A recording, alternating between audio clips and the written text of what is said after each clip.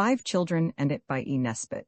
I beautiful as the day the house was 3 miles from the station, but before the dusty hired fly had rattled along for 5 minutes, the children began to put their heads out of the carriage window and to say, "Aren't we nearly there?" And every time they passed a house, which was not very often, they all said, "Oh, is this it?"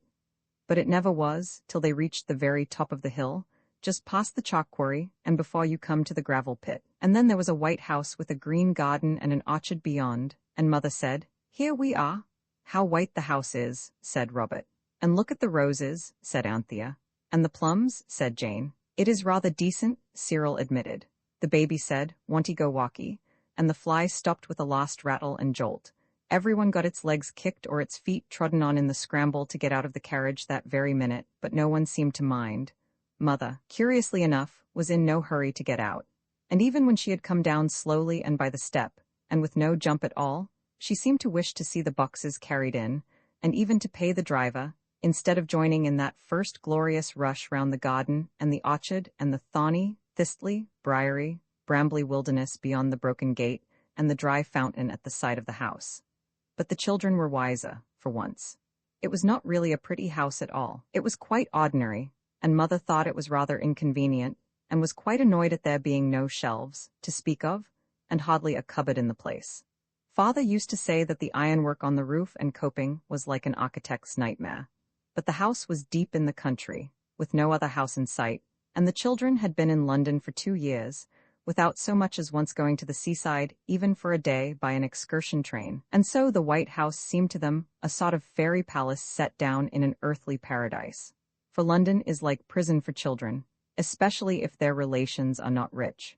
Of course there are the shops and theatres, and masqueline and cooks and things, but if your people are rather poor, you don't get taken to the theatres, and you can't buy things out of the shops. And London has none of those nice things that children may play with without hurting the things or themselves, such as trees and sand and woods and waters. And nearly everything in London is the wrong sort of shape, all straight lines and flat streets, instead of being all sorts of odd shapes, like things are in the country. Trees are all different, as you know, and I am sure some tiresome person must have told you that there are no 2 blades of grass exactly alike. But in streets, where the blades of grass don't grow, everything is like everything else. This is why many children who live in towns are so extremely naughty. They do not know what is the matter with them, and no more do their fathers and mothers, aunts, uncles, cousins, tutors, governesses, and nurses, but I know. And so do you now. Children in the country are naughty sometimes too, but that is for quite different reasons. The children had explored the gardens and the outhouses thoroughly before they were caught and cleaned for tea, and they saw quite well that they were certain to be happy at the White House. They thought so from the first moment, but when they found the back of the house covered with jasmine, all in white flower, and smelling like a bottle of the most expensive scent that is ever given for a birthday present, and when they had seen the lawn, all green and smooth, and quite different from the brown grass in the gardens at Camden Town, and when they had found the stable with a loft over it and some old hay still left, they were almost certain. And when Robert had found the broken swing and tumbled out of it, and got a lump on his head the size of an egg, and Cyril had nipped his finger in the door of a hutch that seemed made to keep rabbits in, if you ever had any, they had no longer any doubts whatever. The best part of it all was that there were no rules about not going to places and not doing things. In London, almost everything is labeled, "You mustn't touch." And though the label is invisible, it's just as bad, because you know it's there, or if you don't, you jolly soon get told. The White House was on the edge of a hill, with a wood behind it, and the chalk quarry on one side and the gravel pit on the other. Down at the bottom of the hill was a level plain, with queer-shaped white buildings where people burnt lime, and a big red brewery and other houses. And when the big chimneys were smoking and the sun was setting, the valley looked as if it was filled with golden mist, and the limekilns and oast houses glimmered and glittered till they were like an enchanted city out of the Arabian Nights. Now that I have begun to tell you about the place, I feel that I could go on and make this into a most interesting story about all the ordinary things that the children did, just the kind of things you do yourself, you know, and you would believe every word of it. And when I told about the children's being tiresome, as you are sometimes, your aunts would perhaps write in the margin of the story with a pencil, "How true?" "Ah, how like life." And you would see it and very likely be annoyed. So I will only tell you the really astonishing things that happened, and you may leave the book about quite safely, for no aunts and uncles either are likely to write, "How true?" on the edge of the story. Grown-up people find it very difficult to believe really wonderful things, unless they have what they call proof. But children will believe almost anything, and grown-ups know this. That is why they tell you that the earth is round like an orange, when you can see perfectly well that it is flat and lumpy. And why they say that the earth goes round the sun, when you can see for yourself any day that the sun gets up in the morning and goes to bed at night like a good sun as it is, and the earth knows its place, and lies as still as a mouse. Yet I dare say you believe all that about the earth and the sun, and if so you will find it quite easy to believe that, before Anthea and Cyril and the others had been a week in the country, they had found a fairy. At least they called it that, because that was what it called itself. And of course it knew best, but it was not at all like any fairy you ever saw or heard of or read about. It was at the gravel pits. Father had to go away suddenly on business, and Mother had gone away to stay with Granny, who was not very well. They both went in a great hurry, and when they were gone, the house seemed dreadfully quiet and empty, and the children wandered from one room to another, and looked at the bits of paper and string on the floors left over from the packing, and not yet cleared up, and wished they had something to do. It was Cyril who said, "I say, let's take our Margate spades and go and dig in the gravel pits. We can pretend it's seaside." "Father says it was once," Anthea said. "He says there are shells there thousands of years old." So they went. Of course they had been to the edge of the gravel pit and looked over, but they had not gone down into it, for fear Father should say they mustn't play there, and the same with the chalk quarry. The gravel pit is not really dangerous if you don't try to climb down the edges, but go the slow, safe way round by the road, as if you were a cot. Each of the children carried its own spade, and took it in turns to carry the lamb. He was the baby, and they called him that because "ba" was the first thing he ever said. They called Anthea Panther, which seems silly when you read it, but when you say it, it sounds a little like her name. The gravel pit is very large and wide, with grass growing round the edges at the top, and dry stringy wildflowers, purple and yellow. It is like a giant's washhand basin. And there are mounds of gravel, and holes in the sides of the basin where gravel has been taken out, and high up in the steep sides there are the little holes that are the little front doors of the little sandmartins' little houses. The children built a castle, of course, but castle building is rather poor fun when you have no hope of the swishing tide ever coming in to fill up the moat and wash away the drawbridge, and, at the happy last, to wet everybody up to the waist at least. Cyril wanted to dig out a cave to play smugglers in, but the others thought it might bury them alive, so it ended in all spades going to work to dig a hole through the castle to Australia. These children, you see, believed that the world was round, and that on the other side, the little Australian boys and girls were really walking wrong way up, like flies on the ceiling, with their heads hanging down into the air.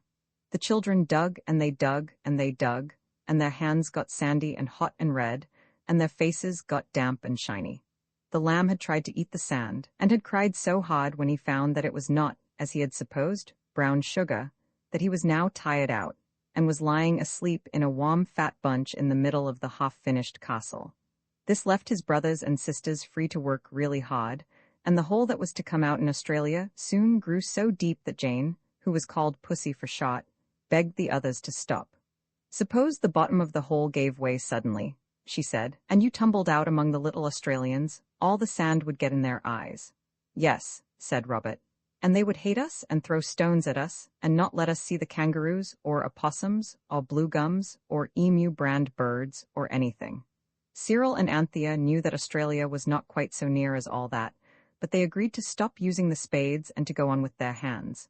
This was quite easy, because the sand at the bottom of the hole was very soft and fine and dry, like sea sand, and there were little shells in it. "Fancy it having been wet sea here once, all sloppy and shiny," said Jane, "with fishes and conger eels and coral and mermaids, and masts of ships and wrecked Spanish treasure. I wish we could find a gold doubloon or something," Cyril said. "How did the sea get carried away?" Robert asked. "Not in a pail, silly," said his brother. "Father says the earth got too hot underneath, like you do in bed sometimes, so it just hunched up its shoulders, and the sea had to slip off, like the blankets do off us, and the shoulder was left sticking out and turned into dry land.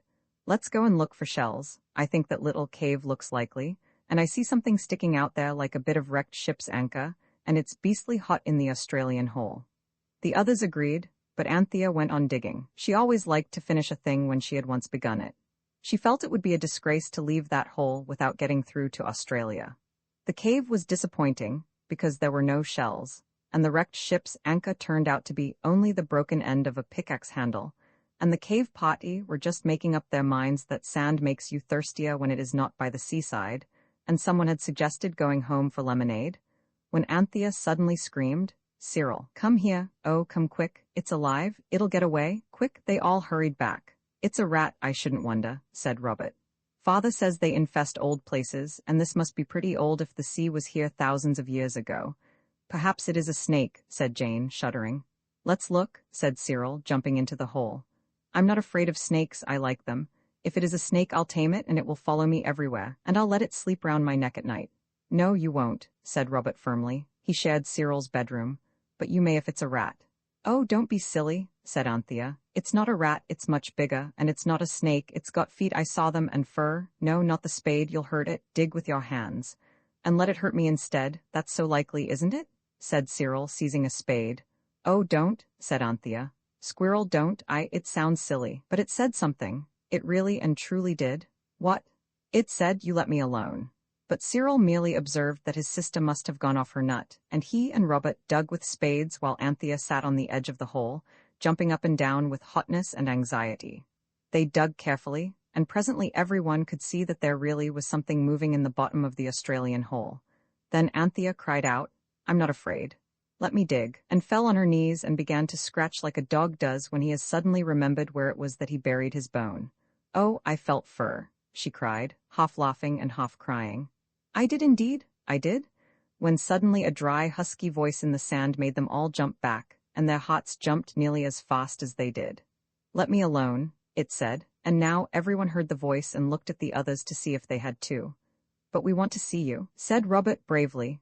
"I wish you'd come out," said Anthea, also taking courage. "Oh, well, if that's your wish," the voice said, and the sand stirred and spun and scattered, and something brown and furry and fat came rolling out into the hole, and the sand fell off it, and it sat there yawning and rubbing the ends of its eyes with its hands.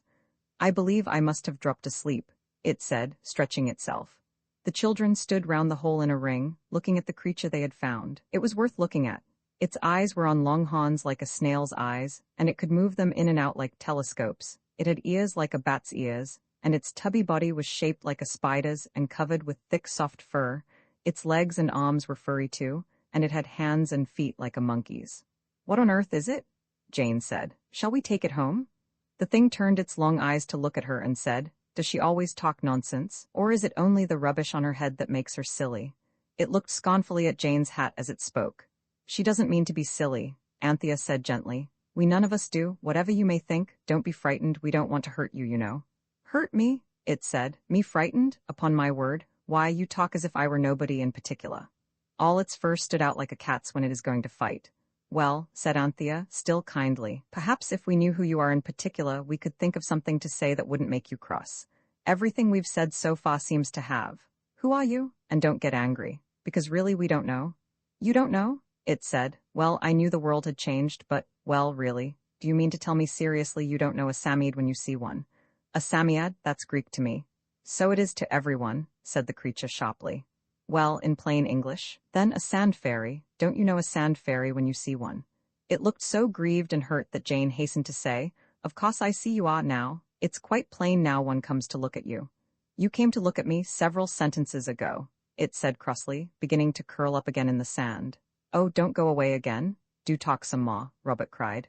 "I didn't know you were a sand fairy, but I knew directly I saw you that you were much the wonderfulest thing I'd ever seen."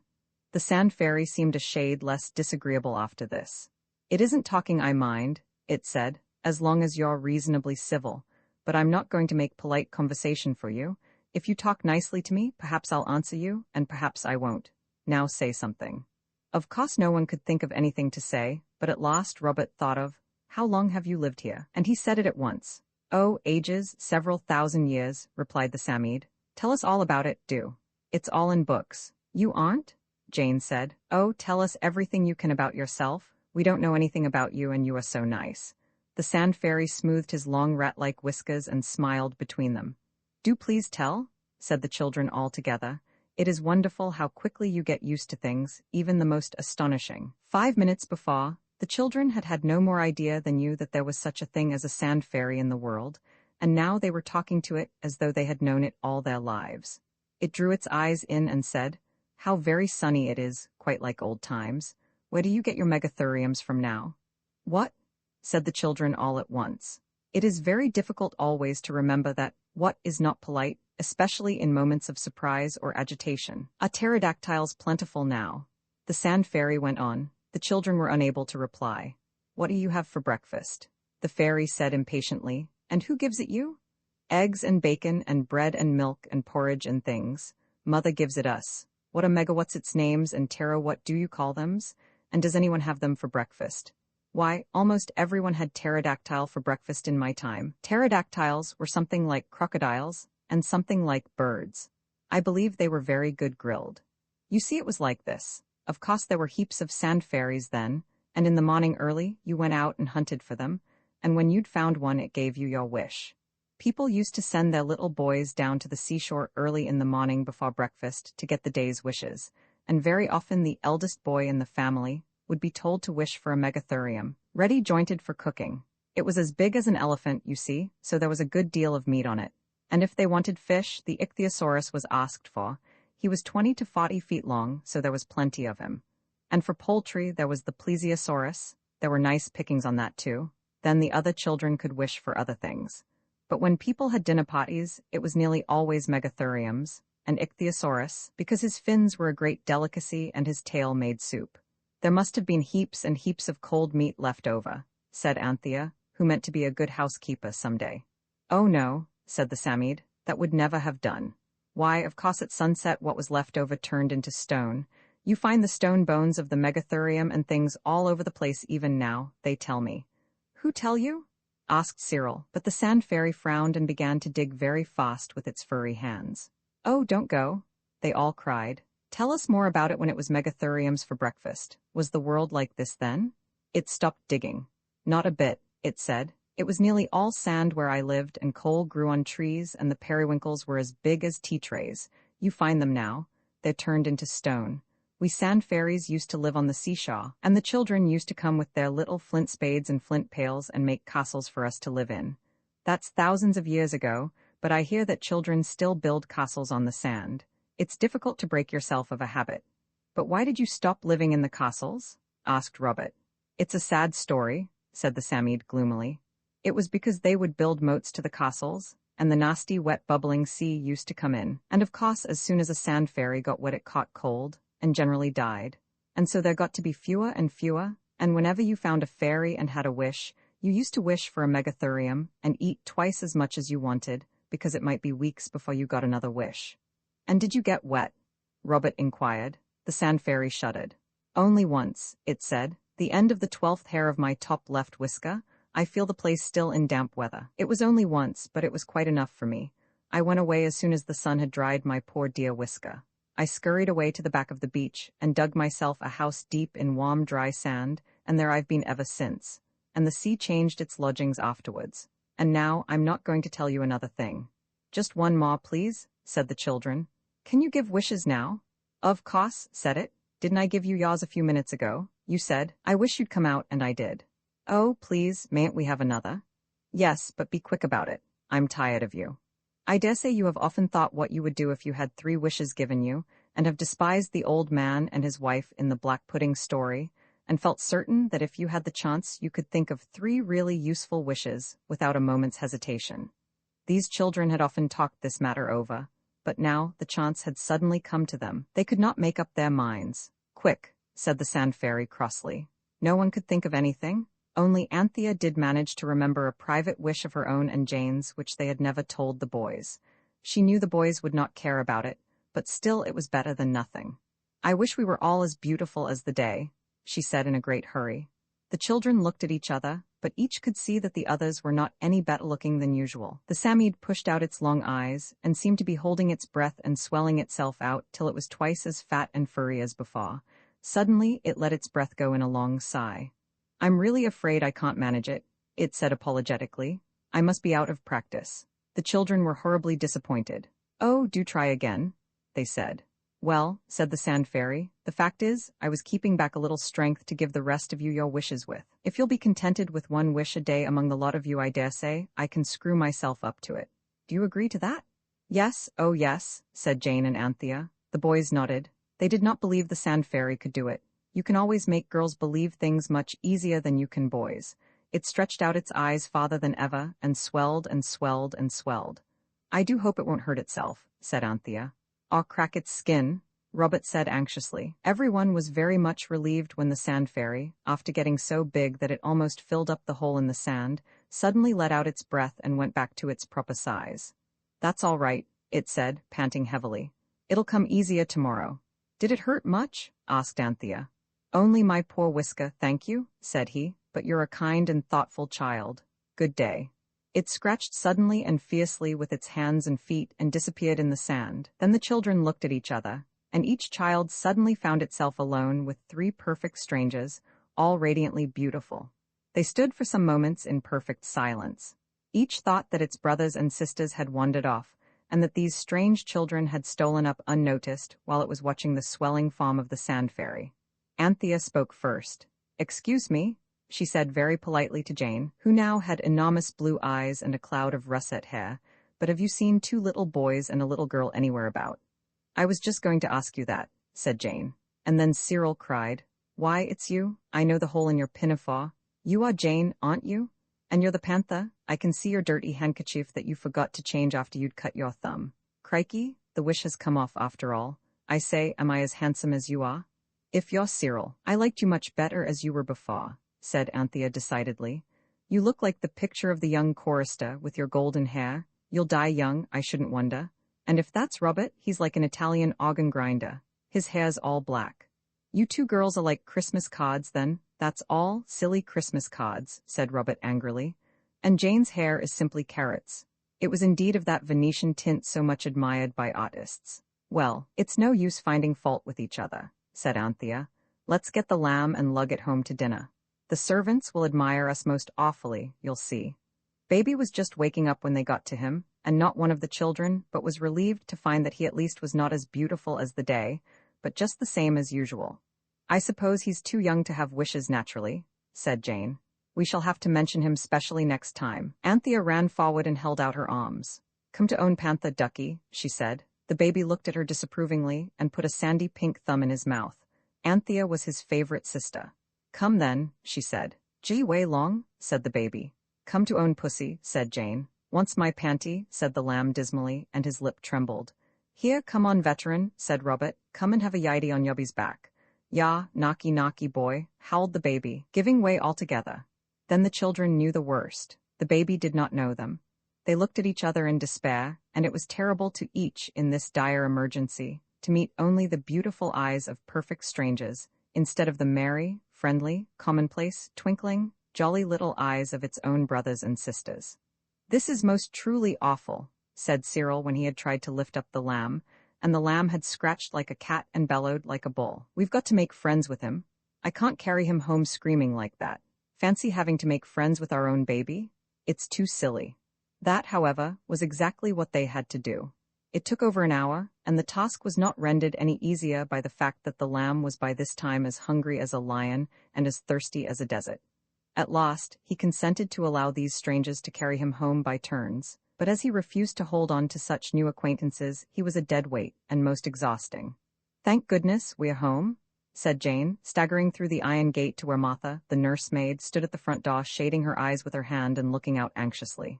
Here, do take baby. Martha snatched the baby from her arms. Thanks be he's safe back, she said. Where are the others, and whoever to goodness gracious are all of you? We're us, of course, said Robert. And who's us when you're at home? Asked Martha scornfully. I tell you it's us, only we're beautiful as the day, said Cyril. I'm Cyril, and these are the others, and we're jolly hungry. Let us in, and don't be a silly idiot. Martha merely dratted Cyril's impudence and tried to shut the door in his face. I know we look different, but I'm Anthea, and we're so tired, and it's long past dinner time. Then go home to your dinners, whoever you are. And if our children put you up to this play acting, you can tell them for me they'll catch it, so they know what to expect. With that she did bang the door. Cyril rang the bell violently. No answer. Presently Cook put her head out of a bedroom window and said, If you don't take yourselves off and that precious shop, I'll go and fetch the police." And she slammed down the window. "It's no good," said Anthea. "Oh, do come away before we get sent to prison." The boys said it was nonsense, and the law of England couldn't put you in prison for just being as beautiful as the day. But all the same, they followed the others out into the lane. "We shall be our proper selves after sunset, I suppose," said Jane. "I don't know," Cyril said sadly. "It mayn't be like that now. Things have changed a good deal since Megatherium times." "Oh," cried Anthea suddenly, "perhaps we shall turn into stone at sunset like the Megatheriums did, so that there mayn't be any of us left over for the next day." She began to cry, so did Jane. Even the boys turned pale. No one had the heart to say anything. It was a horrible afternoon. There was no house near where the children could beg a crust of bread or even a glass of water. They were afraid to go to the village because they had seen Martha go down there with a basket, and there was a local constable. True, they were all as beautiful as the day, but that is a poor comfort when you are as hungry as a hunter and as thirsty as a sponge. 3 times they tried in vain to get the servants in the White House to let them in and listen to their tale. And then Robert went alone, hoping to be able to climb in at one of the back windows and so open the door to the others. But all the windows were out of reach, and Martha emptied a toilet jug of cold water over him from a top window and said, "Go along with you, you nasty little Italian monkey." It came at last to their sitting down in a row under the hedge, with their feet in a dry ditch, waiting for sunset, and wondering whether, when the sun did set, they would turn into stone or only into their own old natural selves. And each of them still felt lonely and among strangers, and tried not to look at the others, for, though their voices were their own, their faces were so radiantly beautiful as to be quite irritating to look at. "I don't believe we shall turn to stone," said Robert, breaking a long miserable silence, because the sand fairy said he'd give us another wish tomorrow, and he couldn't if we were stone, could he? The others said no, but they weren't at all comforted. Another silence, longer and more miserable, was broken by Cyril's suddenly saying, "I don't want to frighten you girls, but I believe it's beginning with me already. My foot's quite dead. I'm turning to stone, I know I am, and so will you in a minute." "Never mind," said Robert kindly. "Perhaps you'll be the only stone one, and the rest of us will be all right, and we'll cherish your statue and hang garlands on it." But when it turned out that Cyril's foot had only gone to sleep through his sitting too long with it under him, and when it came to life in an agony of pins and needles, the others were quite cross. "Giving us such a fright for nothing?" said Anthea. The third and miserablest silence of all was broken by Jane. She said, "If we do come out of this all right, we'll ask the Psammead to make it so that the servants don't notice anything different, no matter what wishes we have." The others only grunted. They were too wretched even to make good resolutions. At last hunger and fright and crossness and tiredness, 4 very nasty things, all joined together to bring one nice thing, and that was sleep. The children lay asleep in a row, with their beautiful eyes shut and their beautiful mouths open. Anthea woke first. The sun had set and the twilight was coming on. Anthea pinched herself very hard to make sure, and when she found she could still feel pinching, she decided that she was not stone, and then she pinched the others. They also were soft. "Wake up," she said, almost in tears for joy. "It's all right, we're not stone, and oh, Cyril, how nice and ugly you do look, with your old freckles and your brown hair and your little eyes. And so do you all," she added, so that they might not feel jealous. When they got home, they were very much scolded by Martha, who told them about the strange children. A good-looking lot, I must say, but that impudent. "I know," said Robert, who knew by experience how hopeless it would be to try to explain things to Martha. "And where on earth have you been all this time, you naughty little things, you?" "In the lane. Why didn't you come home hours ago?" "We couldn't because of them," said Anthea. "Who?" "The children who were as beautiful as the day. They kept us there till after sunset. We couldn't come back till they'd gone. You don't know how we hated them. Oh, do give us some supper, we are so hungry." "Hungry? I should think so," said Martha angrily. "Out all day like this. Well, I hope it'll be a lesson to you not to go picking up with strange children, down here after measles, as likely as not. Now mind, if you see them again, don't you speak to them. Not one word nor so much as a look, but come straight away and tell me. I'll spoil their beauty for them. If ever we do see them again, we'll tell you," Anthea said. And Robert, fixing his eyes fondly on the cold beef that was being brought in on a tray by cook, added in heartfelt undertones, "And we'll take jolly good care we never do see them again." And they never have. Scalps probably the day would have been a greater success if Cyril had not been reading The Last of the Mohicans. The story was running in his head at breakfast, and as he took his third cup of tea he said dreamily, "I wish there were red Indians in England. Not big ones, you know, but little ones, just about the right size for us to fight." Everyone disagreed with him at the time, and no one attached any importance to the incident, but when they went down to the sandpit to ask for £100 in 2-shilling pieces with Queen Victoria's head on, to prevent mistakes, which they had always felt to be a really reasonable wish that must turn out well, they found out that they had done it again. For the Samide, which was very cross and sleepy, said, "Oh, don't bother me, you've had your wish." "I didn't know it," said Cyril. "Don't you remember yesterday?" said the Sand Fairy, still more disagreeably. "You asked me to let you have your wishes wherever you happened to be, and you wished this morning, and you've got it." "Oh, have we?" said Robert. "What is it?" "So you've forgotten?" said the Samide, beginning to burrow. "Never mind, you'll know soon enough, and I wish you joy of it. A nice thing you've let yourselves in for." "We always do, somehow," said Jane sadly. And now the odd thing was that no one could remember anyone's having wished for anything that morning. The wish about the Red Indians had not stuck in anyone's head. It was a most anxious morning. Everyone was trying to remember what had been wished for, and no one could, and everyone kept expecting something awful to happen every minute. It was most agitating. They knew, from what the Samide had said, that they must have wished for something more than usually undesirable, and they spent several hours in most agonizing uncertainty. It was not till nearly dinner time that Jane tumbled over the last of the Mohicans, which had of course been left face downwards on the floor, and when Anthea had picked her and the book up she suddenly said, "I know," and sat down flat on the carpet. "Oh, Pussy, how awful. It was Indians he wished for, Cyril.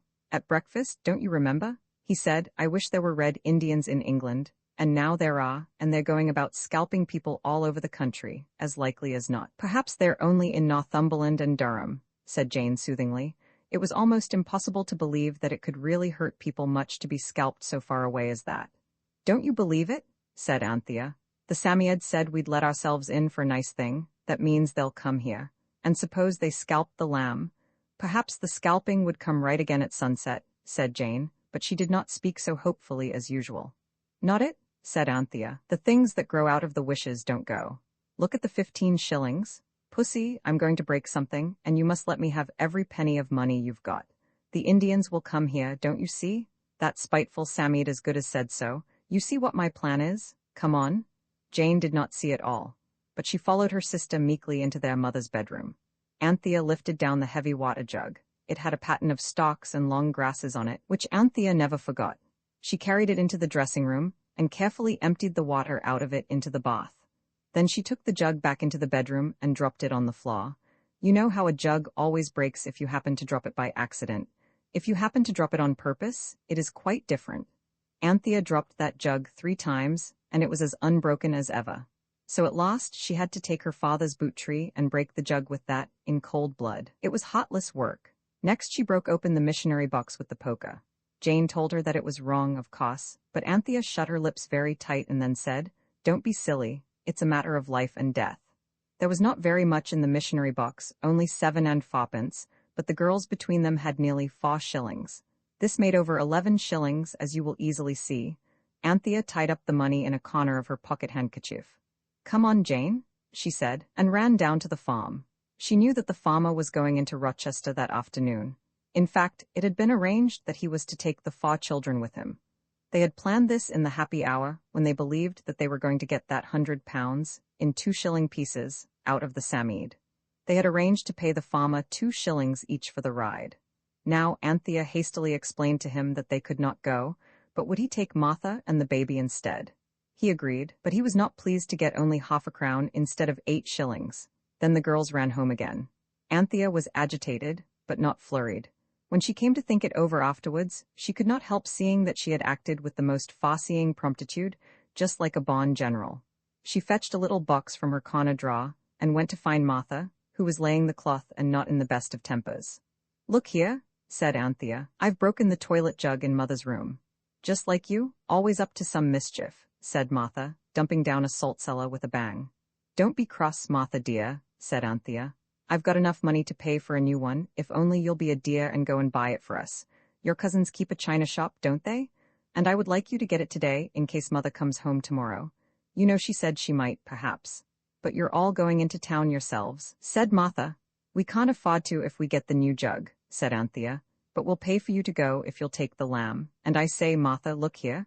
I'll give you my Liberty box if you'll go. Look, it's most awfully pretty, all inlaid with real silver and ivory and ebony like King Solomon's temple." "I see," said Martha. "No, I don't want your box, miss.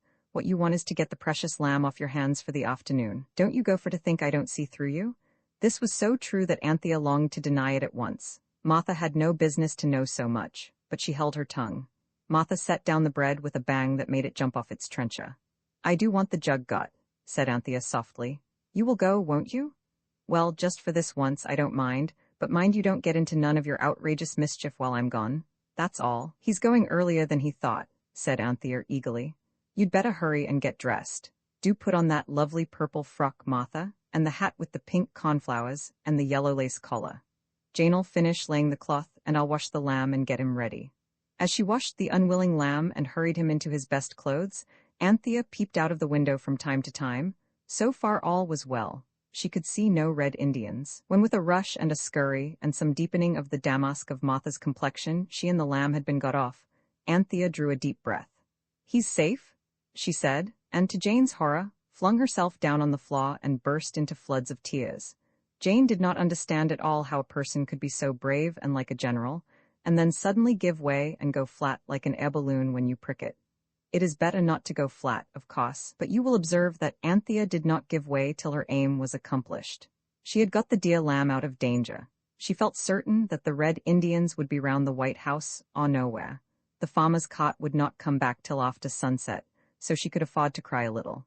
It was partly with joy that she cried, because she had done what she meant to do. She cried for about 3 minutes, while Jane hugged her miserably and said at 5-second intervals, "Don't cry, Panther dear."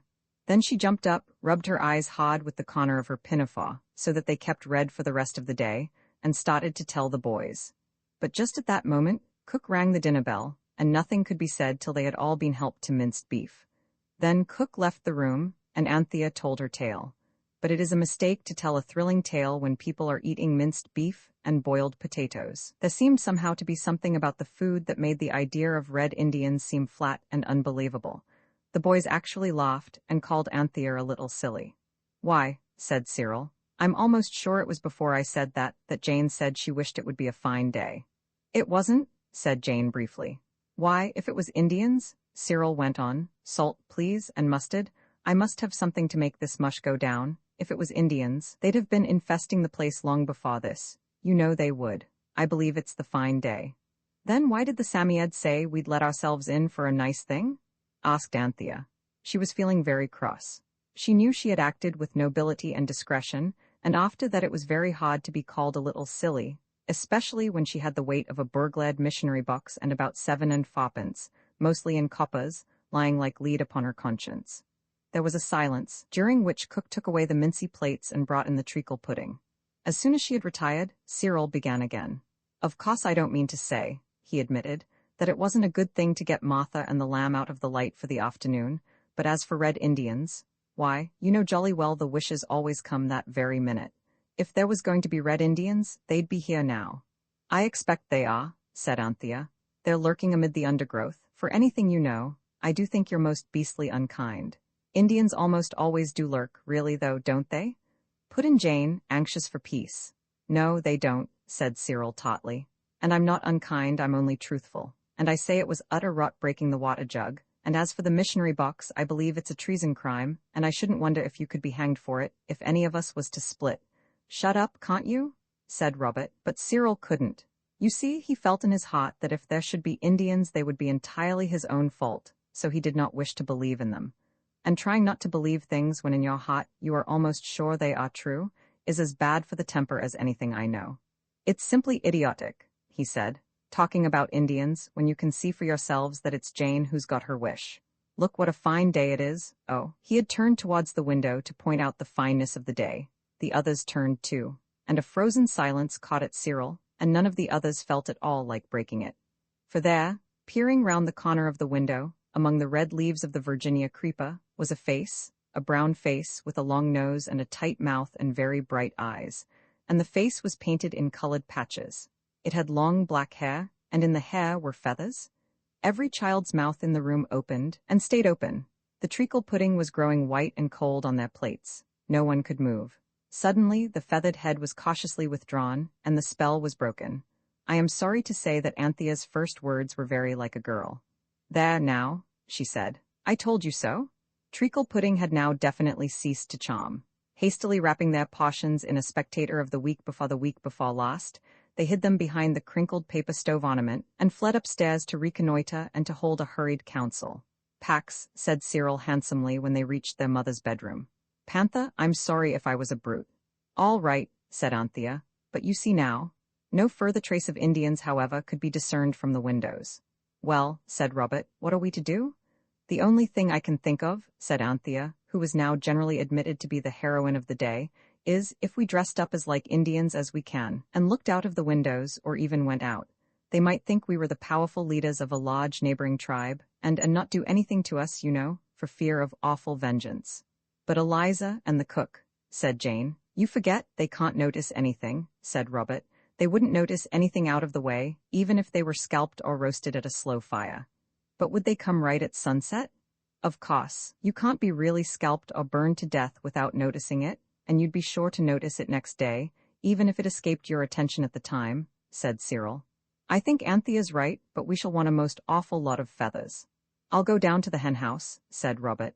"There's one of the turkeys in there. It's not very well. I could cut its feathers without it minding much. It's very bad, doesn't seem to care what happens to it.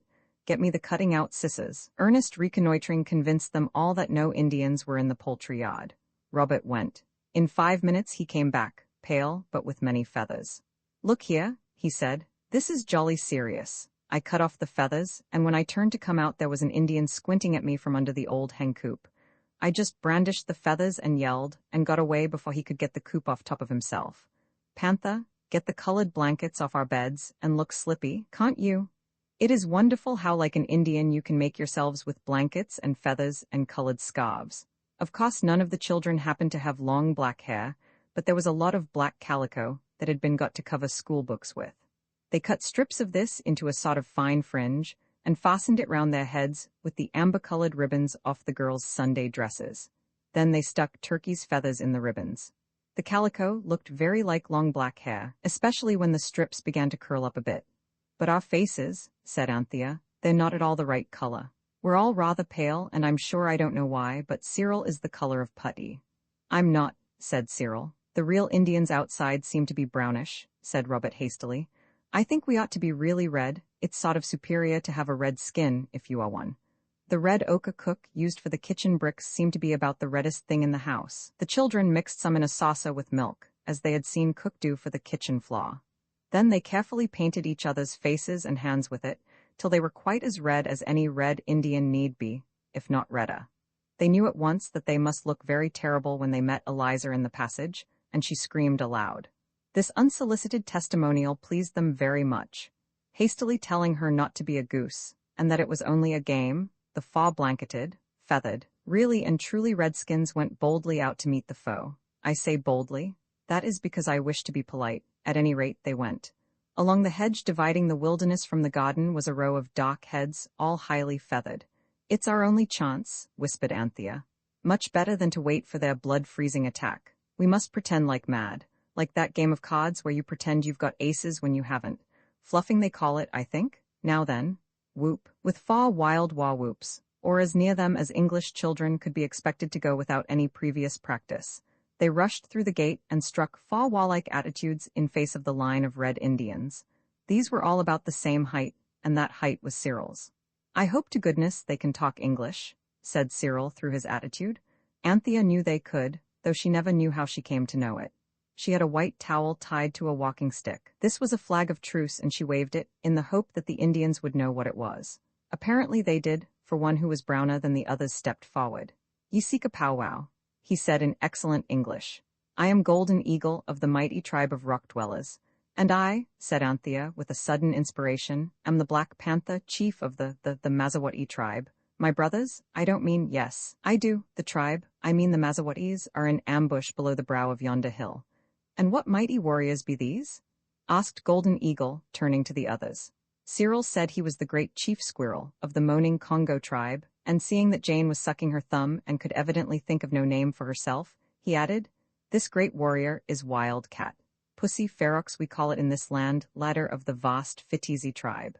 And thou, valorous redskin, Golden Eagle inquired suddenly of Robert, who, taken unawares, could only reply that he was Bob's, leader of the Cape Mounted Police. And now, said Black Panther, our tribes, if we just whistle them up, will far outnumber your puny fosses, so resistance is useless. Return, therefore, to your own land, O brother, and smoke pipes of peace in your wampums with your squaws and your medicine men, and dress yourselves in the gayest wigwams, and eat happily of the juicy fresh-caught moccasins. You've got it all wrong, murmured Cyril angrily, but Golden Eagle only looked inquiringly at her. Thy customs are other than ours, O Black Panther, he said. Bring up thy tribe that we may hold powwow in state before them, as becomes great chiefs. We'll bring them up right enough, said Anthea, with their bows and arrows and tomahawks and scalping knives and everything you can think of, if you don't look sharp and go. She spoke bravely enough, but the hearts of all the children were beating furiously, and their breath came in shorter and shorter gasps. For the little real red Indians were closing up round them, coming nearer and nearer with angry murmurs, so that they were the center of a crowd of dark, cruel faces. It's no go, whispered Robert. I knew it wouldn't be. We must make a bolt for the Samide. It might help us. If it doesn't, well, I suppose we shall come alive again at sunset. I wonder if scalping hurts as much as they say. I'll wave the flag again, said Anthea. If they stand back, we'll run for it. She waved the towel, and the chief commanded his followers to stand back. Then, charging wildly at the place where the line of Indians was thinnest, the 4 children started to run. Their first rush knocked down some half-dozen Indians, over whose blanketed bodies the children leaped, and made straight for the sandpit. This was no time for the safe, easy way by which cots go down. Right over the edge of the sandpit they went, among the yellow and pale purple flowers and dried grasses, past the little sand martin's little front doors, skipping, clinging, bounding, stumbling, sprawling, and finally rolling. Yellow Eagle and his followers came up with them, just at the very spot where they had seen the Samide that morning. Breathless and beaten, the wretched children now awaited their fate. Sharp knives and axes gleamed round them, but worse than these was the cruel light in the eyes of Golden Eagle and his followers. Ye have lied to us, O Black Panther of the Mazawatis, and thou, too, Squirrel of the moaning Congos. These also, Pussy Ferox of the Fitizi and Bobs of the Cape Mounted Police. These also have lied to us, if not with their tongues, yet by their silence. Ye have lied under the cover of the truce flag of the paleface. Ye have no followers. Your tribes are far away, following the hunting trail. What shall be their doom? He concluded, turning with a bitter smile to the other Red Indians. Build we the fire, shouted his followers, and at once a dozen ready volunteers started to look for fuel. The 4 children, each held between 2 strong little Indians, cast despairing glances round them. Oh, if they could only see the Samide. Do you mean to scalp us first and then roast us? Asked Anthea desperately. Of course. Redskin opened his eyes at her. It's always done. The Indians had formed a ring round the children, and now sat on the ground gazing at their captives. There was a threatening silence. Then slowly, by 2s and 3s, the Indians who had gone to look for firewood came back, and they came back empty-handed. They had not been able to find a single stick of wood for a fire. No one ever can, as a matter of fact, in that part of Kent. The children drew a deep breath of relief, but it ended in a moan of terror, for bright knives were being brandished all about them.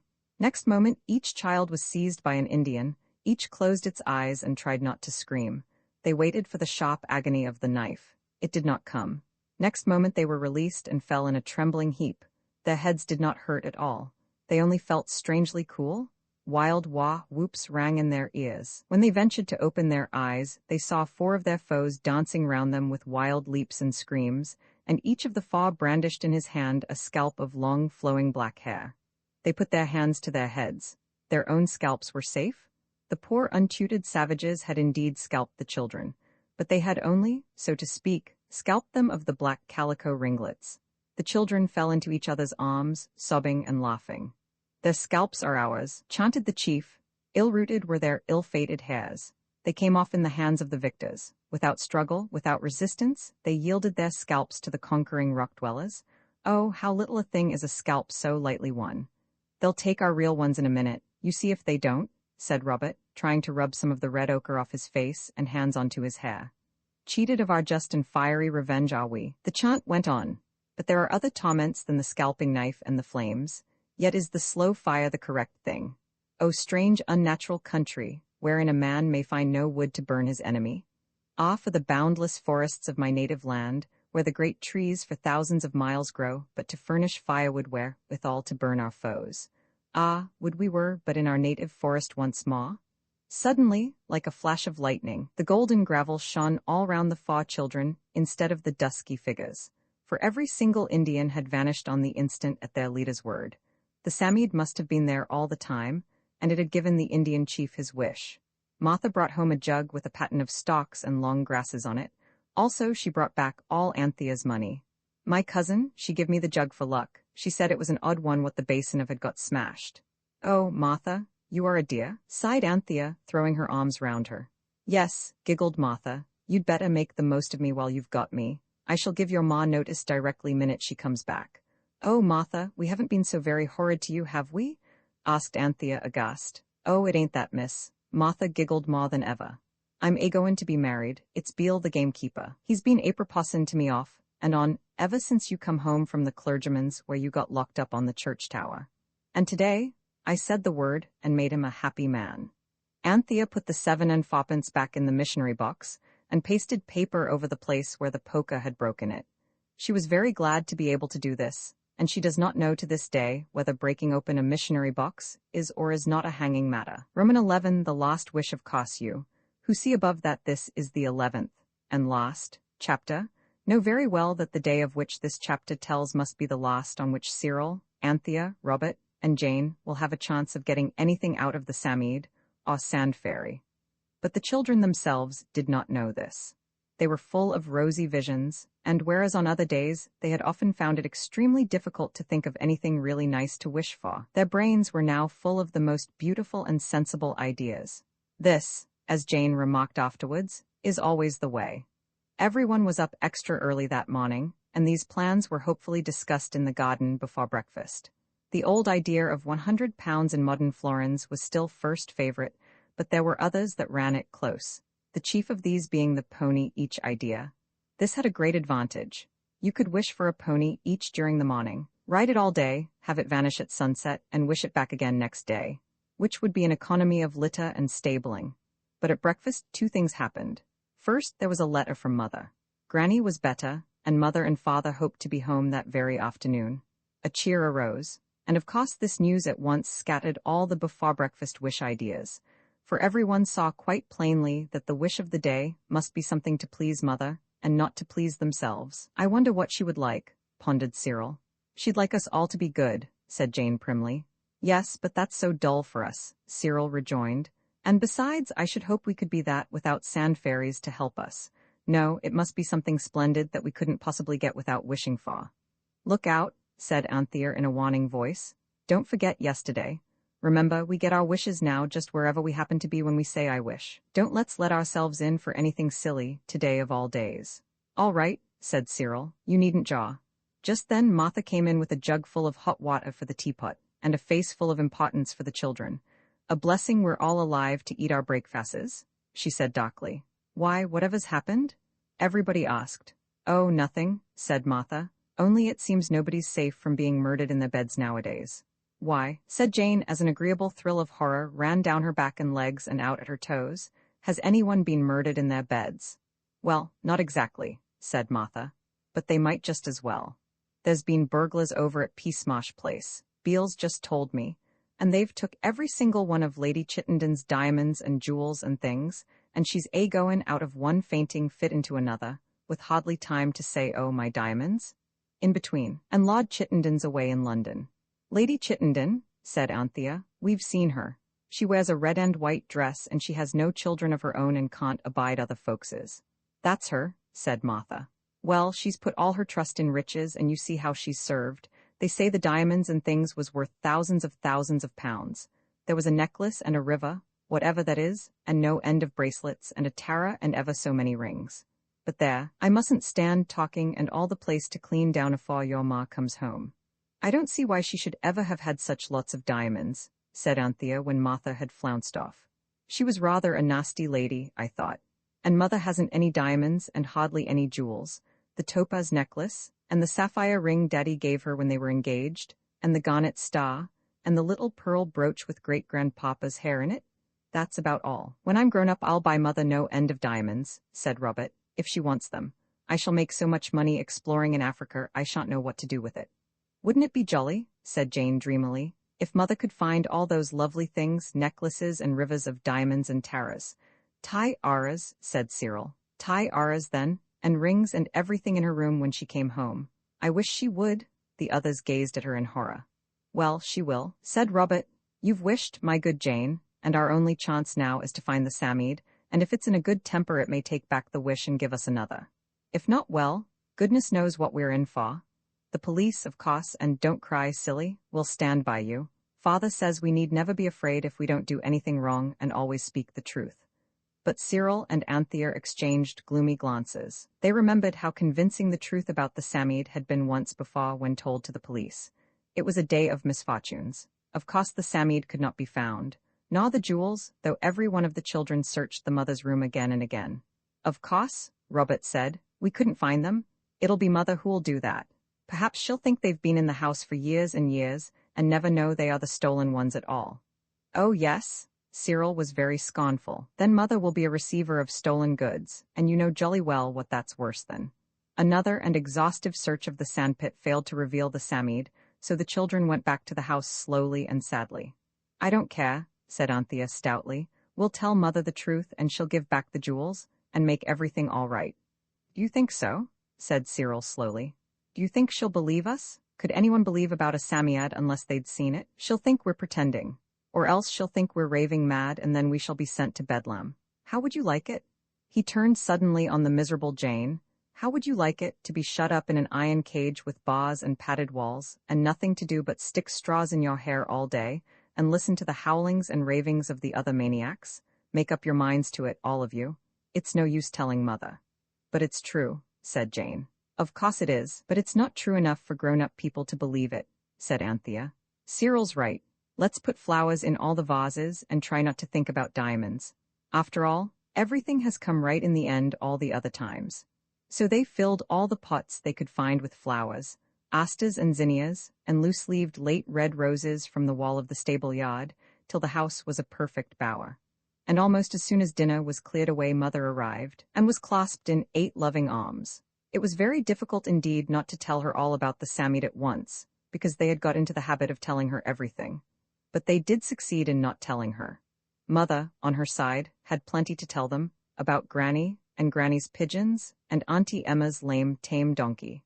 She was very delighted with the flowery boweriness of the house, and everything seemed so natural and pleasant, now that she was home again, that the children almost thought they must have dreamed the Samide.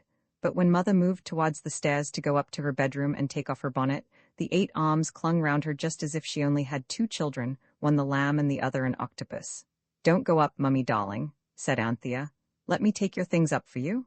Or I will, said Cyril. We want you to come and look at the rose tree, said Robert. Oh, don't go up, said Jane helplessly. Nonsense, dears, said Mother briskly. I'm not such an old woman yet that I can't take my bonnet off in the proper place. Besides, I must wash these black hands of mine. So up she went, and the children, following her, exchanged glances of gloomy foreboding. Mother took off her bonnet. It was a very pretty hat, really, with white roses in it, and when she had taken it off she went to the dressing table to do her pretty hair. On the table between the ring stand and the pincushion lay a green leather case. Mother opened it. Oh, how lovely, she cried. It was a ring, a large pearl with shining many-lighted diamonds set round it. Wherever did this come from? Mother asked, trying it on her wedding finger, which it fitted beautifully. However did it come here? I don't know, said each of the children truthfully. Father must have told Martha to put it here, Mother said. I'll run down and ask her. Let me look at it, said Anthea, who knew Martha would not be able to see the ring. But when Martha was asked, of course she denied putting the ring there, and so did Eliza and Cook. Mother came back to her bedroom, very much interested and pleased about the ring. But when she opened the dressing table drawer and found a long case containing an almost priceless diamond necklace, she was more interested still, though not so pleased. In the wardrobe, when she went to put away her bonnet, she found a tiara and several brooches, and the rest of the jewelry turned up in various parts of the room during the next half-hour. The children looked more and more uncomfortable, and now Jane began to sniff. Mother looked at her gravely. Jane, she said, I am sure you know something about this. Now think before you speak and tell me the truth.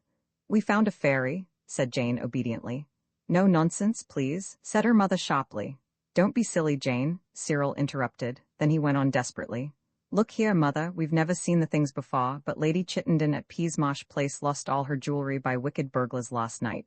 Could this possibly be it? All drew a deep breath. They were saved. But how could they have put it here? And why should they? Asked mother, not unreasonably. Surely it would have been easier and safer to make off with it. Suppose, said Cyril, they thought it better to wait for sunset, nightfall, before they went off with it. No one but us knew that you were coming back today. I must send for the police at once, said mother distractedly.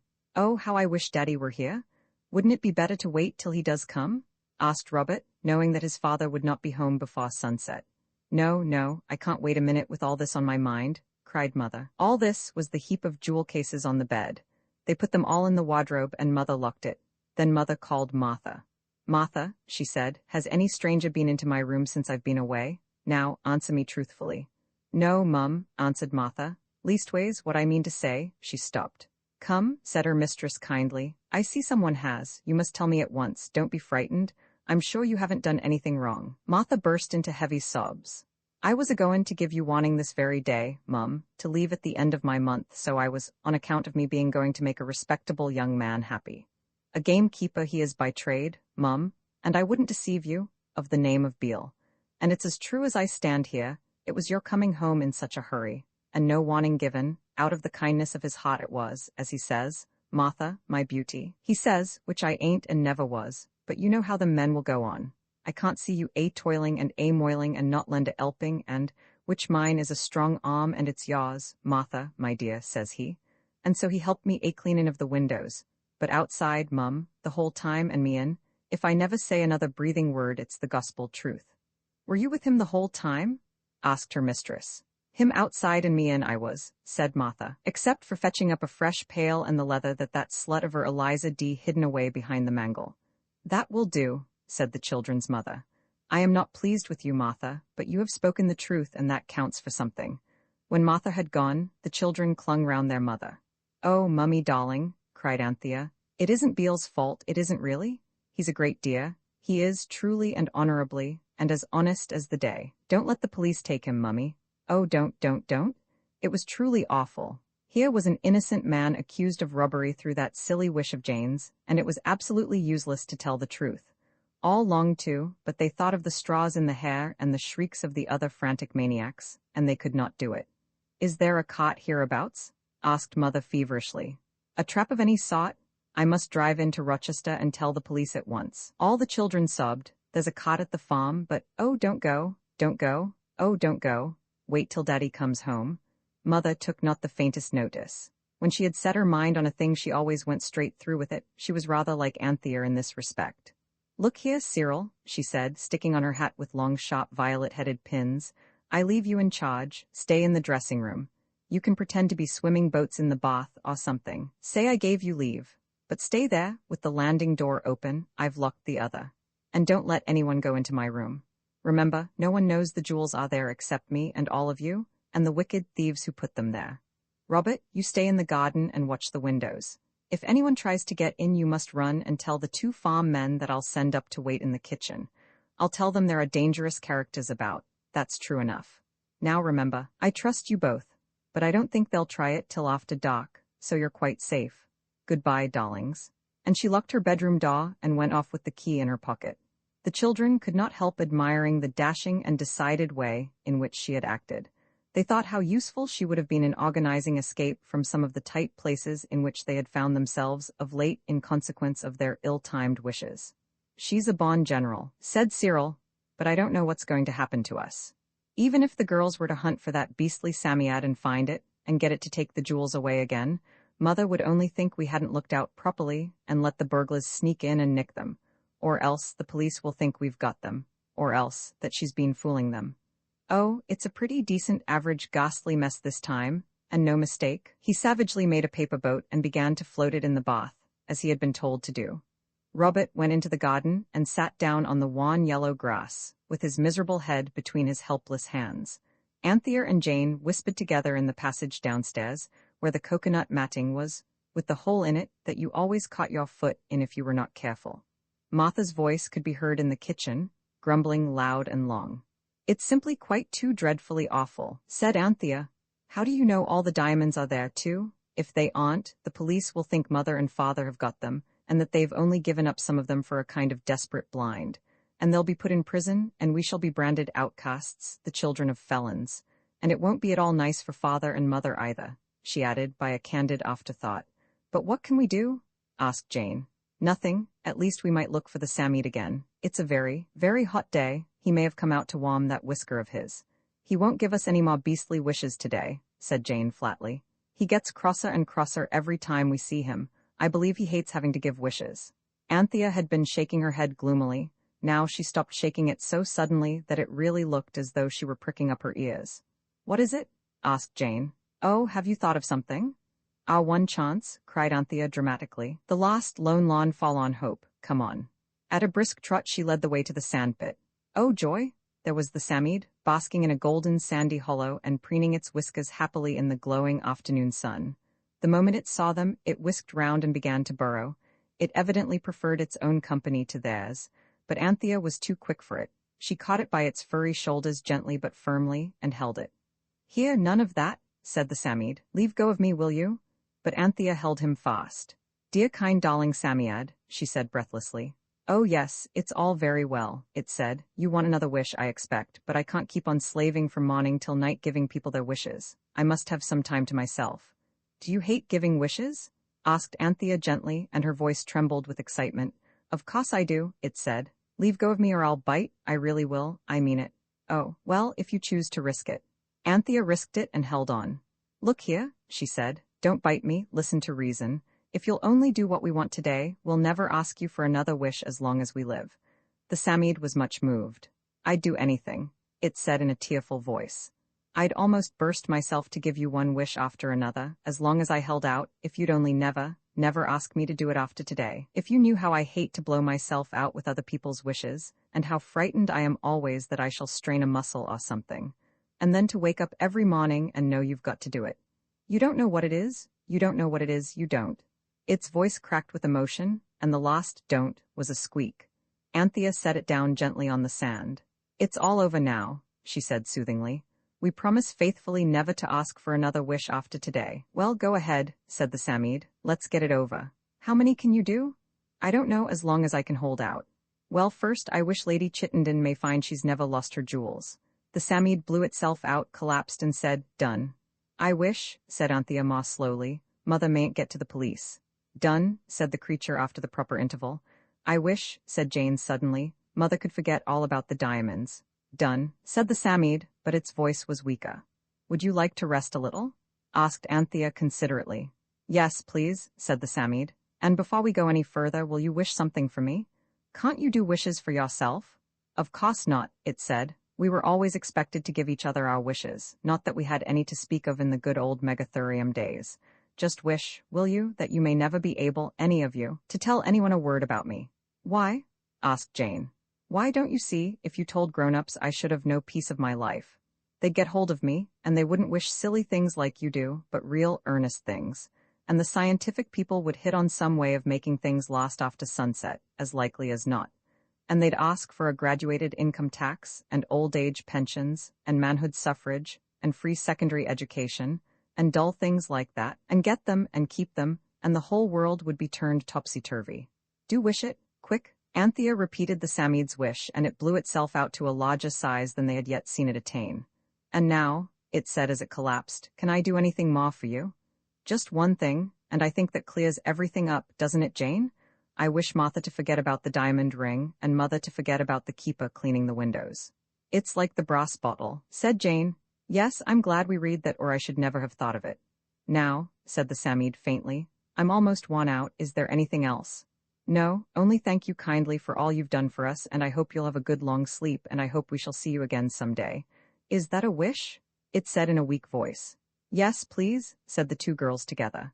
Then, for the last time in this story, they saw the Sammead blow itself out and collapse suddenly. It nodded to them, blinked its long snail's eyes, burrowed, and disappeared, scratching fiercely to the last, and the sand closed over it. I hope we've done right, said Jane. I'm sure we have, said Anthea. Come on home and tell the boys. Anthea found Cyril glooming over his paper boats and told him. Jane told Robert. The two tales were only just ended when Mother walked in, hot and dusty. She explained that as she was being driven into Rochester to buy the girls' autumn school dresses, the axle had broken, and but for the narrowness of the lane and the high, soft hedges, she would have been thrown out. As it was, she was not hurt, but she had to walk home. And oh, my dearest dear chicks, she said, I am simply dying for a cup of tea. Do run and see if the kettle boils. So you see it's all right, Jane whispered. She doesn't remember. No ma does Martha, said Anthea, who had been to ask after the state of the kettle. As the servants sat at their tea, Beale the gamekeeper dropped in. He brought the welcome news that Lady Chittenden's diamonds had not been lost at all. Lord Chittenden had taken them to be reset and cleaned, and the maid who knew about it had gone for a holiday. So that was all right. I wonder if we ever shall see the Sammead again, said Jane wistfully as they walked in the garden, while Mother was putting the lamb to bed. I'm sure we shall, said Cyril, if you really wished it. We've promised never to ask it for another wish, said Anthea. I never want to, said Robert earnestly. They did see it again, of course, but not in this story, and it was not in a sandpit either, but in a very, very, very different place. It was in a, but I must say no more. Roman 2 golden guineas. Anthea woke in the morning from a very real sort of dream, in which she was walking in the zoological gardens on a pouring wet day, without any umbrella. The animals seemed desperately unhappy because of the rain, and were all growling gloomily. When she awoke, both the growling and the rain went on just the same. The growling was the heavy regular breathing of her sister Jane, who had a slight cold and was still asleep. The rain fell in slow drops on to Anthea's face from the wet corner of a bath towel, which her brother Robert was gently squeezing the water out of, to wake her up, as he now explained. Oh, drop it? She said rather crossly, so he did, for he was not a brutal brother, though very ingenious in apple pie beds, booby traps, original methods of awakening sleeping relatives, and the other little accomplishments which make home happy. I had such a funny dream, Anthea began. So did I, said Jane, wakening suddenly and without warning. I dreamed we found a sand fairy in the gravel pits, and it said it was a Sammead, and we might have a new wish every day, and— But that's what I dreamed, said Robert. I was just going to tell you, and we had the first wish directly it said so. And I dreamed you girls were donkeys enough to ask for us all to be beautiful as the day, and we jolly well were, and it was perfectly beastly. But can different people all dream the same thing? Said Anthea, sitting up in bed, because I dreamed all that as well as about the zoo and the rain, and baby didn't know us in my dream, and the servants shut us out of the house because the radiantness of our beauty was such a complete disguise, and the voice of the eldest brother sounded from across the landing. Come on, Robert, it said.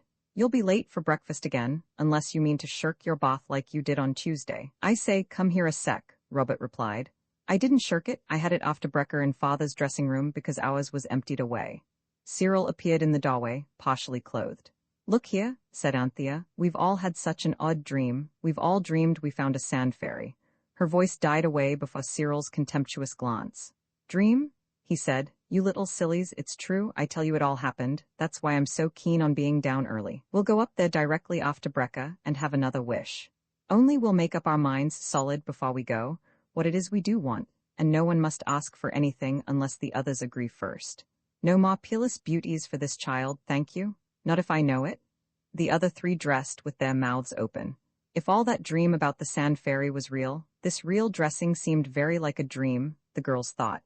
Jane felt that Cyril was right, but Anthea was not sure, till after they had seen Martha and heard her full and plain reminders about their naughty conduct the day before. Then Anthea was sure. Because, said she, servants never dream anything but the things in the dream book, like snakes and oysters and going to a wedding. That means a funeral, and snakes are a false female friend, and oysters are babies. Talking of babies, said Cyril, where's the lamb? Martha's going to take him to Rochester to see her cousins. Mother said she might. She's dressing him now, said Jane, in his very best coat and hat. Bread and butter, please. She seems to like taking him too, said Robert in a tone of wonder. Servants do like taking babies to see their relations, Cyril said. I've noticed it before, especially in their best things. I expect they pretend they're their own babies and that they're not servants at all, but married to noble dukes of high degree, and they say the babies are the little dukes and duchesses, Jane suggested dreamily, taking more marmalade. I expect that's what Mothr'll say to her cousin. She'll enjoy herself most frightfully. She won't enjoy herself most frightfully carrying our infant Duke to Rochester, said Robert. Not if she's anything like me, she won't. Fancy walking to Rochester with the lamb on your back. Oh, crikey, said Cyril in full agreement. She's going by carrier, said Jane. Let's see them off, then we shall have done a polite and kindly act, and we shall be quite sure we've got rid of them for the day. So they did. Martha wore her Sunday dress of 2 shades of purple, so tight in the chest that it made her stoop, and her blue hat with the pink cornflowers and white ribbon. She had a yellow lace collar with a green bow, and the lamb had indeed his very best cream-colored silk coat and hat. It was a smart party that the carrier's cart picked up at the crossroads, when its white tilt and red wheels had slowly vanished in a swirl of chalk dust. And now for the Psammead, said Cyril, and off they went. As they went, they decided on the wish they would ask for. Although they were all in a great hurry, they did not try to climb down the sides of the gravel pit, but went round by the safe lower road, as if they had been cots. They had made a ring of stones round the place where the sand fairy had disappeared, so they easily found the spot. The sun was burning and bright, and the sky was deep blue, without a cloud. The sand was very hot to touch. Oh, suppose it was only a dream after all, Robert said as the boys uncovered their spades from the sand heap where they had buried them and began to dig. Suppose you were a sensible chap, said Cyril. One's quite as likely as the other. Suppose you kept a civil tongue in your head, Robert snapped. Suppose we girls take a turn, said Jane, laughing. You boys seem to be getting very warm. Suppose you don't come shoving your silly oar in, said Robert, who was now warm indeed. We won't, said Anthea quickly. Robert dear, don't be so grumpy. We won't say a word. You shall be the one to speak to the fairy and tell him what we've decided to wish for. You'll say it much better than we shall. Suppose you drop being a little humbug, said Robert, but not crossly. Look out, dig with your hands now. So they did, and presently uncovered the spider-shaped brown hairy body, long arms and legs, bat's ears and snail's eyes of the sand fairy himself. Everyone drew a deep breath of satisfaction, for now of course it couldn't have been a dream. The Psammead sat up and shook the sand out of its fur. How's your left whisker this morning? Said Anthea politely. Nothing to boast of, said it. It had rather a restless night, but thank you for asking. I say, said Robert, do you feel up to giving wishes today, because we very much want an extra besides the regular one? The extra's a very little one, he added reassuringly. Humph, said the sand fairy. If you read this story aloud, please pronounce humph exactly as it is spelt, for that is how he said it.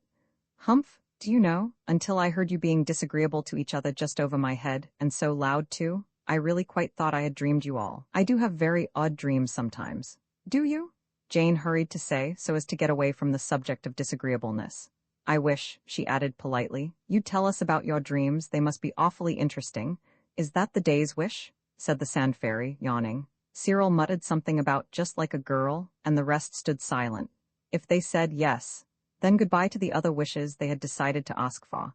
If they said no, it would be very rude, and they had all been taught manners, and had learned a little too, which is not at all the same thing.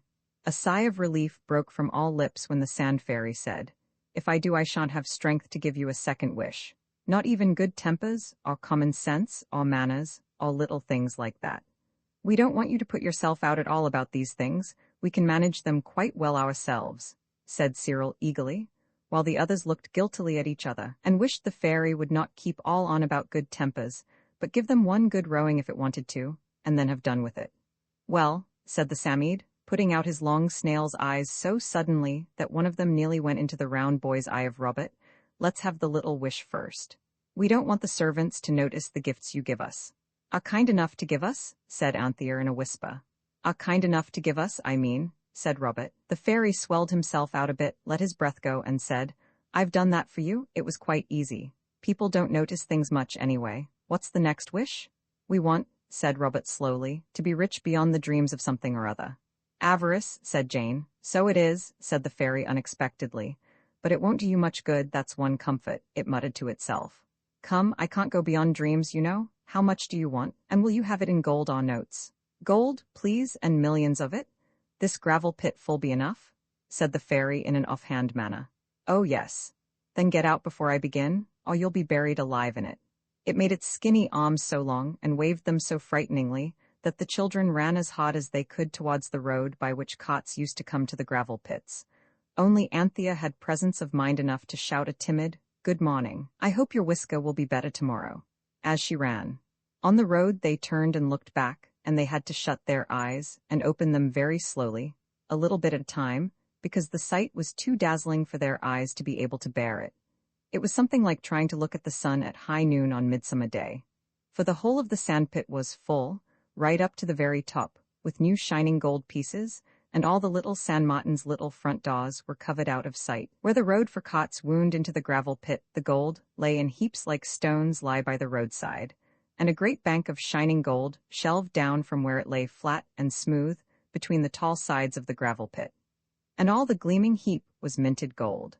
And on the sides and edges of these countless coins, the midday sun shone and sparkled, and glowed and gleamed till the quarry looked like the mouth of a smelting furnace, or one of the fairy halls that you see sometimes in the sky at sunset. The children stood with their mouths open, and no one said a word. At last Robert stooped and picked up one of the loose coins from the edge of the heap by the cart road, and looked at it. He looked on both sides. Then he said in a low voice, quite different to his own, "It's not sovereigns." "It's gold anyway," said Cyril. And now they all began to talk at once. They all picked up the golden treasure by handfuls, and let it run through their fingers like water, and the chink it made as it fell was wonderful music. At first they quite forgot to think of spending the money, it was so nice to play with. Jane sat down between two heaps of gold, and Robert began to bury her, as you bury your father in sand when you are at the seaside, and he has gone to sleep on the beach with his newspaper over his face. But Jane was not half buried before she cried out, "Oh, stop, it's too heavy, it hurts." Robert said bosh, and went on. "Let me out, I tell you," cried Jane, and was taken out, very white and trembling a little. "You've no idea what it's like," said she. "It's like stones on you, all like chains." "Look here," Cyril said, "if this is to do us any good, it's no good our staying gasping at it like this. Let's fill our pockets and go and buy things. Don't you forget, it won't last after sunset. I wish we'd asked the Psammead why things don't turn to stone. Perhaps this will. I'll tell you what, there's a pony and cart in the village." "Do you want to buy that?" asked Jane. "No, silly, we'll hire it, and then we'll go to Rochester and buy heaps and heaps of things. Look here, let's each take as much as we can carry. But it's not sovereigns. They've got a man's head on one side and a thing like the ace of spades on the other. Fill your pockets with it, I tell you, and come along. You can jaw as we go if you must jaw." Cyril sat down and began to fill his pockets. "You made fun of me for getting father to have 9 pockets in my Norfolks," said he. "But now you see, they did." For when Cyril had filled his 9 pockets and his handkerchief and the space between himself and his shirt front with the gold coins, he had to stand up. But he staggered and had to sit down again in a hurry.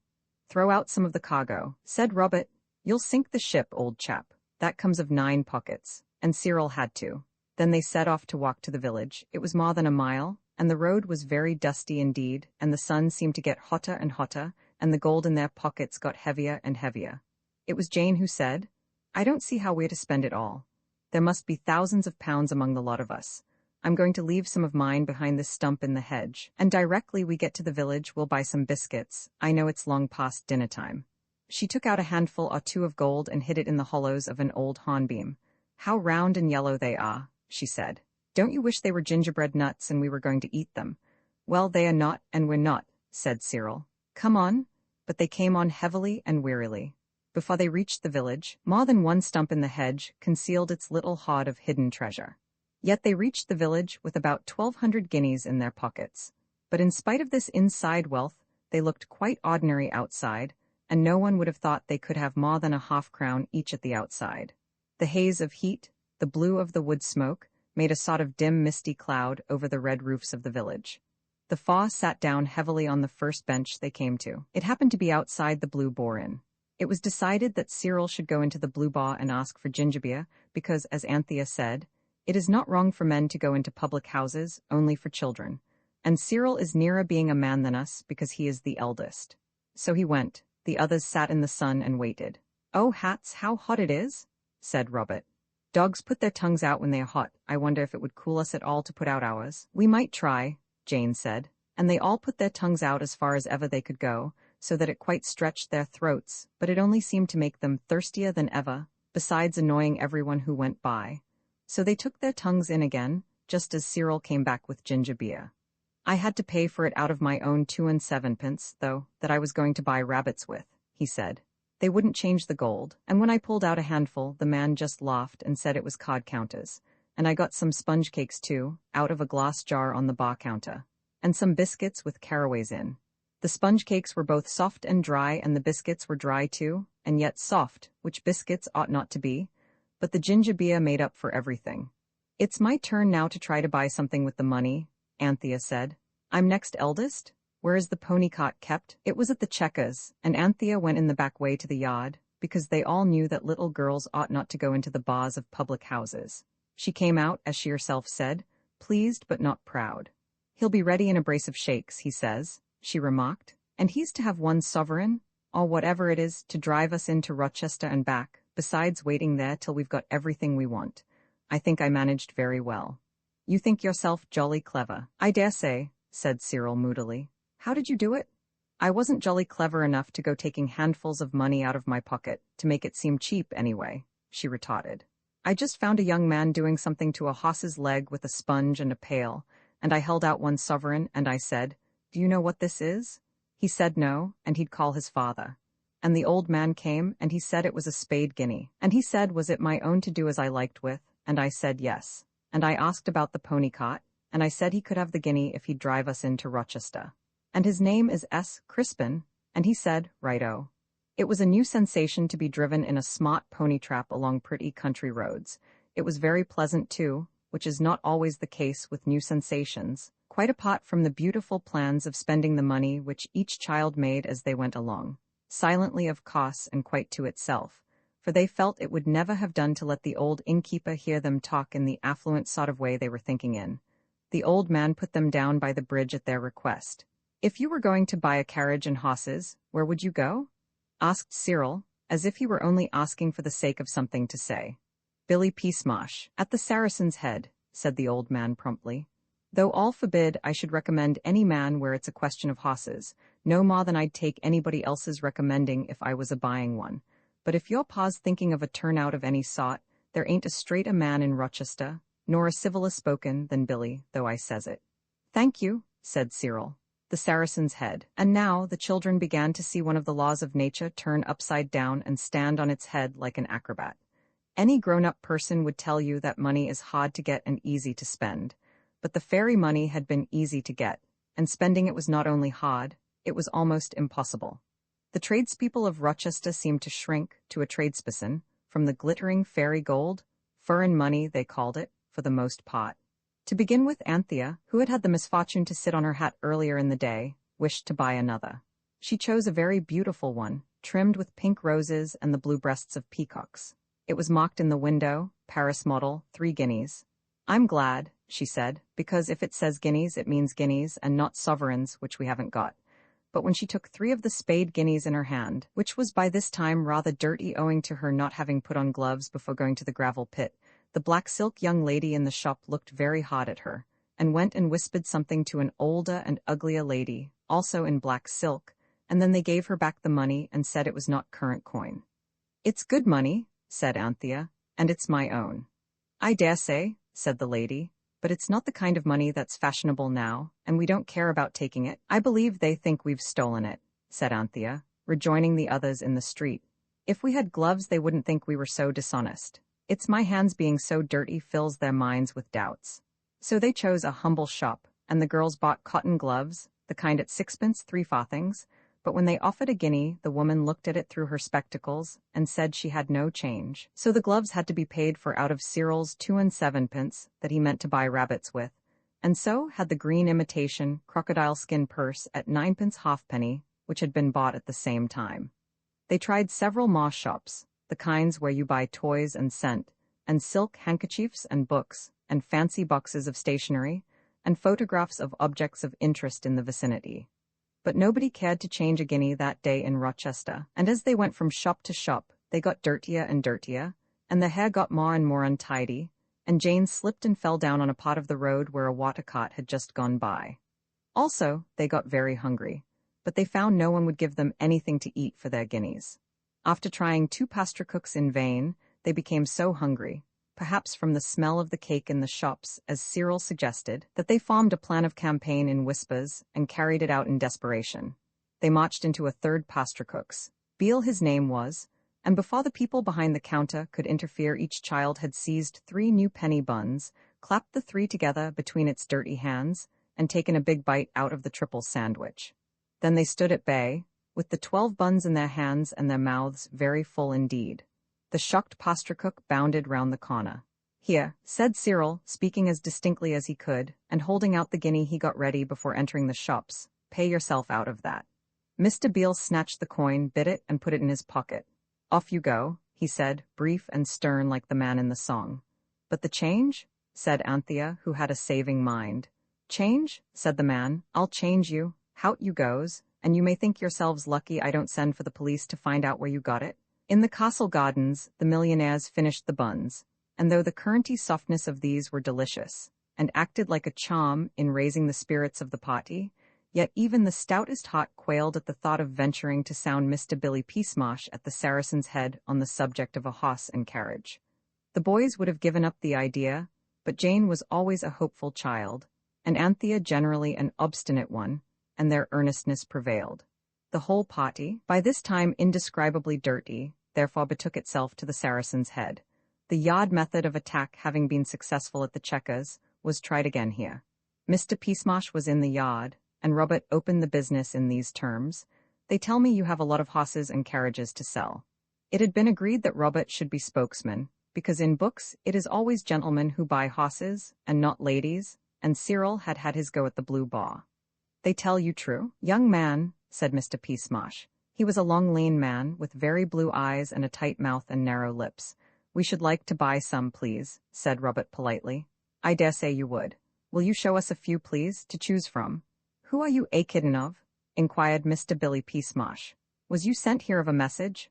"I tell you," said Robert, "we want to buy some horses and carriages, and a man told us you were straight and civil spoken, but I shouldn't wonder if he was mistaken, upon my sacred," said Mr. Peasmash. "Shall I trot the whole stable out for your honour's worship to see, or shall I send round to the bishop's to see if he's a nag or two to dispose of?" "Please do," said Robert. "If it's not too much trouble, it would be very kind of you." Mr. Peasmash put his hands in his pockets and laughed, and they did not like the way he did it. Then he shouted, "Willum!" A stooping ostler appeared in a stable door. "Here, Willum, come and look at this 'ere young dook. Wants to buy the whole stud, lock, stock, and ball, and ain't got tuppence in his pocket to bless hisself with, I'll go bail." Willum's eyes followed his master's pointing thumb with contemptuous interest. "Do 'ee, for sure?" he said. But Robert spoke, though both the girls were now pulling at his jacket and begging him to come along. He spoke, and he was very angry. He said, "I'm not a young duke, and I never pretended to be. And as for tuppence, what do you call this?" And before the others could stop him, he had pulled out 2 fat handfuls of shining guineas and held them out for Mr. Peasmash to look at. He did look. He snatched one up in his finger and thumb. He bit it, and Jane expected him to say, "The best hoss in my stables is at your service." But the others knew better. Still it was a blow, even to the most desponding, when he said shortly, "Willum, shut the yard doors," and Willum grinned and went to shut them. "Good afternoon," said Robert hastily. "We shan't buy any of your hosses now, whatever you say, and I hope it'll be a lesson to you." He had seen a little side gate open and was moving towards it as he spoke, but Billy Peasmash put himself in the way. "Not so fast, you young offscouring," he said. "Willum, fetch the police." Willum went. The children stood huddled together like frightened sheep, and Mr. Peasmash spoke to them till the police arrived. He said many things. Among other things he said, "Nice lot you are, aren't you, coming tempting honest men with your guineas?" "They are our guineas," said Cyril boldly. "Oh, of course we don't know all about that. No, ma, we don't. Oh no, course not. And dragging little gels into it too. I'll let the gels go if you'll come along to the police quiet." "We won't be let go," said Jane heroically. "Not without the boys. It's our money just as much as theirs, you wicked old man." "Where'd you get it then?" said the man, softening slightly, which was not at all what the boys expected when Jane began to call names. Jane cast a silent glance of agony at the others. "Lost your tongue, eh? Got it fast enough when it's for calling names with. Come, speak up, where'd you get it?" "Out of the gravel pit," said truthful Jane. "Next article," said the man. "I tell you we did," Jane said. "There's a fairy there all over brown fur, with ears like a bat's and eyes like a snail's, and he gives you a wish a day, and they all come true." "Touched in the head, eh?" said the man in a low voice. "All the more shame to you boys dragging the poor afflicted child into your sinful burglaries." "She's not mad, it's true," said Anthea. "There is a fairy. If I ever see him again, I'll wish for something for you. At least I would if vengeance wasn't wicked, so there. Law lum, said Billy Peasmash, if there ain't another on 'em. And now Willem came back with a spiteful grin on his face, and at his back a policeman, with whom Mr. Peasmash spoke long in a hoarse, earnest whisper. I dare say you're right, said the policeman at last. Anyway, I'll take him up on a charge of unlawful possession, pending inquiries, and the magistrate will deal with the case. Send the afflicted ones to a home, as likely as not, and the boys to a reformatory. Now then, come along, youngsters. No use making a fuss. You bring the gels along, Mr. Peasmash, sir, and I'll shepherd the boys. Speechless with rage and horror, the 4 children were driven along the streets of Rochester. Tears of anger and shame blinded them, so that when Robert ran right into a passerby, he did not recognize her till a well-known voice said, Well, if ever I did? Oh, Master Robert, whatever have you been a-doing of now? And another voice, quite as well-known, said, Panty won't go own panty? They had run into Martha and the baby. Martha behaved admirably. She refused to believe a word of the policeman's story, or of Mr. Peasmash's either, even when they made Robert turn out his pockets in an archway and show the guineas. I don't see nothing, she said. You've gone out of your senses, you two? There ain't any gold there. Only the poor child's hands, all over cruck and dirt, and like the very chimbly. Oh, that I should ever see the day. And the children thought this very noble of Martha, even if rather wicked, till they remembered how the fairy had promised that the servants should never notice any of the fairy gifts. So of course Martha couldn't see the gold, and so was only speaking the truth, and that was quite right, of course, but not extra noble. It was getting dusk when they reached the police station. The policeman told his tale to an inspector, who sat in a large bare room with a thing like a clumsy nursery fender at one end to put prisoners in. Robert wondered whether it was a cell or a dock. Produce the coins, officer, said the inspector. Turn out your pockets, said the constable. Cyril desperately plunged his hands in his pockets, stood still a moment, and then began to laugh, an odd sort of laugh that hurt, and that felt much more like crying. His pockets were empty, so were the pockets of the others, for of course at sunset all the fairy gold had vanished away. Turn out your pockets and stop that noise, said the inspector. Cyril turned out his pockets, every one of the 9 which enriched his Norfolk suit, and every pocket was empty. Well, said the inspector, I don't know how they done it, artful little beggars. They walked in front of me the whole way, so as for me to keep my eye on them and not to attract a crowd and obstruct the traffic. It's very remarkable, said the inspector, frowning. If you've quite done a browbeating of the innocent children, said Martha, I'll hire a private carriage and we'll drive home to their papa's mansion. You'll hear about this again, young man. I told you they hadn't got any gold when you were pretending to see it in their poor helpless hands. It's early in the day for a constable on duty not to be able to trust his own eyes. As to the other one, the less said the better. He keeps the Saracen's Head, and he knows best what his liquor's like. Take them away, for goodness sake, said the inspector crossly. But as they left the police station he said, Now then? To the policeman and Mr. Peasmash, and he said it 20 times as crossly as he had spoken to Martha. Martha was as good as her word. She took them home in a very grand carriage because the carrier's cart was gone, and though she had stood by them so nobly with the police, she was so angry with them, as soon as they were alone for trapsing into Rochester by themselves, that none of them dared to mention the old man with the pony cart from the village who was waiting for them in Rochester. And so, after one day of boundless wealth, the children found themselves sent to bed in deep disgrace, and only enriched by 2 pairs of cotton gloves, dirty inside because of the state of the hands they had been put on to cover, an imitation crocodile skin purse, and 12 penny buns, long since digested. The thing that troubled them most was the fear that the old gentleman's guinea might have disappeared at sunset with all the rest, so they went down to the village next day to apologize for not meeting him in Rochester, and to see. They found him very friendly. The guinea had not disappeared, and he had bought a hole in it and hung it on his watch chain. As for the guinea the baker took, the children felt they could not care whether it had vanished or not, which was not perhaps very honest, but on the other hand was not wholly unnatural. But afterwards this preyed on Anthea's mind, and at last she secretly sent 12 stamps by post to Mr. Beale, baker, Rochester. Inside she wrote, to pay for the buns. I hope the guinea did disappear, for that pasture cook was really not at all a nice man, and besides, penny buns are 7 for 6pence in all really respectable shops. Roman 3 being wanted the morning after the children had been the possessors of boundless wealth, and had been unable to buy anything really useful or enjoyable with it. except 2 pairs of cotton gloves, 12 penny buns, an imitation crocodile skin purse, and a ride in a pony cart. They awoke without any of the enthusiastic happiness which they had felt on the previous day, when they remembered how they had had the luck to find a Samid, or sand fairy, and to receive its promise to grant them a new wish every day. For now, they had had 2 wishes, beauty and wealth, and neither had exactly made them happy.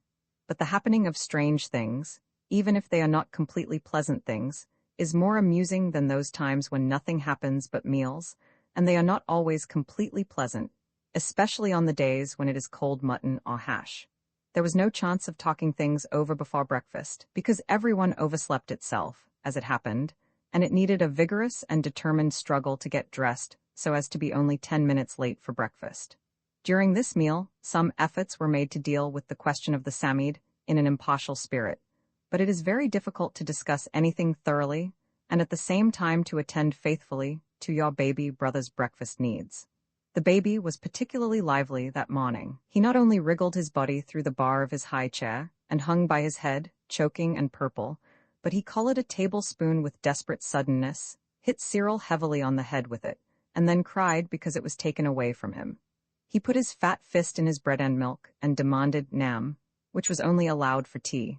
He sang, he put his feet on the table, he clamored to go walkie. The conversation was something like this: look here, about that sand fairy, look out, he'll have the milk over.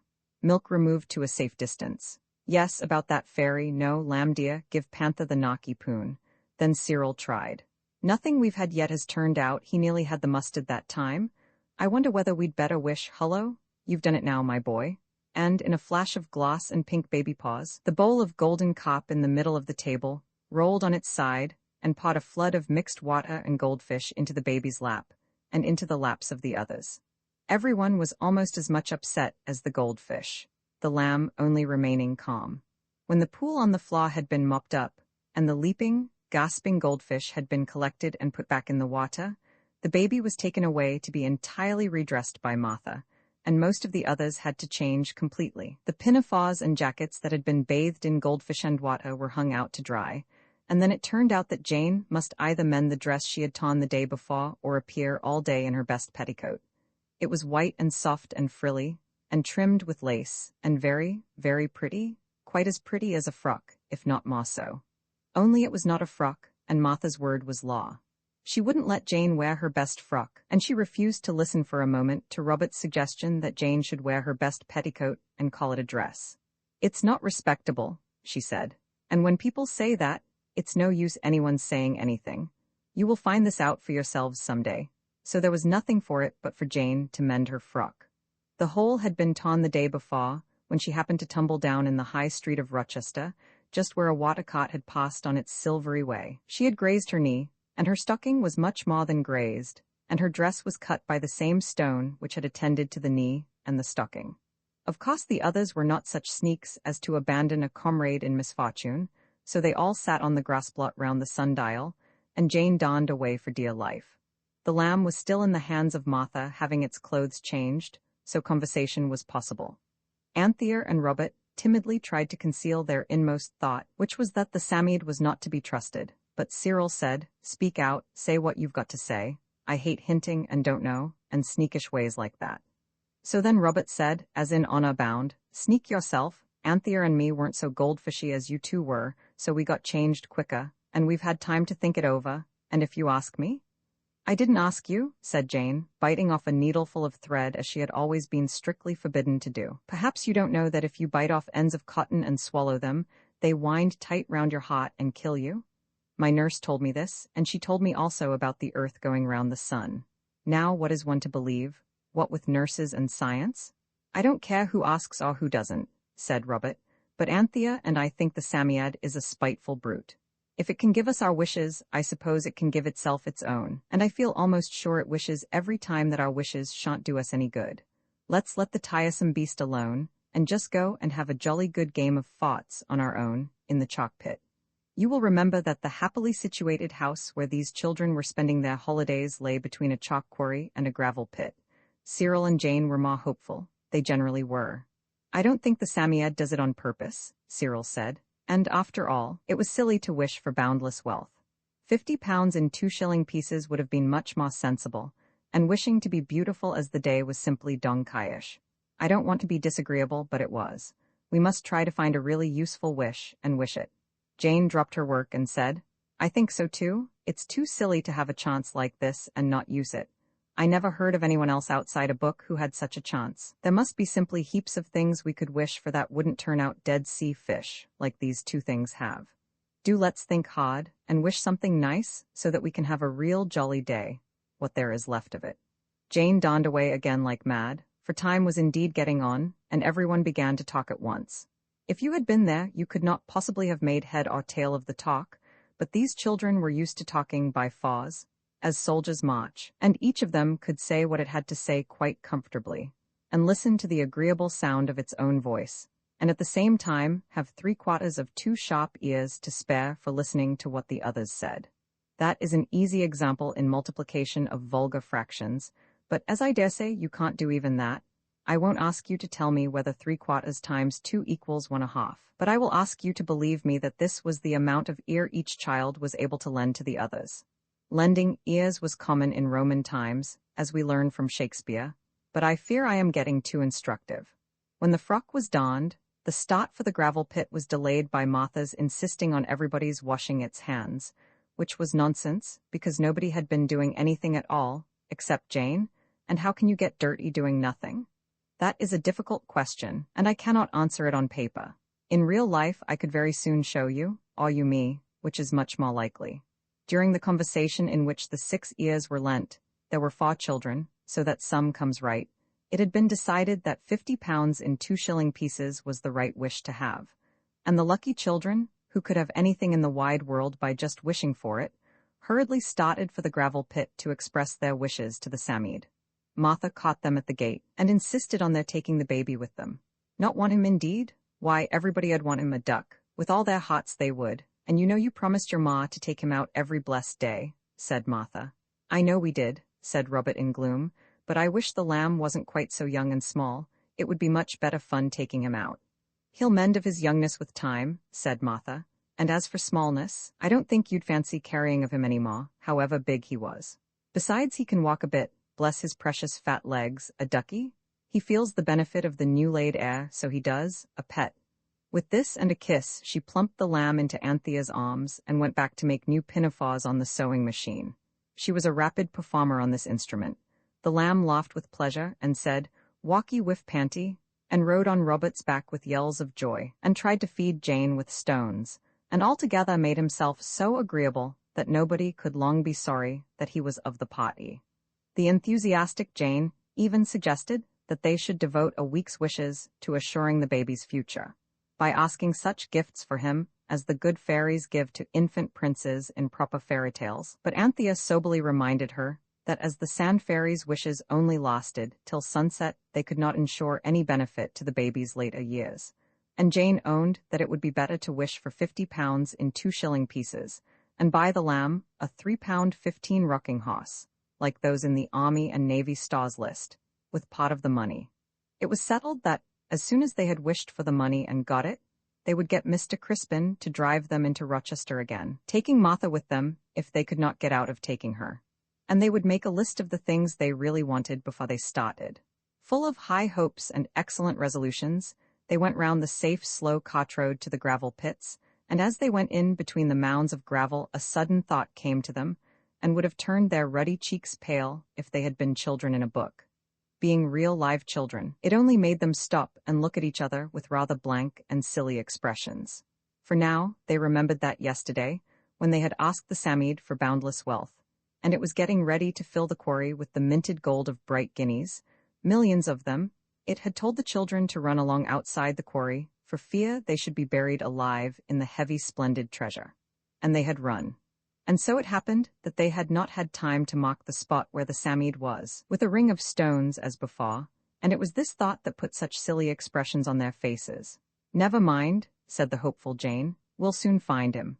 But this, though easily said, was hard in the doing. They looked, and though they found their seaside spades, nowhere could they find the sand fairy. At last they had to sit down and rest, not at all because they were weary or disheartened, of course, but because the lamb insisted on being put down. And you cannot look very carefully after anything you may have happened to lose in the sand if you have an active baby to look after at the same time. Get someone to drop your best knife in the sand next time you go to the seaside, and then take your baby brother with you when you go to look for it, and you will see that I am right. The lamb, as Martha had said, was feeling the benefit of the country air, and he was as frisky as a sandhopper. The elder ones longed to go on talking about the new wishes they would have when, or if, they found the Sammy'd again. But the lamb wished to enjoy himself. He watched his opportunity and threw a handful of sand into Anthea's face, and then suddenly burrowed his own head in the sand and waved his fat legs in the air. Then of course the sand got into his eyes, as it had into Anthea's, and he howled. The thoughtful Robert had brought one solid brown bottle of ginger beer with him, relying on a thirst that had never yet failed him. This had to be uncorked hurriedly. It was the only wet thing within reach, and it was necessary to wash the sand out of the lamb's eyes somehow. Of course the ginger hurt horribly, and he howled more than ever. And amid his anguish of kicking, the bottle was upset, and the beautiful ginger beer frothed out into the sand and was lost forever. It was then that Robert, usually a very patient brother, so far forgot himself as to say, "Anybody would want him indeed? Only they don't. Martha doesn't, not really. Aw, she'd jolly well keep him with her. He's a little nuisance, that's what he is. It's too bad. I only wish everybody did want him with all their hearts. We might get some peace in our lives." The lamb stopped howling now, because Jane had suddenly remembered that there is only one safe way of taking things out of little children's eyes, and that is with your own soft, wet tongue. It is quite easy if you love the baby as much as you ought to. Then there was a little silence. Robert was not proud of himself for having been so cross, and the others were not proud of him either.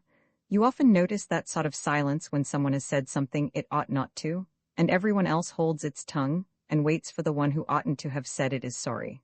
The silence was broken by a sigh. A breath suddenly let out. The children's heads turned as if there had been a string tied to each nose, and someone had pulled all the strings at once. And everyone saw the sand fairy sitting quite close to them, with the expression which it used as a smile on its hairy face. "Good morning," it said. "I did that quite easily. Everyone wants him now." "It doesn't matter," said Robert sulkily, because he knew he had been behaving rather like a pig. "No matter who wants him. There's no one here to anyhow." "Ingratitude," said the Samide, "is a dreadful vice." "We're not ungrateful," Jane made haste to say, "but we didn't really want that wish." Robert only just said it. "Can't you take it back and give us a new one?" "No, I can't," the sand fairy said shortly. "Chopping and changing, it's not business. You ought to be careful what you do wish. There was a little boy once, he'd wished for a plesiosaurus instead of an ichthyosaurus, because he was too lazy to remember the easy names of everyday things, and his father had been very vexed with him, and had made him go to bed before tea time, and wouldn't let him go out in the nice flint boat along with the other children. It was the annual school treat next day, and he came and flung himself down near me on the morning of the treat, and he kicked his little prehistoric legs about and said he wished he was dead. And of course then he was. "How awful," said the children all together. "Only till sunset, of course," the Samide said. Still it was quite enough for his father and mother, and he caught it when he woke up, I can tell you. He didn't turn to stone, I forget why, but there must have been some reason. They didn't know being dead is only being asleep, and you're bound to wake up somewhere or other, either where you go to sleep or in some better place. You may be sure he caught it, giving them such a turn. Why, he wasn't allowed to taste megatherium for a month after that. Nothing but oysters and periwinkles and common things like that. All the children were quite crushed by this terrible tale. They looked at the Samide in horror. Suddenly the lamb perceived that something brown and furry was near him. "Poof, poof, poofy," he said, and made a grab. "It's not a pussy," Anthea was beginning when the sand fairy leaped back. "Oh, my left whisker," it said. "Don't let him touch me, he's wet." Its fur stood on end with horror, and indeed a good deal of the ginger beer had been spilt on the blue smock of the lamb. The Samide dug with its hands and feet and vanished in an instant and a whirl of sand. The children mocked the spot with a ring of stones. "We may as well get along home," said Robert. "I'll say I'm sorry, but anyway if it's no good it's no harm, and we know where the sandy thing is for tomorrow." The others were noble. No one reproached Robert at all. Cyril picked up the lamb, who was now quite himself again, and off they went by the safe cart road. The cart road from the gravel pits joins the road almost directly. At the gate into the road, the party stopped to shift the lamb from Cyril's back to Robert's. And as they paused a very smart open carriage came in sight, with a coachman and a groom on the box, and inside the carriage a lady, very grand indeed, with a dress all white lace and red ribbons and a parasol all red and white, and a white fluffy dog on her lap with a red ribbon round its neck. She looked at the children, and particularly at the baby, and she smiled at him. The children were used to this, for the lamb was, as all the servants said, a very taking child. So they waved their hands politely to the lady and expected her to drive on, but she did not. Instead, she made the coachman stop. And she beckoned to Cyril, and when he went up to the carriage, she said, "What a dear darling duck of a baby. Oh, I should so like to adopt it. Do you think its mother would mind?" "She'd mind very much indeed," said Anthea shortly. "Oh, but I should bring it up in luxury, you know. I am Lady Chittenden. You must have seen my photograph in the illustrated papers. They call me a beauty, you know, but of course that's all nonsense. Anyway," she opened the carriage door and jumped out. She had the wonderfulest red high-heeled shoes with silver buckles. "Let me hold him a minute," she said, and she took the lamb and held him very awkwardly, as if she was not used to babies. Then suddenly she jumped into the carriage with the lamb in her arms and slammed the door, and said, "Drive on." The lamb roared, the little white dog barked, and the coachman hesitated. "Drive on, I tell you," cried the lady, and the coachman did, for, as he said afterwards, it was as much as his place was worth not to. The 4 children looked at each other, and then with one accord they rushed after the carriage and held on behind. Down the dusty road went the smart carriage, and after it, at double-quick time, ran the twinkling legs of the lamb's brothers and sisters. The lamb howled louder and louder, but presently his howls changed by slow degrees to hiccupy gurgles, and then all was still, and they knew he had gone to sleep. The carriage went on, and the 8 feet that twinkled through the dust were growing quite stiff and tired before the carriage stopped at the lodge of a grand park. The children crouched down behind the carriage, and the lady got out. She looked at the baby as it lay on the carriage seat, and hesitated. "The darling, I won't disturb it," she said, and went into the lodge to talk to the woman there about a setting of buff Orpington eggs that had not turned out well. The coachman and footman sprang from the box and bent over the sleeping lamb. "Fine boy, wish he was mine," said the coachman. "He wouldn't favor you much," said the groom sourly. "Too handsome."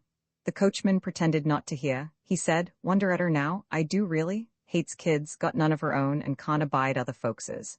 The children, crouching in the white dust under the carriage, exchanged uncomfortable glances. "Tell you what," the coachman went on firmly, "blowed if I don't hide the little nipper in the hedge and tell her his brothers took him. Then I'll come back for him afterwards." "No, you don't," said the footman. "I've took to that kid so as never was. If anyone's to have him, it's me, so there."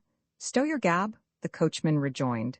"You don't want no kids, and if you did, one kid's the same as another to you. But I'm a married man and a judge of breed. I knows a first-rate yearling when I sees him. I'm a-goin' to ave him, and least said soonest mended." "I should 'a thought," said the footman sneeringly, "you'd a-most enough.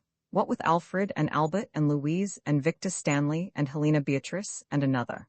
The coachman hit the footman in the chin, the footman hit the coachman in the waistcoat. The next minute the two were fighting here and there, in and out, up and down, and all over everywhere, and the little dog jumped on the box of the carriage and began barking like mad. Cyril, still crouching in the dust, waddled on bent legs to the side of the carriage farthest from the battlefield. He unfastened the door of the carriage. The 2 men were far too much occupied with their quarrel to notice anything, took the lamb in his arms, and, still stooping, carried the sleeping baby a dozen yards along the road to where a stile led into a wood. The others followed, and there among the hazels and young oaks and sweet chestnuts, covered by high, strong-scented bracken, they all lay hidden till the angry voices of the men were hushed at the angry voice of the red and white lady, and after a long and anxious search, the carriage at last drove away. "My only hat," said Cyril, drawing a deep breath as the sound of wheels at last died away. "Everyone does want him now, and no mistake, that Samiette has done us again. Tricky brute, for any sake let's get the kid safe home." So they peeped out, and finding on the right hand only lonely white road, and nothing but lonely white road on the left, they took courage and the road, Anthea carrying the sleeping lamb. Adventures dogged their footsteps. A boy with a bundle of faggots on his back dropped his bundle by the roadside and asked to look at the baby, and then offered to carry him, but Anthea was not to be caught that way twice. They all walked on, but the boy followed, and Cyril and Robert couldn't make him go away till they had more than once invited him to smell their fists. Afterwards a little girl in a blue and white checked pinafore actually followed them for a quarter of a mile crying for the precious baby, And then she was only got rid of by threats of tying her to a tree in the wood with all their pocket handkerchiefs. So that the bears can come and eat you as soon as it gets dark, said Cyril severely. Then she went off crying. It presently seemed wise, to the brothers and sisters of the baby, who was wanted by everyone, to hide in the hedge whenever they saw anyone coming, and thus they managed to prevent the lamb from arousing the inconvenient affection of a milkman, a stonebreaker, and a man who drove a cart with a paraffin barrel at the back of it. They were nearly home when the worst thing of all happened. Turning a corner suddenly, they came upon 2 vans, a tent, and a company of gypsies encamped by the side of the road. The vans were hung all round with wicker chairs and cradles, and flower stands and feather brushes. A lot of ragged children were industriously making dust pies in the road. 2 men lay on the grass smoking, and 3 women were doing the family washing in an old red watering can with the top broken off. In a moment every gypsy, men, women, and children, surrounded Anthea and the baby. "Let me hold him, little lady," said one of the gypsy women, who had a mahogany-colored face and dust-colored hair. "I won't hurt a hair of his head. The little picture." "I'd rather not," said Anthea. "Let me have him," said the other woman, whose face was also of the hue of mahogany and her hair jet black in greasy curls. "I've 19 of my own, so I have." "No," said Anthea bravely, but her heart beat so that it nearly choked her. Then one of the men pushed forward. "Swelp me if it ain't," he cried. "My own long-lost child. Have he a strawberry mark on his left ear? No? Then he's my own babby, stolen from me in innocent infancy. And am over, and will not ave the law on you this time." He snatched the baby from Anthea, who turned scarlet and burst into tears of pure rage. The others were standing quite still. This was much the most terrible thing that had ever happened to them. Even being taken up by the police in Rochester was nothing to this. Cyril was quite white, and his hands trembled a little, but he made a sign to the others to shut up. He was silent a minute, thinking hard. Then he said, "We don't want to keep him if he's yours, but you see he's used to us. You shall have him if you want him." "No, no," cried Anthea, and Cyril glared at her. "Of course we want him," said the women, trying to get the baby out of the man's arms. The lamb howled loudly. "Oh, he's hurt," shrieked Anthea, and Cyril, in a savage undertone, bade her stow it. "You trust to me," he whispered. "Look here," he went on. "He's awfully tiresome with people he doesn't know very well. Suppose we stay here a bit till he gets used to you, and then when it's bedtime, I give you my word of honor we'll go away and let you keep him if you want to. And then, when we're gone, you can decide which of you is to have him, as you all want him so much." "That's fair enough," said the man who was holding the baby, trying to loosen the red neckerchief which the lamb had caught hold of and drawn round his mahogany throat so tight that he could hardly breathe. The gypsies whispered together, and Cyril took the chance to whisper too. He said, "Sunset? We'll get away then." And then his brothers and sisters were filled with wonder and admiration at his having been so clever as to remember this. "Oh, do let him come to us," said Jane. "See, we'll sit down here and take care of him for you till he gets used to you." "What about dinner?" said Robert suddenly. The others looked at him with scorn. "Fancy bothering about your beastly dinner when you're I mean when the baby," Jane whispered hotly. Robert carefully winked at her and went on. "You won't mind my just running home to get our dinner?" He said to the gypsy. "I can bring it out here in a basket." His brothers and sisters felt themselves very noble, and despised him. They did not know his thoughtful secret intention, but the gypsies did in a minute. "Oh yes," they said, "and then fetch the police with a pack of lies about it being your baby instead of ours? Did you ever catch a weasel asleep?" they asked. "If you're hungry you can pick a bit along of us," said the light-haired gypsy woman, not unkindly. "Here, Levy, that blessed kid'll howl all his buttons off. Give him to the little lady, and let's see if they can't get him used to us a bit." So the lamb was handed back, but the gypsies crowded so closely that he could not possibly stop howling. Then the man with the red handkerchief said, "Here, Pharaoh, make up the fire, and you girls see to the pot. Give the kid a chance." So the gypsies, very much against their will, went off to their work, and the children and the lamb were left sitting on the grass. "He'll be all right at sunset," Jane whispered. "But oh, it is awful. Suppose they are frightfully angry when they come to their senses. They might beat us or leave us tied to trees or something." "No, they won't," Anthea said. "Oh, my lamb, don't cry any more. It's all right. Panty's got ooh, ducky. They aren't unkind people, or they wouldn't be going to give us any dinner." "Dinner?" said Robert. "I won't touch their nasty dinner. It would choke me." The others thought so too then, but when the dinner was ready, it turned out to be supper, and happened between 4 and 5. They were all glad enough to take what they could get. It was boiled rabbit, with onions, and some bird rather like a chicken, but stringier about its legs and with a stronger taste. The lamb had bread soaked in hot water and brown sugar sprinkled on the top. He liked this very much, and consented to let the two gypsy women feed him with it, as he sat on Anthea's lap. All that long hot afternoon Robert and Cyril and Anthea and Jane had to keep the lamb amused and happy, while the gypsies looked eagerly on. By the time the shadows grew long and black across the meadows, he had really taken to the woman with the light hair, and even consented to kiss his hand to the children, and to stand up and bow, with his hand on his chest, like a gentleman, to the two men.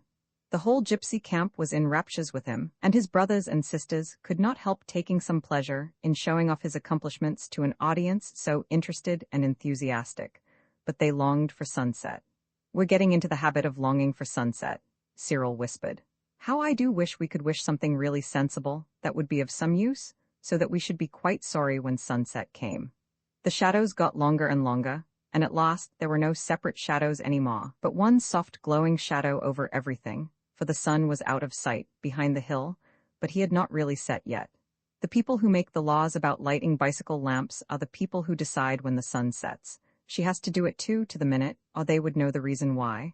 But the gypsies were getting impatient. "Now, young uns," the red handkerchief man said, "it's time you were laying of your heads on your pillows so it is. The kid's all right and friendly with us now, so you just hand him over and sling that hook o' yours like you said." The women and children came crowding round the lamb, arms were held out, fingers snapped invitingly, friendly faces beaming with admiring smiles, but all failed to tempt the loyal lamb. He clung with arms and legs to Jane, who happened to be holding him, and uttered the gloomiest roar of the whole day. "It's no good," the woman said. "Hand the little poppet over, miss, we'll soon quiet him." And still the sun would not set. "Tell her about how to put him to bed," whispered Cyril. "Anything to gain time, and be ready to bolt when the sun really does make up its silly old mind to set." "Yes, I'll hand him over in just 1 minute," Anthea began, talking very fast. "But do let me just tell you he has a warm bath every night and cold in the morning, and he has a crockery rabbit to go into the warm bath with him, and little Samuel saying his prayers in white china on a red cushion for the cold bath, and he hates you to wash his ears, but you must, and if you let the soap get into his eyes, the lamb Kais," said he had stopped roaring to listen. The woman laughed. "As if I hadn't never bathed a babby," she said. "Come, give us a hold of him." "Come to Melia, my precious, Jiwei Ugsi," replied the lamb at once. "Yes, but," Anthea went on, "about his meals. You really must let me tell you he has an apple or a banana every morning, and bread and milk for breakfast, and an egg for his tea sometimes, and I've brought up 10, said the black ringleted woman, "besides the others. Come, miss, and him over. I can't bear it no longer. I just must give him a hug." "We ain't settled yet who's he's to be, Esther," said one of the men. "It won't be you, Esther, with 7 of 'em at your tail already." "I ain't so sure of that," said Esther's husband. "And ain't I nobody to have a say neither?" said the husband of Melia. Zillah the girl said, "And me, I'm a single girl, and no one but him to look after. I ought to have him." "Hold your tongue. Shut your mouth. Don't you show me no more of your imperence." Everyone was getting very angry. The dark, gypsy faces were frowning and anxious-looking. Suddenly a change swept over them, as if some invisible sponge had wiped away these cross and anxious expressions, and left only a blank. The children saw that the sun really had set, but they were afraid to move, and the gypsies were feeling so muddled because of the invisible sponge that had washed all the feelings of the last few hours out of their hearts, that they could not say a word. The children hardly dared to breathe. Suppose the gypsies, when they recovered speech, should be furious to think how silly they had been all day. It was an awkward moment. Suddenly Anthea, greatly daring, held out the lamb to the red handkerchief man. "Here he is," she said. The man drew back. "I shouldn't like to deprive you, miss," he said hoarsely. "Anyone who likes can have my share of him," said the other man. "After all, I've got enough of my own," said Esther. "He's a nice little chap, though," said Amelia. She was the only one who now looked affectionately at the whimpering lamb. Zillah said, "If I don't think I must have had a touch of the sun, I don't want him." "Then shall we take him away?" said Anthea. "Well, suppose you do," said Pharaoh haughtily, "and we'll say no more about it." And with great haste all the gypsies began to be busy about their tents for the night, all but Amelia. She went with the children as far as the bend in the road, and there she said, "Let me give him a kiss, miss. I don't know what made us go for to behave so silly. Us gypsies don't steal babies, whatever they may tell you when you're naughty. We've enough of our own, mostly. But I've lost all mine." She leaned towards the lamb, and he, looking in her eyes, unexpectedly put up a grubby soft paw and stroked her face. Poor, said the lamb. And he let the gypsy woman kiss him, and what is more, he kissed her brown cheek in return. A very nice kiss, as all his kisses are, and not a wet one like some babies give. The gypsy woman moved her finger about on his forehead as if she had been writing something there, and the same with his chest and his hands and his feet. Then she said, "May he be brave, and have the strong head to think with, and the strong heart to love with, and the strong hands to work with, and the strong feet to travel with, and always come safe home to his own." Then she said something in a strange language no one could understand, and suddenly added, "Well, I must be saying so long, and glad to have made your acquaintance." And she turned and went back to her home, the tent by the grassy roadside. The children looked after her till she was out of sight. Then Robert said, "How silly of her. Even sunset didn't put her right. What rot she talked." "Well," said Cyril, "if you ask me, I think it was rather decent of her." "Decent?" said Anthea. "It was very nice indeed of her. I think she's a dear. She's just too frightfully nice for anything," said Jane, and they went home, very late for tea and unspeakably late for dinner. Martha scolded, of course, but the lamb was safe. "I say, it turned out we wanted the lamb as much as anyone," said Robert later. "Of course. But do you feel different about it now the sun's set?" "No," said all the others together. "Then it's lasted over sunset with us." "No, it hasn't," Cyril explained. "The wish didn't do anything to us. We always wanted him with all our hearts when we were our proper selves, only we were all pigs this morning, especially you, Robert." Robert bore this much with a strange calm. "I certainly thought I didn't want him this morning," said he. "Perhaps I was a pig, but everything looked so different when we thought we were going to lose him. And that, my dear children, is the moral of this chapter. I did not mean it to have a moral, but morals are nasty forward beings, and will keep putting in their awes where they are not wanted. And since the moral has crept in, quite against my wishes, you might as well think of it next time you feel piggy yourself and want to get rid of any of your brothers and sisters. I hope this doesn't often happen, but I dare say it has happened sometimes, even to you." Roman Far Wings the next day was very wet, too wet to go out, and far too wet to think of disturbing a sand fairy so sensitive to water that he still, after thousands of years, felt the pain of once having had his left whisker wetted.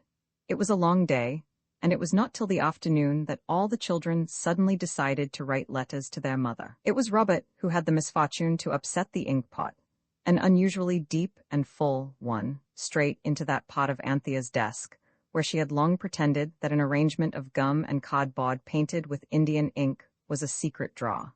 It was not exactly Robert's fault. It was only his misfortune that he chanced to be lifting the ink across the desk just at the moment when Anthea had got it open, and that same moment should have been the one chosen by the lamb to get under the table and break his squeaking bird. There was a sharp, convenient wire inside the bird, and of course the lamb ran the wire into Robert's leg at once, and so, without anyone's meaning to, the secret drawer was flooded with ink.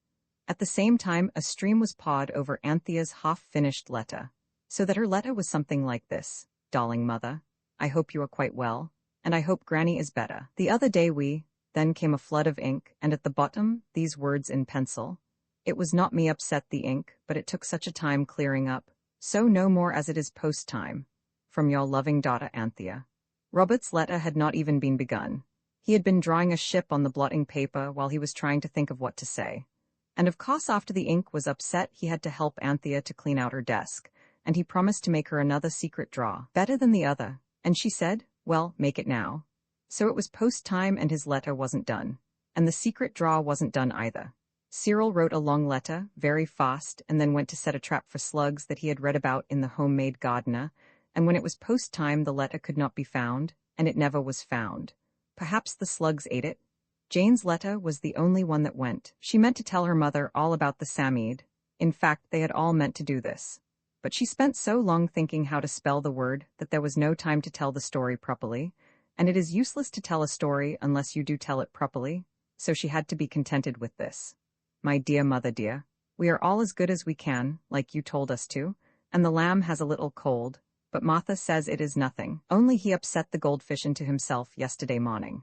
When we were up at the sandpit the other day, we went round by the safe way where carts go, and we found—" Half an hour went by before Jane felt quite sure that they could none of them spell Sameed, and they could not find it in the dictionary either, though they looked.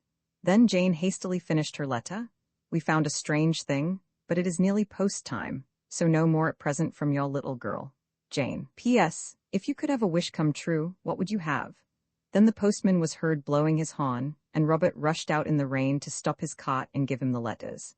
And that was how it happened that, though all the children meant to tell their mother about the sand fairy, somehow or other she never got to know. There were other reasons why she never got to know, but these come later. The next day, Uncle Richard came and took them all to Maidstone in a wagonette, all except the lamb. Uncle Richard was the very best kind of uncle. He bought them toys at Maidstone. He took them into a shop and let them choose exactly what they wanted, without any restrictions about price, and no nonsense about things being instructive. It is very wise to let children choose exactly what they like, because they are very foolish and inexperienced, and sometimes they will choose a really instructive thing without meaning to. This happened to Robert, who chose, at the last moment, and in a great hurry, a box with pictures on it of winged bulls with men's heads and winged men with eagles' heads. He thought there would be animals inside, the same as on the box. When he got it home, it was a Sunday puzzle about ancient Nineveh. The others chose in haste and were happy at leisure. Cyril had a model engine, and the girls had 2 dolls, as well as a china tea set with forget-me-nots on it, to be between them. The boys, between them, was bow and arrows. Then Uncle Richard took them on the beautiful Medway in a boat, and then they all had tea at a beautiful pasture cook's, and when they reached home, it was far too late to have any wishes that day. They did not tell Uncle Richard anything about the Samide. I do not know why, and they do not know why, but I dare say you can guess. The day after Uncle Richard had behaved so handsomely was a very hot day indeed. The people who decide what the weather is to be, and put its orders down for it in the newspapers every morning, said afterwards that it was the hottest day there had been for years. They had ordered it to be warmer, some showers, and warmer it certainly was. In fact, it was so busy being warmer that it had no time to attend to the order about showers, so there weren't any. Have you ever been up at 5 o'clock on a fine summer morning? It is very beautiful.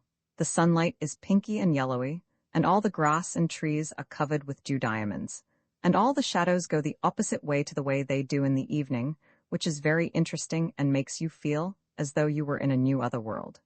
Anthea awoke at 5. She had made herself wake, and I must tell you how it is done, even if it keeps you waiting for the story to go on. You get into bed at night and lie down quite flat on your little back with your hands straight down by your sides. Then you say, I must wake up at 5, or 6, or 7, or 8, or 9, or whatever the time is that you want. And as you say it, you push your chin down onto your chest and then bang your head back on the pillow. And you do this as many times as there are ones in the time you want to wake up at. It is quite an easy sum. Of course, everything depends on your really wanting to get up at 5 or 6 or 7 or 8 or 9. If you don't really want to, it's all of no use. But if you do, well, try it and see. Of course, in this, as in doing Latin proses or getting into mischief, practice makes perfect. Anthea was quite perfect. At the very moment when she opened her eyes, she heard the black and gold clock down in the dining room strike 11. So she knew it was 3 minutes to 5. The black and gold clock always struck wrong, but it was all right when you knew what it meant. It was like a person talking a foreign language. If you know the language, it is just as easy to understand as English. And Anthea knew the clock language. She was very sleepy, but she jumped out of bed and put her face and hands into a basin of cold water. This is a fairy charm that prevents your wanting to get back into bed again. Then she dressed and folded up her nightgown. She did not tumble it together by the sleeves, but folded it by the seams from the hem, and that will show you the kind of well-brought-up little girl she was. Then she took her shoes in her hand and crept softly down the stairs. She opened the dining-room window and climbed out.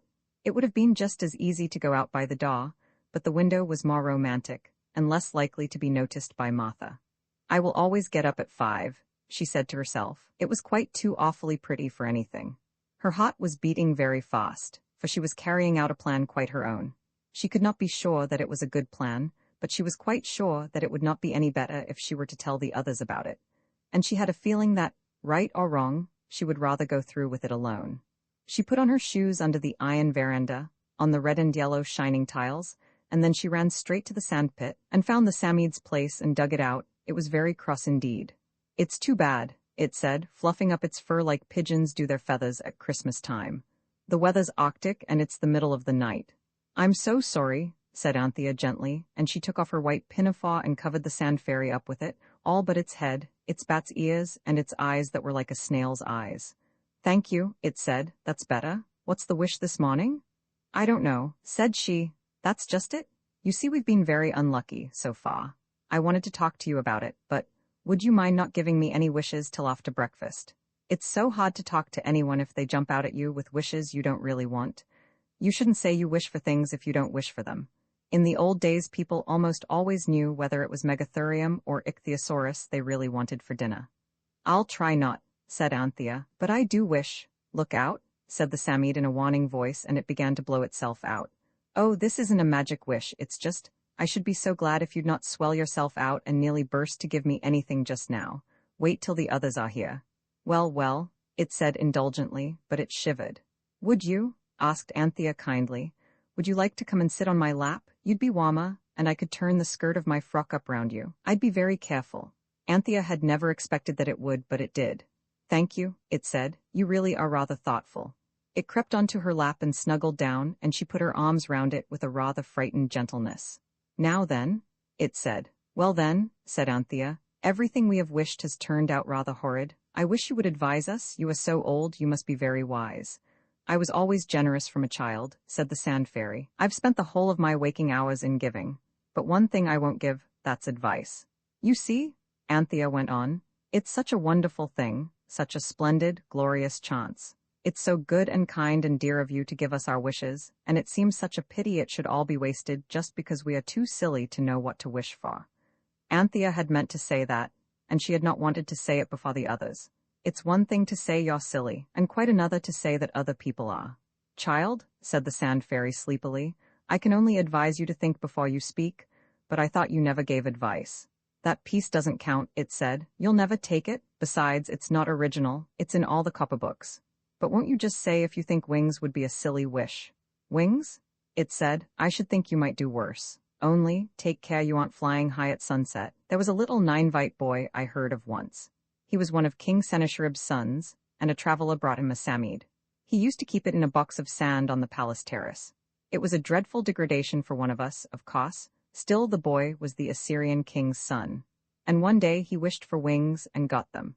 But he forgot that they would turn into stone at sunset, and when they did he fell slap onto one of the winged lions at the top of his father's great staircase. And what with his stone wings and the lion's stone wings, well, it's not a pretty story, but I believe the boy enjoyed himself very much till then."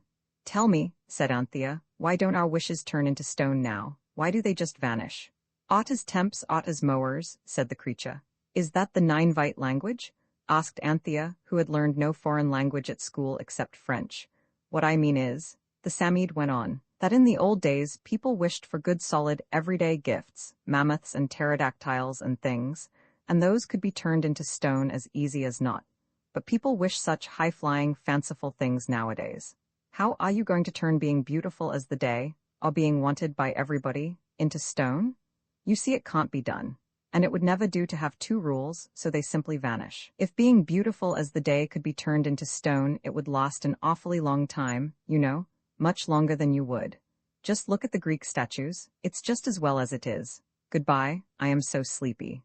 It jumped off her lap, dug frantically, and vanished. Anthea was late for breakfast. It was Robert who quietly pawed a spoonful of treacle down the lamb's frock, so that he had to be taken away and washed thoroughly directly after breakfast. And it was of course a very naughty thing to do, yet it served two purposes. It delighted the lamb, who loved above all things to be completely sticky, and it engaged Martha's attention so that the others could slip away to the sandpit without the lamb. They did it, and in the lane Anthea, breathless from the scurry of that slipping, panted out, "I want to propose we take turns to wish. Only, nobody's to have a wish if the others don't think it's a nice wish. Do you agree?" "Who's to have first wish?" asked Robert cautiously. "Me, if you don't mind," said Anthea apologetically, "and I've thought about it, and it's wings." There was a silence. The others rather wanted to find fault, but it was hard, because the word wings raised a flutter of joyous excitement in every breast. "Not so dusty," said Cyril generously, and Robert added, "Really, Panther, you're not quite such a fool as you look." Jane said, "I think it would be perfectly lovely. It's like a bright dream of delirium." They found the Sand Fairy easily. Anthea said, "I wish we all had beautiful wings to fly with." The Sand Fairy blew himself out, and next moment each child felt a funny feeling, half heaviness and half lightness, on its shoulders. The Samide put its head on one side and turned its snail's eyes from one to the other. "Not so dusty," it said dreamily. "But really, Robert, you're not quite such an angel as you look." Robert almost blushed. The wings were very big, and more beautiful than you can possibly imagine, for they were soft and smooth, and every feather lay neatly in its place. And the feathers were of the most lovely mixed changing colors, like the rainbow, or iridescent glass, or the beautiful scum that sometimes floats on water that is not at all nice to drink. "Oh, but can we fly?" Jane said, standing anxiously first on one foot and then on the other. "Look out," said Cyril. "You're treading on my wing." "Does it hurt?" asked Anthea with interest, but no one answered, for Robert had spread his wings and jumped up, and now he was slowly rising in the air. He looked very awkward in his knickerbocker suit. His boots in particular hung helplessly, and seemed much larger than when he was standing in them. But the others cared but little how he looked, or how they looked, for that matter.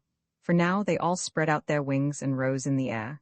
Of course you all know what flying feels like, because everyone has dreamed about flying, and it seems so beautifully easy, only, you can never remember how you did it. And as a rule, you have to do it without wings, in your dreams, which is more clever and uncommon, but not so easy to remember the rule for. Now the 4 children rose flapping from the ground, and you can't think how good the air felt running against their faces. Their wings were tremendously wide when they were spread out, and they had to fly quite a long way apart so as not to get in each other's way. But little things like this are easily learned. All the words in the English dictionary, and in the Greek lexicon as well, are, I find, of no use at all to tell you exactly what it feels like to be flying, so I will not try.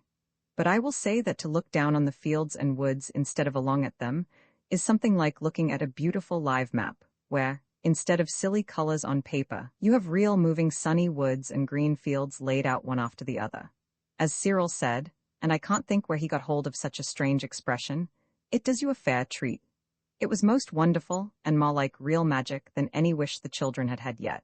They flapped and flew and sailed on their great rainbow wings, between green earth and blue sky, and they flew right over Rochester and then swerved round towards Maidstone, and presently they all began to feel extremely hungry. Curiously enough, this happened when they were flying rather low, and just as they were crossing an orchard where some early plums shone red and ripe. They paused on their wings. I cannot explain to you how this is done, but it is something like treading water when you are swimming, and hawks do it extremely well. "Yes, I dare say," said Cyril, though no one had spoken. "But stealing is stealing even if you've got wings." "Do you really think so?" said Jane briskly. "If you've got wings you're a bird, and no one minds birds breaking the commandments. At least they may mind, but the birds always do it, and no one scolds them or sends them to prison." It was not so easy to perch on a plum tree as you might think, because the rainbow wings were so very large, but somehow they all managed to do it, and the plums were certainly very sweet and juicy. Fortunately, it was not till they had all had quite as many plums as were good for them that they saw a stout man, who looked exactly as though he owned the plum trees, come hurrying through the orchard gate with a thick stick, and with one accord they disentangled their wings from the plum-laden branches and began to fly. The man stopped short, with his mouth open, for he had seen the boughs of his trees moving and twitching, and he had said to himself, "Them young varmint, at it again," and he had come out at once, for the lads of the village had taught him in past seasons that plums want looking after. But when he saw the rainbow wings flutter up out of the plum tree, he felt that he must have gone quite mad, and he did not like the feeling at all. And when Anthea looked down and saw his mouth go slowly open, and stay so, and his face become green and mauve in patches, she called out, "Don't be frightened," and felt hastily in her pocket for a 3-penny bit with a hole in it, which she had meant to hang on a ribbon round her neck, for luck. She hovered round the unfortunate plum owner and said, "We have had some of your plums. We thought it wasn't stealing, but now I am not so sure. So here's some money to pay for them." She swooped down towards the terror-stricken grower of plums and slipped the coin into the pocket of his jacket, and in a few flaps she had rejoined the others. The farmer sat down on the grass suddenly and heavily. "Well, I'm blessed," he said. "This here is what they call delusions, I suppose, but this here 3-penny," he had pulled it out and bitten it, "that's real enough. Well, from this day forth I'll be a better man. It's the kind of thing to sober a chap for life, this is. I'm glad it was only wings, though. I'd rather see birds as aren't there, and couldn't be, even if they pretend to talk, than some things as I could name." He got up slowly and heavily, and went indoors, and he was so nice to his wife that day that she felt quite happy, and said to herself, Law, whatever have a come to the man? And smartened herself up, and put a blue ribbon bow at the place where her collar fastened on, and looked so pretty that he was kinder than ever. So perhaps the winged children really did do one good thing that day. If so, it was the only one, for really there is nothing like wings for getting you into trouble. But on the other hand, if you are in trouble, there is nothing like wings for getting you out of it. This was the case in the matter of the fierce dog who sprang out at them when they had folded up their wings as small as possible and were going up to a farm door to ask for a crust of bread and cheese, for in spite of the plums, they were soon just as hungry as ever again. Now, there is no doubt whatever that, if the faw had been ordinary, wingless children, that black and fierce dog would have had a good bite out of the brown-stockinged leg of Robert, who was the nearest. But at its first growl, there was a flutter of wings, and the dog was left to strain at his chain and stand on his hind legs as if he were trying to fly too. They tried several other farms, but at those where there were no dogs, the people were far too frightened to do anything but scream, and at last, when it was nearly 4 o'clock, and their wings were getting miserably stiff and tired, they alighted on a church tower and held a council of war. "We can't possibly fly all the way home without dinner or tea," said Robert with desperate decision, "and nobody will give us any dinner or even lunch, let alone tea," said Cyril. "Perhaps the clergyman here might," suggested Anthea. "He must know all about angels." "Anybody could see we're not that," said Jane. "Look at Robert's boots and Squirrel's plaid necktie." "Well," said Cyril firmly, "if the country you're in won't sell provisions, you take them. In Waz, I mean. I'm quite certain you do. And even in other stories, no good brother would allow his little sisters to starve in the midst of plenty." "Plenty?" repeated Robert hungrily, and the others looked vaguely round the bare leads of the church tower, and murmured, "In the midst of?" "Yes," said Cyril impressively. "There is a lotta window at the side of the clergyman's house, and I saw things to eat inside, custard pudding and cold chicken and tongue, and pies, and jam. It's rather a high window, but with wings? How clever of you," said Jane. "Not at all," said Cyril modestly. "Any Bond general, Napoleon, or the Duke of Marlborough would have seen it just the same as I did." "It seems very wrong," said Anthea. "Nonsense," said Cyril. "What was it Sir Philip Sidney said when the soldier wouldn't stand him a drink? 'My necessity is greater than his.' We'll club our money, though, and leave it to pay for the things, won't we?" Anthea was persuasive and very nearly in tears, because it is most trying to feel enormously hungry and unspeakably sinful at one and the same time. "Some of it," was the cautious reply.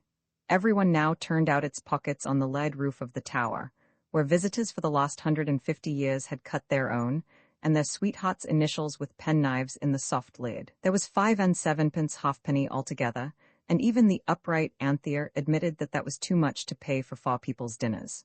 Robert said he thought 18 pence, and half a crown was finally agreed to be handsome. So Anthea wrote on the back of her last term's report, which happened to be in her pocket, and from which she first tore her own name and that of the school, the following letter: "Dear Reverend Clergyman, we are very hungry indeed, because of having to fly all day, and we think it is not stealing when you are starving to death. We are afraid to ask you for fear you should say no, because of course you know about angels, but you would not think we were angels. We will only take the necessities of life, and no pudding or pie, to show you it is not greediness but true starvation that makes us make your lotta stand and deliver, but we are not highwaymen by trade." "Cut it short," said the others with one accord, and Anthea hastily added, "Our intentions are quite honorable if you only knew, and here is half a crown to show we are sincere and grateful. Thank you for your kind hospitality. From us 4." The half-crown was wrapped in this letter, and all the children felt that when the clergyman had read it he would understand everything, as well as anyone could who had not seen the wings. "Now," said Cyril, "of course there's some risk. We'd better fly straight down the other side of the tower, and then flutter low across the churchyard and in through the shrubbery. There doesn't seem to be anyone about, but you never know. The window looks out into the shrubbery. It is embowered in foliage, like a window in a story. I'll go in and get the things. Robert and Anthea can take them as I hand them out through the window, and Jane can keep watch, her eyes are sharp, and whistle if she sees anyone about." "Shut up, Robert. She can whistle quite well enough for that, anyway. It ought not to be a very good whistle. It'll sound more natural and bird-like. Now then, off we go.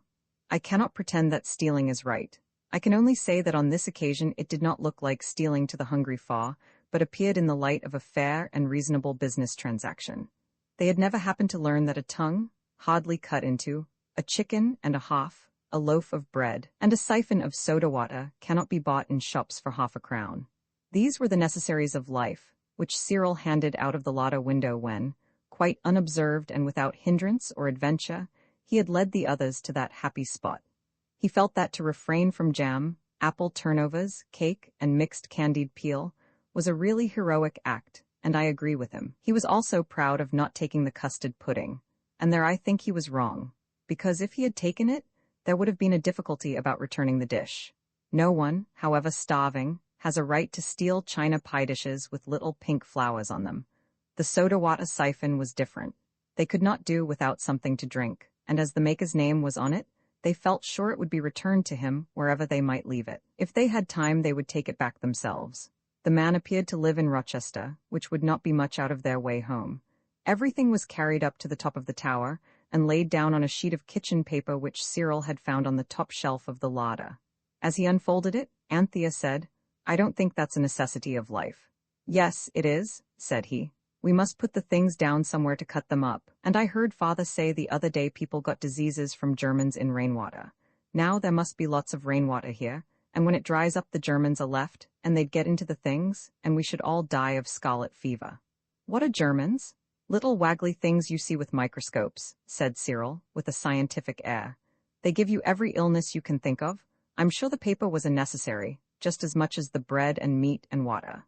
Now then, oh, my eyes, I am hungry. I do not wish to describe the picnic party on the top of the tower.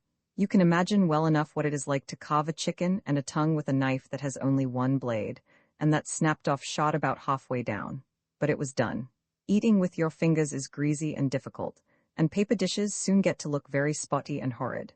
But one thing you can't imagine, and that is how soda water behaves when you try to drink it straight out of a siphon, especially a quite full one.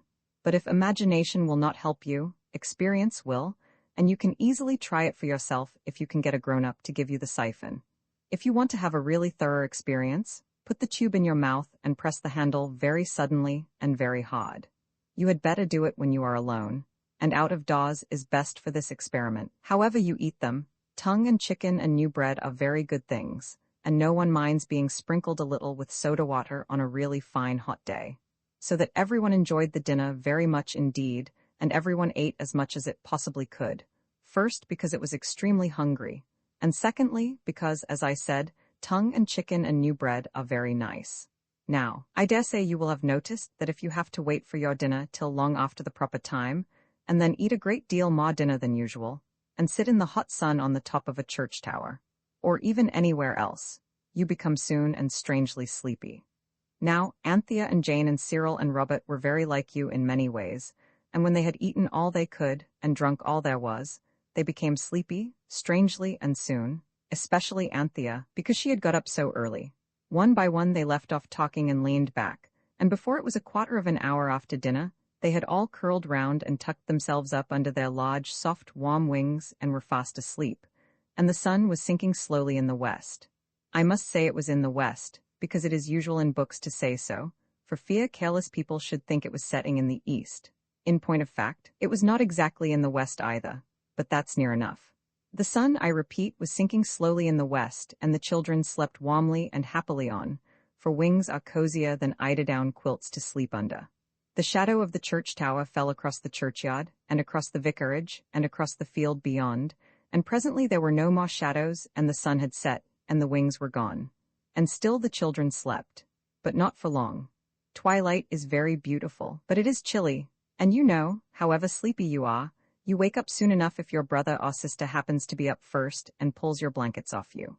The 4 wingless children shivered and woke, and there they were, on the top of a church tower in the dusky twilight, with blue stars coming out by 1s and 2s and 10s and 20s over their heads, miles away from home, with 3 and 3 halfpence in their pockets, and a doubtful act about the necessities of life to be accounted for if anyone found them with the soda water siphon.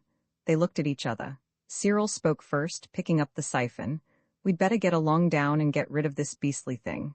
It's dark enough to leave it on the clergyman's doorstep, I should think. Come on." There was a little turret at the corner of the tower, and the little turret had a door in it. They had noticed this when they were eating, but had not explored it, as you would have done in their place. Because, of course, when you have wings and can explore the whole sky, Daws seem hardly worth exploring. Now they turned towards it. Of course, said Cyril, this is the way down. It was, but the door was locked on the inside, and the world was growing darker and darker, and they were miles from home, and there was the soda water siphon.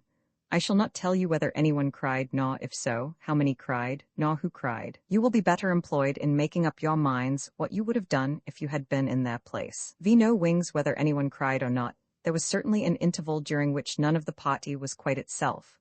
When they grew calmer, Anthea put her handkerchief in her pocket and her arm round Jane, and said, "It can't be for more than one night. We can signal with our handkerchiefs in the morning. They'll be dry then, and someone will come up and let us out."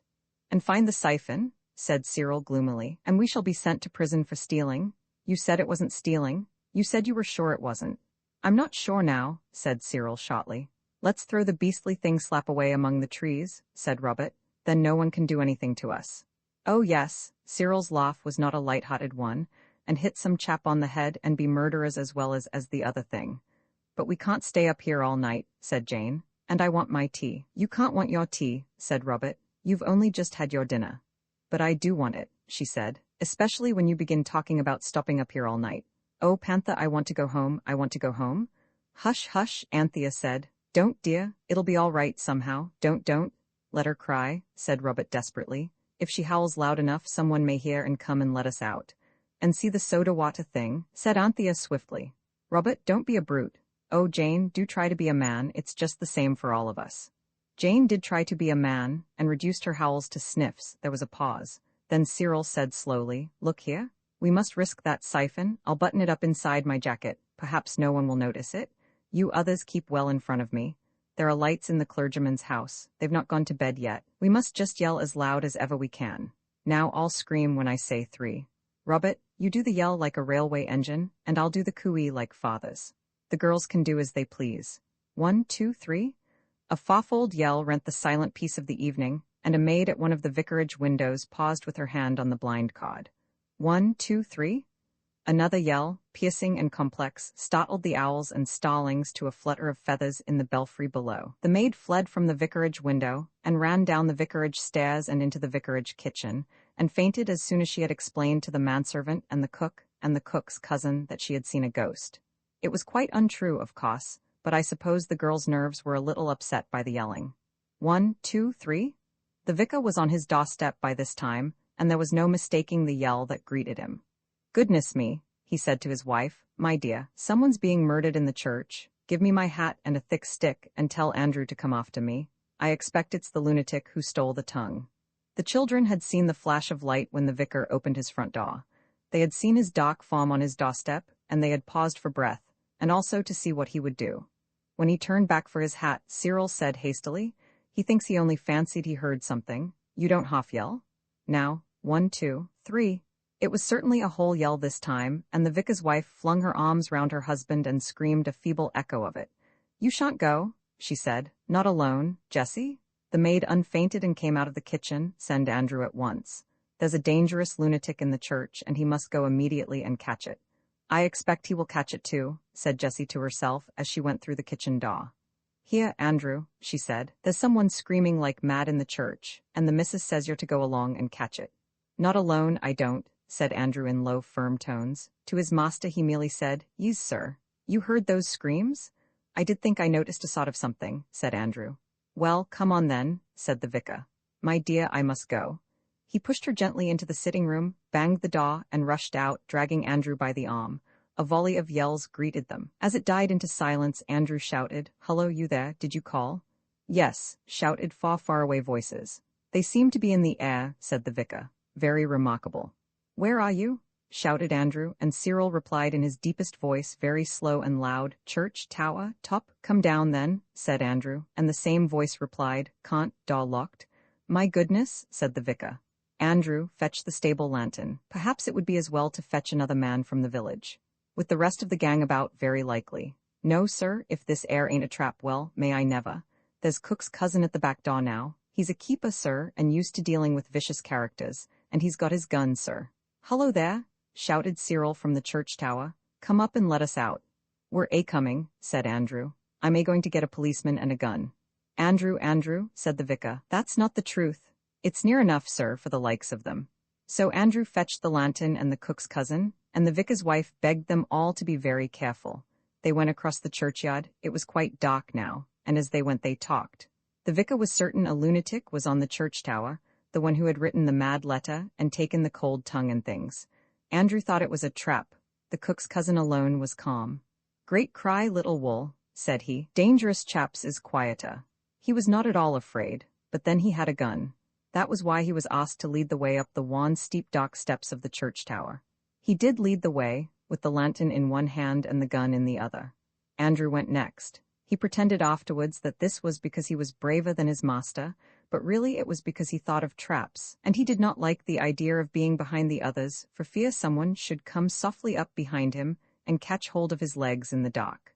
They went on, and round the little corkscrew staircase, then through the bell-ringer's loft, where the bell ropes hung with soft furry ends like giant caterpillars, then up another stair into the belfry, where the big quiet bells are, and then on, up a ladder with broad steps, and then up a little stone stair, and at the top of that there was a little door, and the door was bolted on the stair side.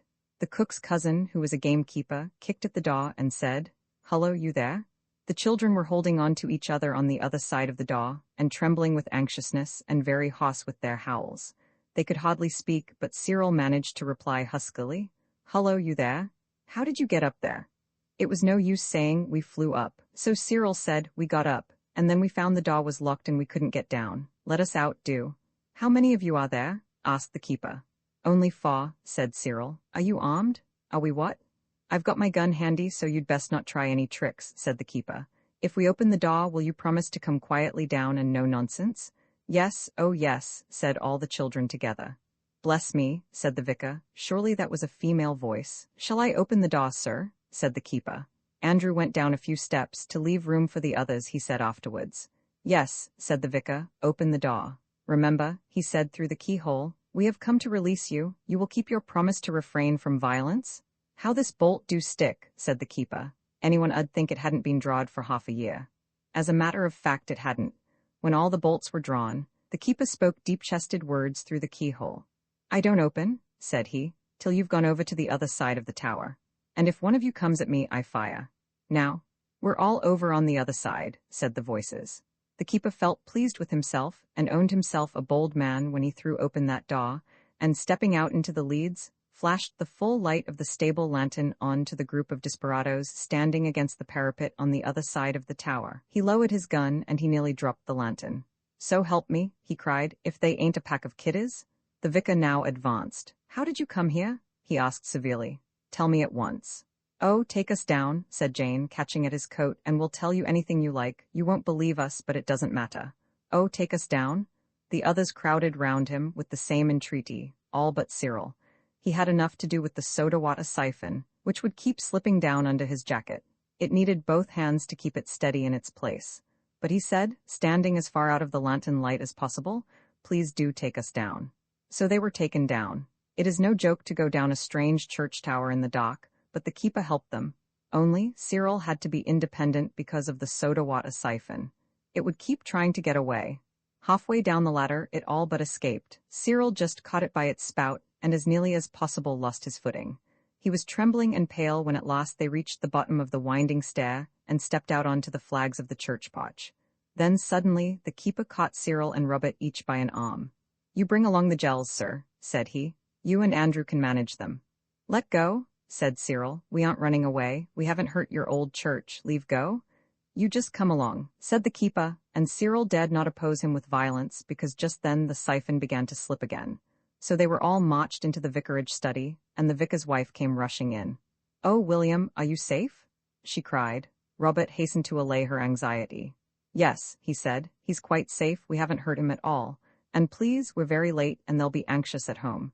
Could you send us home in your carriage? Or perhaps there's a hotel near where we could get a carriage from," said Anthea. "Martha will be very anxious as it is." The vicar had sunk into a chair, overcome by emotion and amazement. Cyril had also sat down and was leaning forward with his elbows on his knees because of that soda-water siphon. "But how did you come to be locked up in the church tower?" asked the vicar.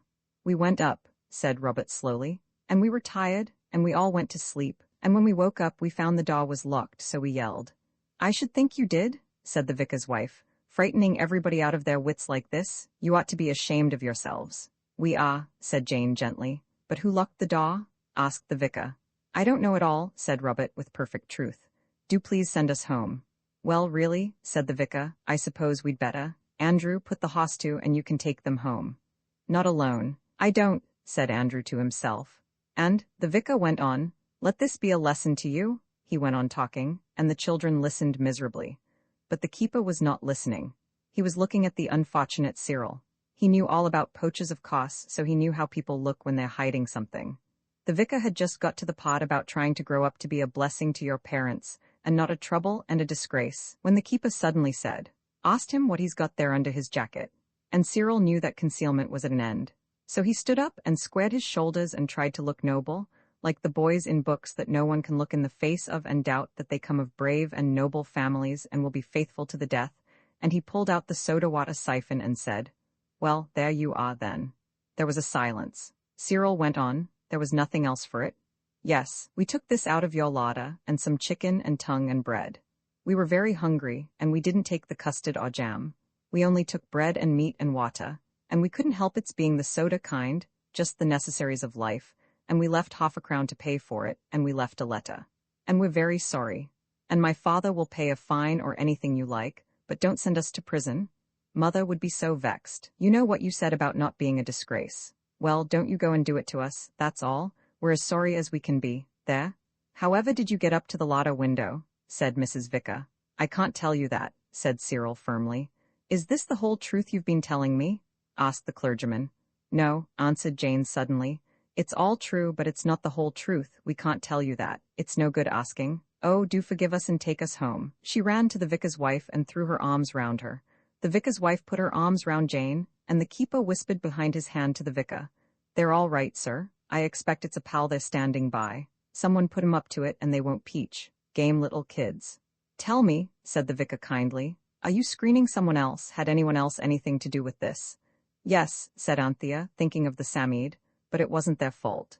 Very well, my dears, said the vicar, then let's say no more about it, only just tell us why you wrote such an odd letter. I don't know, said Cyril. You see, Anthea wrote it in such a hurry, and it really didn't seem like stealing then, but afterwards, when we found we couldn't get down off the church tower, it seemed just exactly like it. We are all very sorry. Say no more about it, said the vicar's wife, but another time just think before you take other people's tongues. Now, some cake and milk before you go home. When Andrew came to say that the hoss was put to, and was he expected to be led alone into the trap that he had plainly seen from the first, he found the children eating cake and drinking milk and laughing at the vicar's jokes. Jane was sitting on the vicar's wife's lap. So you see they got off better than they deserved. The gamekeeper, who was the cook's cousin, asked leave to drive home with them, and Andrew was only too glad to have someone to protect him from that trap he was so certain of.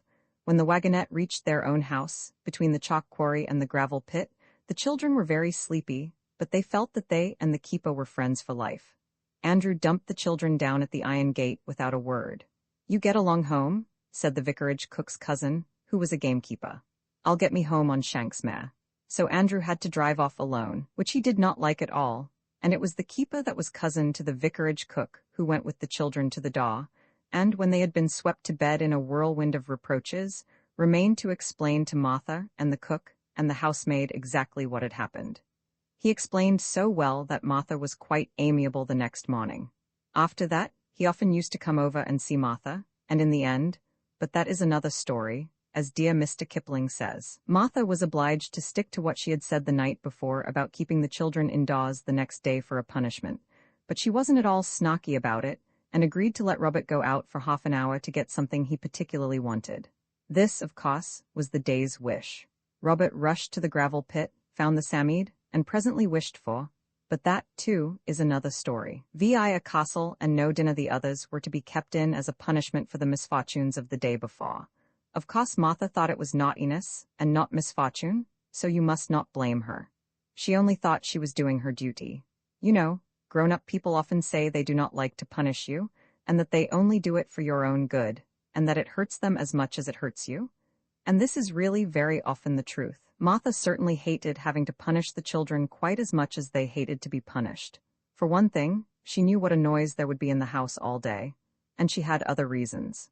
"I declare," she said to the cook, "it seems almost a shame keeping of them indoors this lovely day, but they are that audacious. They'll be walking in with their heads knocked off some of these days, if I don't put my foot down. You make them a cake for tea tomorrow, dear, and we'll have baby along of us soon as we've got a bit forward with our work. Then they can have a good romp with him out of the way. Now, Eliza, come, get on with them beds.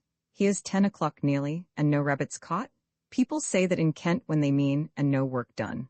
So all the others were kept in, but Robert, as I have said, was allowed to go out for half an hour to get something they all wanted. And that, of course, was the day's wish. He had no difficulty in finding the sand fairy, for the day was already so hot that it had actually, for the first time, come out of its own accord, and it was sitting in a sort of pool of soft sand, stretching itself, and trimming its whiskers and turning its snail's eyes round and round. "Ha?" it said when its left eye saw Robert. "I've been looking out for you. Where are the rest of you? Not smashed themselves up with those wings, I hope?" "No," said Robert, "but the wings got us into a row, just like all the wishes always do.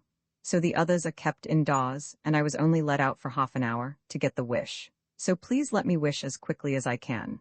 "Wish away," said the Samide, twisting itself round in the sand, but Robert couldn't wish away. He forgot all the things he had been thinking about, and nothing would come into his head but little things for himself, like toffee, a foreign stamp album, or a clasp knife with 3 blades and a corkscrew. He sat down to think better, but it was no use. He could only think of things the others would not have cared for, such as a football, or a pair of leg guards, or to be able to lick Simpkins Minor thoroughly when he went back to school. "Well," said the Samide at last, "you'd better hurry up with that wish of yours. Time flies." "I know it does," said Robert. "I can't think what to wish for. I wish you could give one of the others their wish without their having to come here to ask for it." "Oh, don't." But it was too late. The Samide had blown itself out to about 3 times its proper size, and now it collapsed like a pricked bubble, and with a deep sigh leaned back against the edge of its sand pool, quite faint with the effort. "There," it said in a weak voice. "It was tremendously hard, but I did it. Run along home, or they're sure to wish for something silly before you get there." They were quite sure. Robert felt this, and as he ran home his mind was deeply occupied with the sort of wishes he might find they had wished in his absence. They might wish for rabbits, or white mice, or chocolate, or a fine day tomorrow, or even, and that was most likely, someone might have said, "I do wish to goodness Robert would hurry up." Well, he was hurrying up, and so they would have had their wish, and the day would be wasted. Then he tried to think what they could wish for, something that would be amusing indoors. That had been his own difficulty from the beginning. So few things are amusing indoors when the sun is shining outside and you mayn't go out, however much you want to. Robert was running as fast as he could, but when he turned the corner that ought to have brought him within sight of the architect's nightmare, the ornamental ironwork on the top of the house, he opened his eyes so wide that he had to drop into a walk, for you cannot run with your eyes wide open. Then suddenly he stopped short, for there was no house to be seen. The front garden railings were gone too, and where the house had stood, Robert rubbed his eyes and looked again. Yes, the others had wished, there was no doubt about that. And they must have wished that they lived in a castle, for there the castle stood, black and stately, and very tall and broad, with battlements and lancet windows, and 8 great towers, and where the garden and the orchard had been, there were white things dotted like mushrooms. Robert walked slowly on, and as he got nearer he saw that these were tents, and men in armor were walking about among the tents, crowds and crowds of them. "Oh, crikey," said Robert fervently. They've wished for a castle, and it's being besieged. It's just like that sand fairy. I wish we'd never seen the beastly thing." At the little window above the great gateway, across the moat that now lay where the garden had been but half an hour ago, someone was waving something pale dust-colored. Robert thought it was one of Cyril's handkerchiefs. They had never been white since the day when he had upset the bottle of combined toning and fixing solution into the drawer where they were. Robert waved back, and immediately felt that he had been unwise. For his signal had been seen by the besieging fosse, and 2 men in steel caps were coming towards him. They had high brown boots on their long legs, and they came towards him with such great strides that Robert remembered the shortness of his own legs and did not run away. He knew it would be useless to himself, and he feared it might be irritating to the foe. So he stood still, and the 2 men seemed quite pleased with him. "By my hollydom," said one, "a brave varlet this." Robert felt pleased at being called brave, and somehow it made him feel brave. He passed over the varlet. It was the way people talked in historical romances for the young, he knew, and it was evidently not meant for rudeness. He only hoped he would be able to understand what they said to him. He had not been always able quite to follow the conversations in the historical romances for the young. His garb is strange, said the other. Some outlandish treachery belike. Say, lad, what brings thee hither? Robert knew this meant, now then, youngster, what are you up to here, eh? So he said, if you please, I want to go home. Go then, said the man in the longest boots, none hindereth and naught lets us to follow. Zooks, he added in a cautious undertone, I misdoubt me but he beareth tidings to the besieged. Where dwellest thou, young knave? Inquired the man with the largest steel cap. Over there, said Robert, and directly he had said it he knew he ought to have said yonder. Ha, sayest so, rejoined the longest boots. Come hither, boy, this is matter for our leader. And to the leader Robert was dragged forthwith, by the reluctant ear. The leader was the most glorious creature Robert had ever seen. He was exactly like the pictures Robert had so often admired in the historical romances.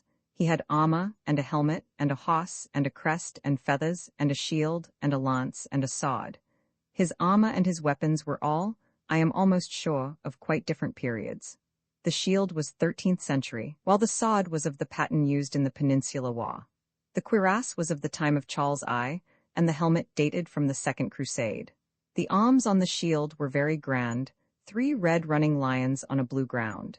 The tents were of the latest brand, and the whole appearance of camp, army, and leader might have been a shock to some.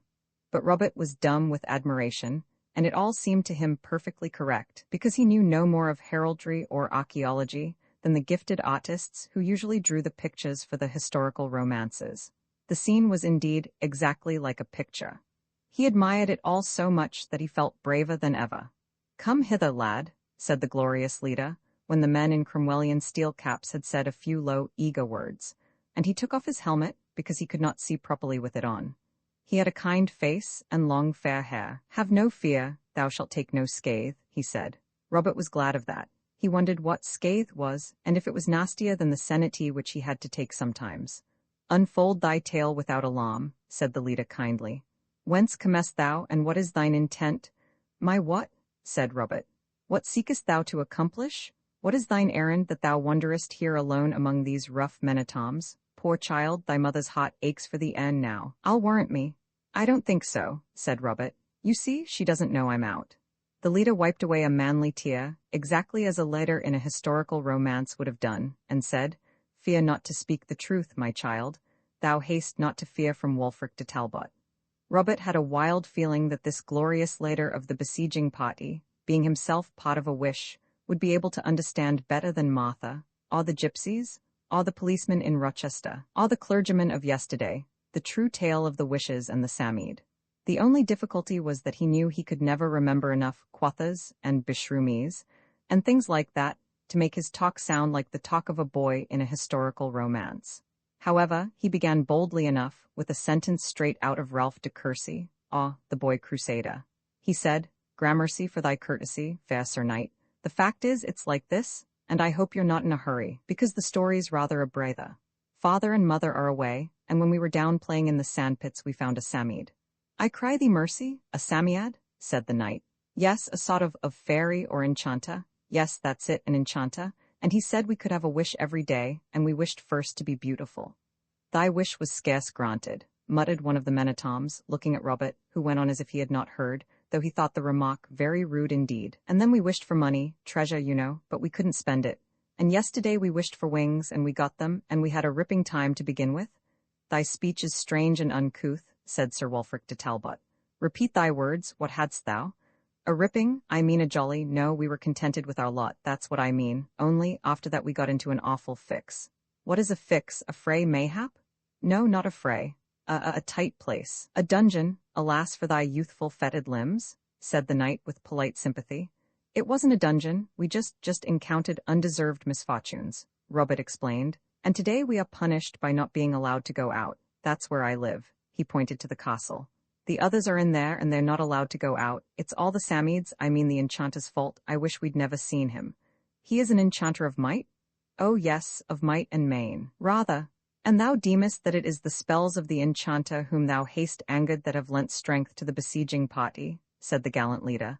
But know thou that Wulfric de Talbot needs no enchanter's aid to lead his followers to victory.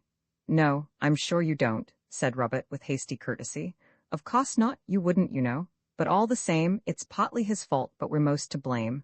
You couldn't have done anything if it hadn't been for us. How now, bold boy?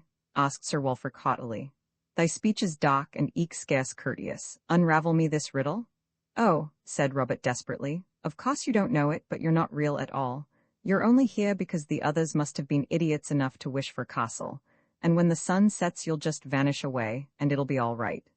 The captain and the men-at-arms exchanged glances, at first pitying, and then sterner, as the longest-booted man said, Beware, noble my lord, the urchin doth but feign madness to escape from our clutches. Shall we not bind him? I'm no more mad than you are, said Robert angrily. Perhaps not so much, only I was an idiot to think you'd understand anything. Let me go, I haven't done anything to you. Whither? Asked the knight, who seemed to have believed all the enchanter's story till it came to his own share in it. Whither wouldst thou wend? Home, of course. Robert pointed to the castle. To carry news of succour, nay? All right then, said Robert, struck by a sudden idea. Then let me go somewhere else. His mind sought eagerly among his memories of the historical romance. Sir Wulfric de Talbot, he said slowly, should think foul scorn to keep a chap, I mean one who has done him no hurt, when he wants to cut off quietly. I mean to depart without violence. This to my face, beshrew thee for a knave, replied Sir Wulfric, but the appeal seemed to have gone home. Yet thou sayest sooth, he added thoughtfully. Go where thou wilt, he added nobly, thou art free. Wulfric de Talbot warreth not with babes, and Jackin here shall bear thee company. All right, said Robert wildly. Jackin will enjoy himself, I think. Come on, Jackin, Sir Wulfric, I salute thee. He saluted after the modern military manner, and set off running to the sandpit, Jackin's long boots keeping up easily. He found the fairy, he dug it up, he woke it up, he implored it to give him one more wish. I've done 2 today already, it grumbled, and one was as stiff a bit of work as ever I did.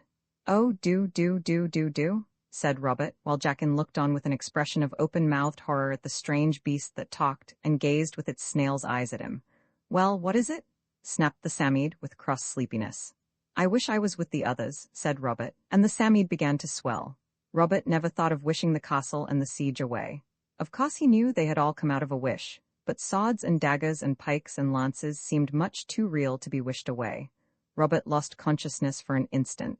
When he opened his eyes, the others were crowding round him. We never heard you come in, they said. How awfully jolly of you to wish it to give us our wish. Of course we understood that was what you'd done, but you ought to have told us. Suppose we'd wished something silly. Silly, said Robert, very crossly indeed. How much sillier could you have been, I'd like to know? You nearly settled me, I can tell you. Then he told his story, and the others admitted that it certainly had been rough on him, but they praised his courage and cleverness so much that he presently got back his lost temper, and felt braver than ever, and consented to be captain of the besieged fosse. We haven't done anything yet, said Anthea comfortably. We waited for you. We're going to shoot at them through these little loopholes with the bow and arrows Uncle gave you, and you shall have first shot. I don't think I would, said Robert cautiously. You don't know what they are like near to. They've got real bows and arrows, an awful length, and swords and pikes and daggers, and all sorts of sharp things.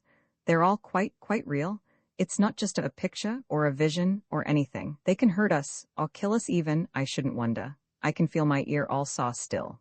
Look here, have you explored the castle? Because I think we'd better let them alone as long as they let us alone. I heard that Jack and Man say they weren't going to attack till just before sundown.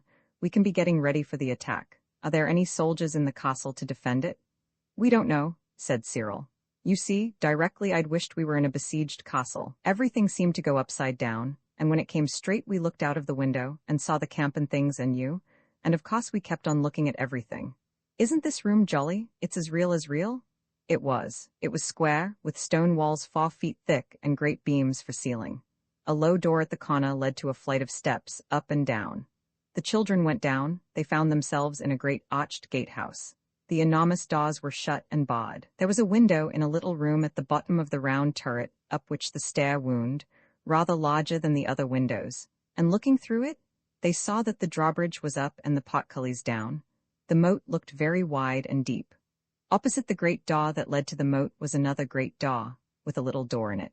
The children went through this, and found themselves in a big paved courtyard, with the great grey walls of the castle rising dark and heavy on all 4 sides. Near the middle of the courtyard stood Martha, moving her right hand backwards and forwards in the air. The cook was stooping down and moving her hands, also in a very curious way. But the oddest and at the same time most terrible thing was the lamb, who was sitting on nothing, about 3 feet from the ground, laughing happily. The children ran towards him. Just as Anthea was reaching out her arms to take him, Martha said crossly, "Let him alone, do, miss, when he is good." "But what's he doing?" said Anthea. "Doing? Why, setting in his high chair as good as gold, a precious, watching me doing of the ironing. Get along with you, do, my iron's cold again." She went towards the cook and seemed to poke an invisible fire with an unseen poker. The cook seemed to be putting an unseen dish into an invisible oven. "Run along with you, do," she said. "I'm behindhand as it is. You won't get no dinner if you come hindering of me like this. Come, off you goes, or I'll pin a dishcloth to some of your tails." "You're sure the lamb's all right?" asked Jane anxiously. "Right as ninepence if you don't come unsettling of him. I thought you'd like to be rid of him for today, but take him if you want him, for gracious sake." "No, no," they said, and hastened away. They would have to defend the castle presently, and the lamb was safer even suspended in mid-air in an invisible kitchen than in the guardroom of a besieged castle. They went through the first doorway they came to and sat down helplessly on a wooden bench that ran along the room inside. "How awful," said Anthea and Jane together, and Jane added, "I feel as if I was in a mad asylum." "What does it mean?" Anthea said. "It's creepy, I don't like it. I wish we'd wished for something plain, a rocking horse or a donkey or something." "It's no use wishing now," said Robert bitterly, and Cyril said, "Do dry up a sec, I want to think." He buried his face in his hands and the others looked about them. They were in a long room with an arched roof. There were wooden tables along it, and one across at the end of the room, on a sort of raised platform. The room was very dim and dark. The floor was strewn with dry things like sticks, and they did not smell nice. Cyril sat up suddenly and said, "Look here, it's all right. I think it's like this, you know, we wish that the servants shouldn't notice any difference when we got wishes, and nothing happens to the lamb unless we specially wish it to. So of course they don't notice the castle or anything. But then the castle is on the same place where our house and the servants have to go on being in the house, or else they would notice. But you can't have a castle mixed up with our house. And so we can't see the house because we see the castle, and they can't see the castle because they go on seeing the house. And so—" "Oh, don't," said Jane. "You make my head go all swimmy, like being on a roundabout. It doesn't matter. Only, I hope we shall be able to see our dinner, that's all. Because if it's invisible it'll be unfeelable as well, and then we can't eat it. I know it will, because I tried to feel if I could feel the lamb's chair, and there was nothing under him at all but air. And we can't eat air, and I feel just as if I hadn't had any breakfast for years and years." "It's no use thinking about it," said Anthea. "Let's go on exploring. Perhaps we might find something to eat." This lighted hope in every breast, and they went on exploring the castle. But though it was the most perfect and delightful castle you can possibly imagine, and furnished in the most complete and beautiful manner, neither food nor menatoms were to be found in it. "If you'd only thought of wishing to be besieged in a castle thoroughly garrisoned and provisioned," said Jane reproachfully. "You can't think of everything, you know," said Anthea. "I should think it must be nearly dinner time by now." It wasn't, but they hung about watching the strange movements of the servants in the middle of the courtyard, because, of course, they couldn't be sure where the dining room of the invisible house was.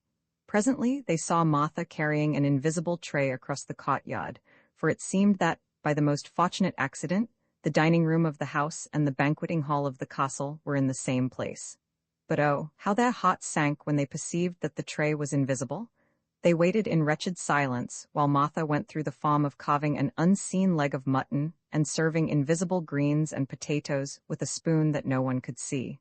When she had left the room, the children looked at the empty table and then at each other. "This is worse than anything," said Robert, who had not till now been particularly keen on his dinner. "I'm not so very hungry," said Anthea, trying to make the best of things as usual. Cyril tightened his belt ostentatiously. Jane burst into tears. Roman 7, a siege in bed, the children were sitting in the gloomy banqueting hall, at the end of one of the long bare wooden tables. There was now no hope. Martha had brought in the dinner, and the dinner was invisible and unfeelable too, for when they rubbed their hands along the table, they knew but too well that for them there was nothing there but table. Suddenly Cyril felt in his pocket. "Right-o," he cried. "Look here, biscuits. Rather broken and crumbled, certainly, but still biscuits. 3 whole ones, and a generous handful of crumbs and fragments. I got them this morning, cook, and I'd quite forgotten," he explained as he divided them with scrupulous fairness into 4 heaps. They were eaten in a happy silence, though they tasted a little oddly, because they had been in Cyril's pocket all the morning with a hank of tarred twine, some green fir cones, and a ball of cobbler's wax. "Yes, but look here, Squirrel," said Robert. "You're so clever at explaining about invisibleness and all that. How is it the biscuits are here, and all the bread and meat and things have disappeared?" "I don't know," said Cyril after a pause, "unless it's because we had them. Nothing about us has changed. Everything's in my pocket all right." "Then if we had the mutton it would be real," said Robert. "Oh, don't I wish we could find it? But we can't find it. I suppose it isn't ours till we've got it in our mouths." "Or in our pockets," said Jane, thinking of the biscuits. "Who puts mutton in their pockets, Goose Girl?" said Cyril. "But I know, at any rate I'll try it." He leaned over the table with his face about an inch from it and kept opening and shutting his mouth as if he were taking bites out of air. "It's no good," said Robert in deep dejection. "You'll only, hullo."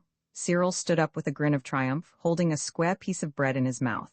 It was quite real. Everyone saw it.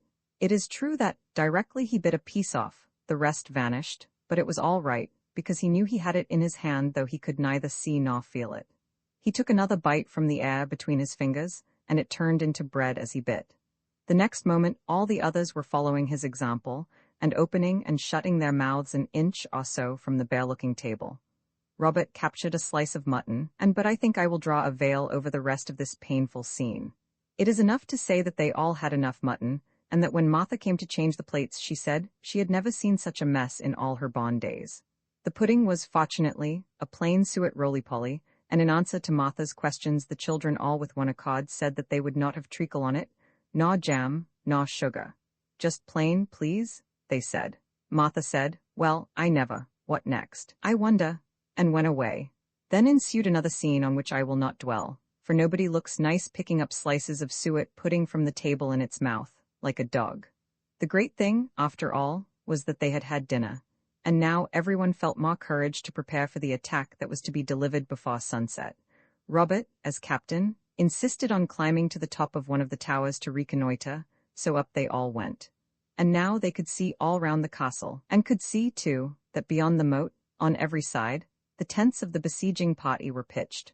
Rather uncomfortable shivers ran down the children's backs as they saw that all the men were very busy cleaning or sharpening their arms, restringing their bows, and polishing their shields. A large party came along the road, with horses dragging along the great trunk of a tree, and Cyril felt quite pale, because he knew this was for a battering ram. "What a good thing we've got a moat," he said, "and what a good thing the drawbridge is up. I should never have known how to work it. Of course it would be up in a besieged castle. You'd think there ought to have been soldiers in it, wouldn't you?" said Robert. "You see you don't know how long it's been besieged," said Cyril darkly. "Perhaps most of the brave defenders were killed quite early in the siege and all the provisions eaten, and now there are only a few intrepid survivors. That's us, and we are going to defend it to the death." "How do you begin, defending to the death, I mean?" asked Anthea. "We ought to be heavily armed and then shoot at them when they advance to the attack. They used to pour boiling lead down on besiegers when they got too close," said Anthea. "Father showed me the holes on purpose for pouring it down through at Bodiam Castle, and there are holes like it in the gate tower here. I think I'm glad it's only a game. It is only a game, isn't it?" said Jane, but no one answered. The children found plenty of strange weapons in the castle, and if they were armed at all, it was soon plain that they would be, as Cyril said, armed heavily. For these swords and lances and crossbows were far too weighty, even for Cyril's manly strength, and as for the longbows, none of the children could even begin to bend them. The daggers were better, but Jane hoped that the besiegers would not come close enough for daggers to be of any use. "Never mind, we can hurl them like javelins," said Cyril, "or drop them on people's heads. I say, there are lots of stones on the other side of the courtyard. If we took some of those up, just to drop on their heads if they were to try swimming the moat." So a heap of stones grew apace, up in the room above the gate, and another heap, a shiny, spiky, dangerous-looking heap, of daggers and knives. As Anthea was crossing the courtyard for more stones, a sudden and valuable idea came to her. She went to Martha and said, "May we have just biscuits for tea? We're going to play at besieged castles, and we'd like the biscuits to provision the garrison. Put mine in my pocket, please. My hands are so dirty, and I'll tell the others to fetch theirs." This was indeed a happy thought, for now with 4 generous handfuls of air, which turned to biscuit as Martha crammed it into their pockets, the garrison was well provisioned till sundown. They brought up some iron pots of cold water to pour on the besiegers instead of hot lead, with which the castle did not seem to be provided. The afternoon passed with wonderful quickness. It was very exciting, but none of them, except Robert, could feel all the time that this was real deadly dangerous work.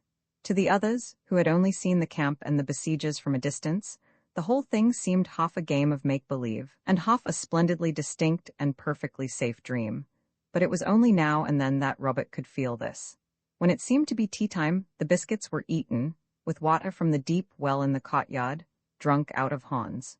Cyril insisted on putting by 8 of the biscuits, in case anyone should feel faint in stress of battle. Just as he was putting away the reserve biscuits in a sort of little stone cupboard without a door, a sudden sound made him drop 3. It was the loud, fierce cry of a trumpet. "You see it is real," said Robert, "and they are going to attack." All rushed to the narrow windows. "Yes," said Robert, "they're all coming out of their tents and moving about like ants. There's that Jackin dancing about where the bridge joins on. I wish he could see me put my tongue out at him." "Yeah." The others were far too pale to wish to put their tongues out at anybody. They looked at Robert with surprised respect. Anthea said, "You really are brave." "Robert, rot." Cyril's pallor turned to redness now, all in a minute. "He's been getting ready to be brave all the afternoon, and I wasn't ready, that's all. I shall be braver than he is in half a jiffy." "Oh dear," said Jane, "what does it matter which of you is the bravest? I think Cyril was a perfect silly to wish for a castle, and I don't want to play." "It isn't," Robert was beginning sternly, but Anthea interrupted. "Oh yes, you do," she said coaxingly. "It's a very nice game, really, because they can't possibly get in, and if they do, the women and children are always spared by civilized armies." "But are you quite sure they are civilized?" asked Jane, panting. "They seem to be such a long time ago." "Of course they are." Anthea pointed cheerfully through the narrow window. "Why, look at the little flags on their lances, how bright they are, and how fine the leader is. Look, that's him, isn't it, Robert?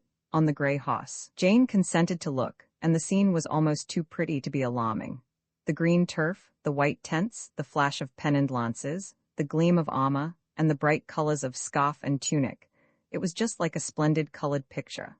The trumpets were sounding, and when the trumpets stopped for breath, the children could hear the cling-clang of armor and the murmur of voices. A trumpeter came forward to the edge of the moat, which now seemed very much narrower than at first, and blew the longest and loudest blast they had yet heard. When the blaring noise had died away, a man who was with the trumpeter shouted, "What ho, within there?" and his voice came plainly to the garrison in the gatehouse. "Hullo there," Robert bellowed back at once. "In the name of our lord the king, and of our good lord and trusty leader Sir Wulfric de Talbot, we summon this castle to surrender, on pain of fire and sword and no quarter." "Do ye surrender?" "No," bawled Robert. "Of course we don't. Never, never, never." The man answered back, "Then your fate be on your own heads." "Cheer," said Robert in a fierce whisper. "Cheer to show them we aren't afraid, and rattle the daggers to make more noise. 1, 2, 3, hip, hip, hooray. Again, hip, hip, hooray. One more, hip, hip, hooray." The cheers were rather high and weak, but the rattle of the daggers lent them strength and depth. There was another shout from the camp across the moat, and then the beleaguered fortress felt that the attack had indeed begun. It was getting rather dark in the room above the great gate, and Jane took a very little courage as she remembered that sunset couldn't be far off now. "The moat is dreadfully thin," said Anthea. "But they can't get into the castle even if they do swim over," said Robert. And as he spoke, he heard feet on the stair outside, heavy feet and the clank of steel. No one breathed for a moment. The steel and the feet went on up the turret stairs. Then Robert sprang softly to the door. He pulled off his shoes. "Wait here," he whispered, and stole quickly and softly after the boots and the spur clank. He peeped into the upper room. The man was there, and it was Jackin, all dripping with moat water, and he was fiddling about with the machinery which Robert felt sure worked the drawbridge. Robert banged the door suddenly, and turned the great key in the lock, just as Jackin sprang to the inside of the door. Then he tore downstairs and into the little turret at the foot of the tower where the biggest window was. "We ought to have defended this," he cried to the others as they followed him. He was just in time. Another man had swum over, and his fingers were on the window ledge. Robert never knew how the man had managed to climb up out of the water, but he saw the clinging fingers and hit them as hard as he could with an iron bar that he caught up from the floor. The man fell with a plop-plash into the moat water. In another moment, Robert was outside the little room, had banged its door, and was shooting home the enormous bolts and calling to Cyril to lend a hand. Then they stood in the arched gatehouse, breathing hard and looking at each other. Jane's mouth was open. "Cheer up, Jenny," said Robert. "It won't last much longer." There was a creaking above, and something rattled and shook. The pavement they stood on seemed to tremble, Then a crash told them that the drawbridge had been lowered to its place. "That's that beast Jackin," said Robert. "There's still the potcullies, I'm almost certain that's worked from lower down." And now the drawbridge rang and echoed hollowly to the hoofs of horses and the tramp of armed men. "Up quick!" cried Robert. "Let's drop things on them." Even the girls were feeling almost brave now. They followed Robert quickly, and under his directions began to drop stones out through the long narrow windows. There was a confused noise below, and some groans. "Oh dear," said Anthea, putting down the stone she was just going to drop out. "I'm afraid we've hurt somebody." Robert caught up the stone in a fury. "I should just hope we had," he said. "I'd give something for a jolly good boiling kettle of lead. Surrender, indeed?" And now came more tramping and a pause, and then the thundering thump of the battering ram, and the little room was almost quite dark. "We've held it," cried Robert. "We won't surrender? The sun must set in a minute. Here, they're all jawing underneath again. Pity there's no time to get more stones. Here, pour that water down on them. It's no good, of course, but they'll hate it." "Oh dear," said Jane. "Don't you think we'd better surrender?" "Never," said Robert. "We'll have a parley if you like, but we'll never surrender." "Oh, I'll be a soldier when I grow up. You just see if I don't. I won't go into the civil service, whatever anyone says." "Let's wave a handkerchief and ask for a parley," Jane pleaded. "I don't believe the sun's going to set tonight at all." "Give them the water first, the brutes," said the bloodthirsty Robert. So Anthea tilted the pot over the nearest lead hole and pawed. They heard a splash below, but no one below seemed to have felt it, and again the ram batted the great door. Anthea paused. "How idiotic," said Robert, lying flat on the floor and putting one eye to the lead hole. "Of course the holes go straight down into the gatehouse. That's for when the enemy has got past the door and the portcullis, and almost all is lost. Here, hand me the pot." He crawled onto the three-cornered window ledge in the middle of the wall, and taking the pot from Anthea, pawed the water out through the arrow slit. And as he began to paw, the noise of the battering ram, and the trampling of the foe and the shouts of "Surrender" and "De Talbot forever," all suddenly stopped and went out like the snuff of a candle. The little dark room seemed to whirl round and turn topsy-turvy, and when the children came to themselves, there they were, safe and sound, in the big front bedroom of their own house. The house with the ornamental nightmare, iron top to the roof. They all crowded to the window and looked out. The moat and the tents and the besieging fosse were all gone, and there was the garden with its tangle of dahlias and marigolds and astas and late roses, and the spiky iron railings and the quiet white road. Everyone drew a deep breath. "And that's all right," said Robert. "I told you so, and I say we didn't surrender, did we?" "Aren't you glad now I wished for castle?" asked Cyril. "I think I am now," said Anthea slowly. "But I wouldn't wish for it again, I think. Squirrel dear." "Oh, it was simply splendid," said Jane unexpectedly. "I wasn't frightened a bit." "Oh, I say," Cyril was beginning, but Anthea stopped him. "Look here," she said, "it's just come into my head. This is the very first thing we've wished for that hasn't got us into a row, and there hasn't been the least little scrap of a row about this. Nobody's raging downstairs, we're safe and sound, we've had an awfully jolly day. At least, not jolly exactly, but you know what I mean. And we know now how brave Robert is, and Cyril too, of course," she added hastily, "and Jane as well. And we haven't got into a row with a single grown-up." The door was opened suddenly and fiercely. "You ought to be ashamed of yourselves," said the voice of Martha, and they could tell by her voice that she was very angry indeed. "I thought you couldn't last through the day without getting up to some doggery. A person can't take a breath of air on the front doorstep, but you must be emptying the wash-hand jug onto their heads.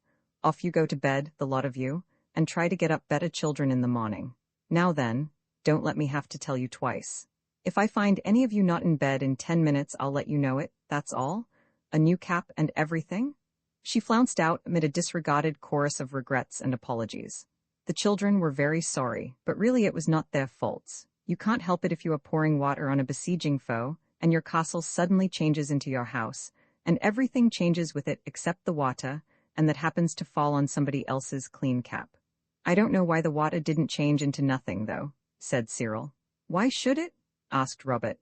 "What is water all the world over?" "I expect the castle well was the same as ours in the stable yard," said Jane, and that was really the case. "I thought we couldn't get through a wish day without a row," said Cyril. "It was much too good to be true. Come on, Bobs, my military hero. If we lick into bed shop she won't be so frumious, and perhaps she'll bring us up some supper. I'm jolly hungry. Good night, kids." "Good night. I hope the castle won't come creeping back in the night," said Jane. "Of course it won't," said Anthea briskly, "but Martha will not in the night but in a minute. Here, turn round, I'll get that knot out of your pinafore strings. Wouldn't it have been degrading for Sir Wulfric de Talbot, said Jane dreamily, if he could have known that half the besieged garrison wore pinafores, and the other half knickerbockers? Yes, frightfully. Do stand still, you're only tightening the knot, said Anthea. Roman ain't bigger than the baker's boy, look here, said Cyril. I've got an idea. Does it hurt much? Said Robert sympathetically. Don't be a jackcape, I'm not humbugging. Shut up, Bobs, said Anthea. Silence for the squirrel's oration, said Robert. Cyril balanced himself on the edge of the water butt in the backyard where they all happened to be and spoke. Friends, Romans, countrymen, and women, we found a Samiad, we have had wishes. We've had wings, and being beautiful as the day, ugh. That was pretty jolly beastly if you like, and wealth and castles and that rotten gypsy business with the lamb. But we're no forader, we haven't really got anything worth having for our wishes. We've had things happening, said Robert. That's always something. It's not enough unless they're the right things, said Cyril firmly. Now I've been thinking, not really, whispered Robert. In the silent what's-its-names of the night, it's like suddenly being asked something out of history. The date of the conquest or something. You know it all right all the time, but when you're asked it all goes out of your head. Ladies and gentlemen, you know jolly well that when we're all rotting about in the usual way heaps of things keep cropping up, and then real earnest wishes come into the heads of the beholder. Here, said Robert. Of the beholder, however stupid he is, Cyril went on. Why, even Robert might happen to think of a really useful wish if he didn't injure his poor little brains trying so hard to think. Shut up, Bobs, I tell you. You'll have the whole show over. A struggle on the edge of a water butt is exciting, but damp. When it was over, and the boys were partially dried, Anthea said, It really was you began it, Bobs. Now honor is satisfied, do let Squirrel go on. We're wasting the whole morning. Well then, said Cyril, still wringing the water out of the tails of his jacket, I'll call it Pax if Bobs will. Pax then, said Robert sulkily, but I've got a lump as big as a cricket ball over my eye. Anthea patiently offered a dust-colored handkerchief, and Robert bathed his wounds in silence. Now, Squirrel, she said. Well then, let's just play bandits, or forts, or soldiers, or any of the old games. We're dead sure to think of something if we try not to. You always do. The others consented. Bandits was hastily chosen for the game. It's as good as anything else, said Jane gloomily. It must be owned that Robert was at first but a half-hearted bandit, but when Anthea had borrowed from Martha the red-spotted handkerchief, in which the keeper had brought her mushrooms that morning, and had tied up Robert's head with it so that he could be the wounded hero who had saved the bandit captain's life the day before, he cheered up wonderfully. All were soon armed. Bows and arrows slung on the back look well, and umbrellas and cricket stumps stuck through the belt give a fine impression of the wearers being armed to the teeth. The white cotton hats that men wear in the country nowadays have a very brigandish effect when a few turkeys' feathers are stuck in them. The lamb's mail cot was covered with a red and blue checked tablecloth, and made an admirable baggage wagon. The lamb asleep inside it was not at all in the way, so the banditti set out along the road that led to the sandpit. We ought to be near the Samiad, said Cyril, in case we think of anything suddenly. It is all very well to make up your minds to play bandits, or chess, or ping-pong, or any other agreeable game, but it is not easy to do it with spirit when all the wonderful wishes you can think of, or can't think of, are waiting for you round the corner. The game was dragging a little, and some of the bandits were beginning to feel that the others were disagreeable things, and were saying so candidly, when the baker's boy came along the road with loaves in a basket. The opportunity was not one to be lost. Stand and deliver, cried Cyril. Your money or your life, said Robert, and they stood on each side of the baker's boy. Unfortunately, he did not seem to enter into the spirit of the thing at all. He was a baker's boy of an unusually large size. He merely said, Chuck it now, d'ye hear? And pushed the bandits aside most disrespectfully. Then Robert lassoed him with Jane's skipping rope, and instead of going round his shoulders, as Robert intended, it went round his feet and tripped him up. The basket was upset. The beautiful new loaves went bumping and bouncing all over the dusty, chalky road. The girls ran to pick them up, and all in a moment Robert and the baker's boy were fighting it out, man to man, with Cyril to see fair play, and the skipping rope twisting round their legs like an interested snake that wished to be a peacemaker. It did not succeed. Indeed, the way the boxwood handles sprang up and hit the fighters on the shins and ankles was not at all peacemaking. I know this is the second fight, or contest, in this chapter, but I can't help it. It was that sort of day. You know yourself there are days when rows seem to keep on happening, quite without your meaning them to. If I were a writer of tales of adventure such as those which used to appear in the Boys of England when I was young, of course I should be able to describe the fight, but I cannot do it. I never can see what happens during a fight, even when it is only dogs. Also, if I had been one of these Boys of England writers, Robert would have got the best of it. But I am like George Washington. I cannot tell a lie, even about a cherry tree, much less about a fight, and I cannot conceal from you that Robert was badly beaten for the second time that day. The baker's boy blacked his other eye, and, being ignorant of the first rules of fair play and gentlemanly behavior, he also pulled Robert's hair and kicked him on the knee. Robert always used to say he could have licked the butcher if it hadn't been for the girls. But I am not sure. Anyway, what happened was this, and very painful it was to self-respecting boys. Cyril was just tearing off his coat so as to help his brother in proper style, when Jane threw her arms round his legs and began to cry and ask him not to go and be beaten too. That, too, was very nice for Robert, as you can imagine. But it was nothing to what he felt when Anthea rushed in between him and the baker's boy and caught that unfair and degraded fighter round the waist, imploring him not to fight any more. "Oh, don't hurt my brother any more," she said in floods of tears. "He didn't mean it, it's only play, and I'm sure he's very sorry." You see how unfair this was to Robert. Because if the baker's boy had had any right and chivalrous instincts and had yielded to Anthea's pleading and accepted her despicable apology, Robert could not, in honor, have done anything to him at any future time. But Robert's fears, if he had any, were soon dispelled. Chivalry was a stranger to the breast of the baker's boy. He pushed Anthea away very roughly, and he chased Robert with kicks and unpleasant conversation right down the road to the sandpit, and there, with one last kick, he landed him in a heap of sand. "I'll lawn you, you young varmint," he said, and went off to pick up his loaves and go about his business. Cyril, impeded by Jane, could do nothing without hurting her, for she clung round his legs with the strength of despair. The baker's boy went off red and damp about the face. Abusive to the last, he called them a pack of silly idiots and disappeared round the corner. Then Jane's grasp loosened. Cyril turned away in silent dignity to follow Robert, and the girls followed him, weeping without restraint. It was not a happy party that flung itself down in the sand beside the sobbing Robert, for Robert was sobbing, mostly with rage. Though of course I know that a really heroic boy is always dry-eyed after a fight, but then he always wins, which had not been the case with Robert. Cyril was angry with Jane, Robert was furious with Anthea, the girls were miserable, and not one of the four was pleased with the baker's boy. There was, as French writers say, a silence full of emotion. Then Robert dug his toes and his hands into the sand and wriggled in his rage.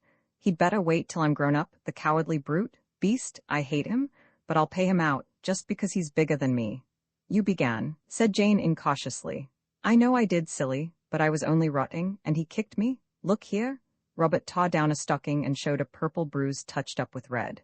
"I only wish I was bigger than him, that's all." He dug his fingers in the sand and sprang up, for his hand had touched something furry.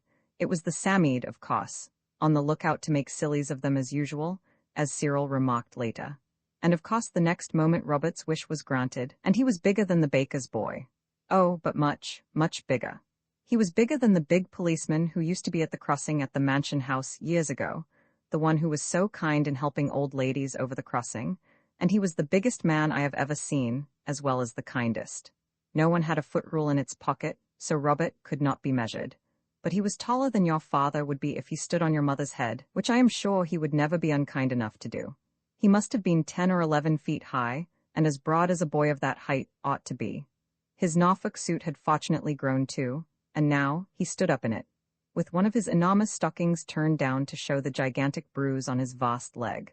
Immense tears of fury still stood on his flushed giant face. He looked so surprised, and he was so large to be wearing an Eton collar, that the others could not help laughing. "The Psammead's done us again," said Cyril. "Not us, me," said Robert.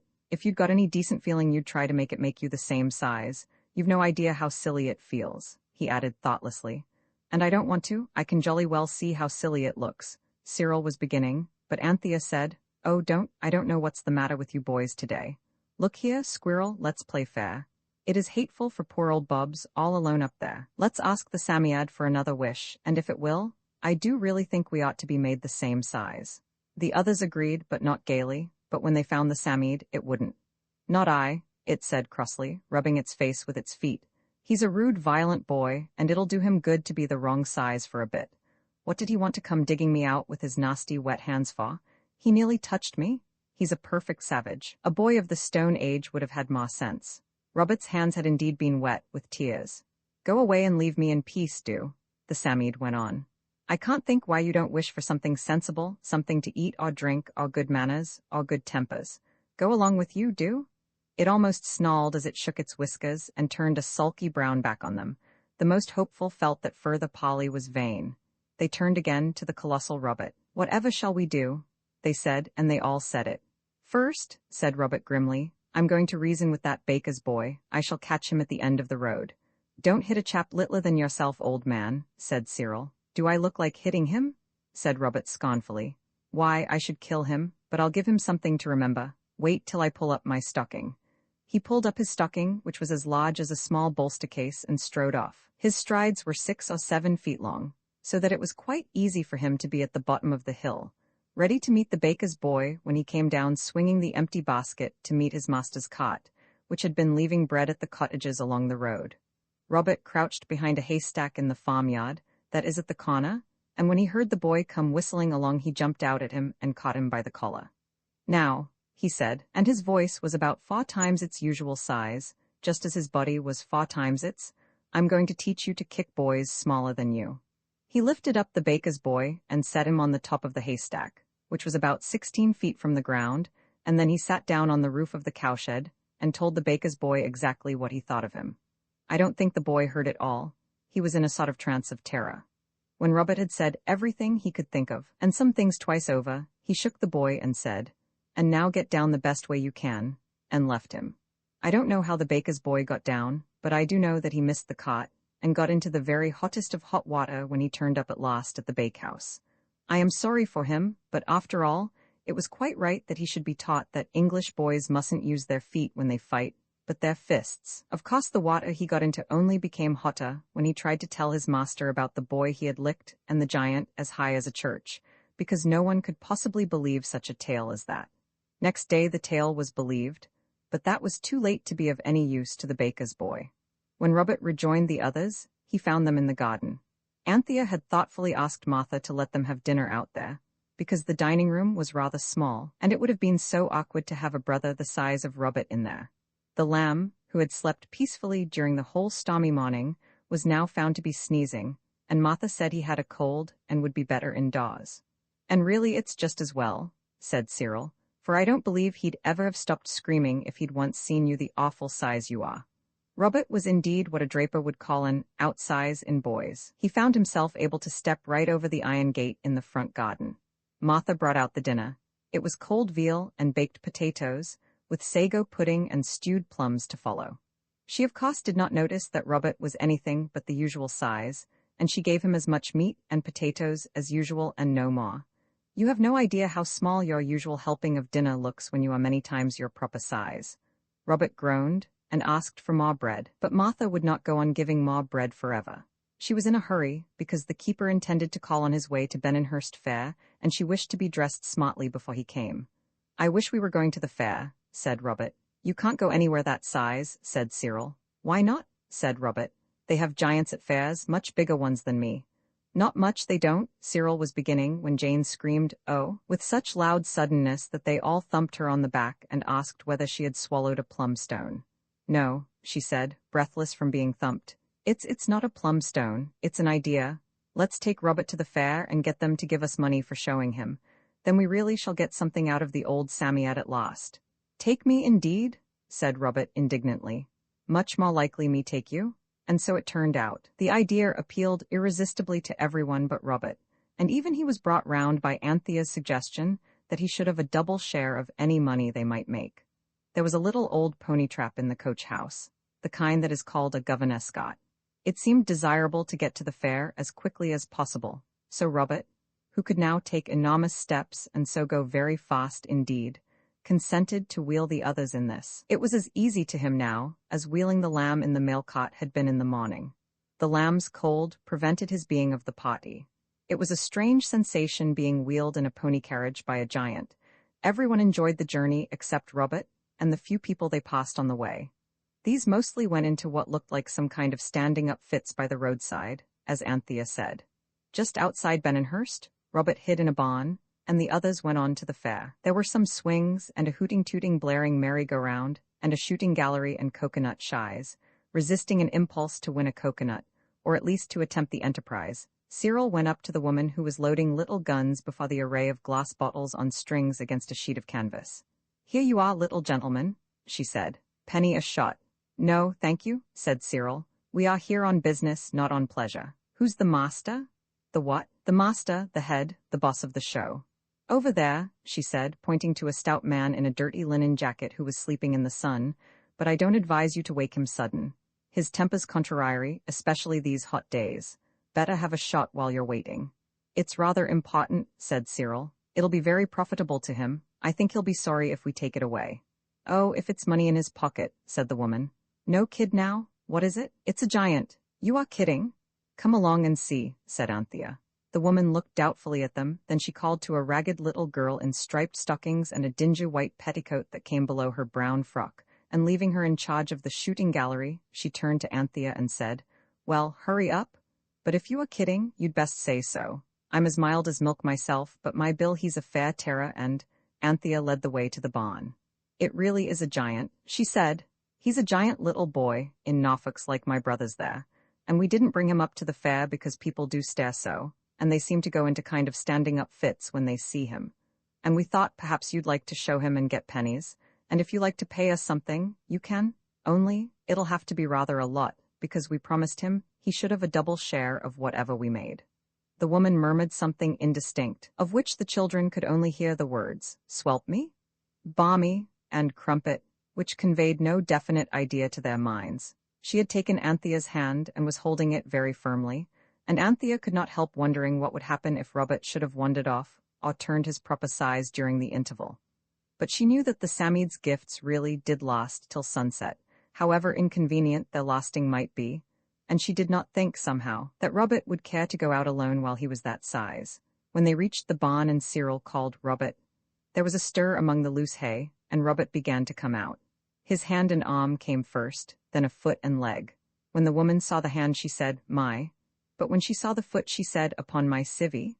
And when, by slow and heavy degrees, the whole of Robert's enormous bulk was at last completely disclosed, she drew a long breath and began to say many things, compared with which balmy and crumpet seemed quite ordinary.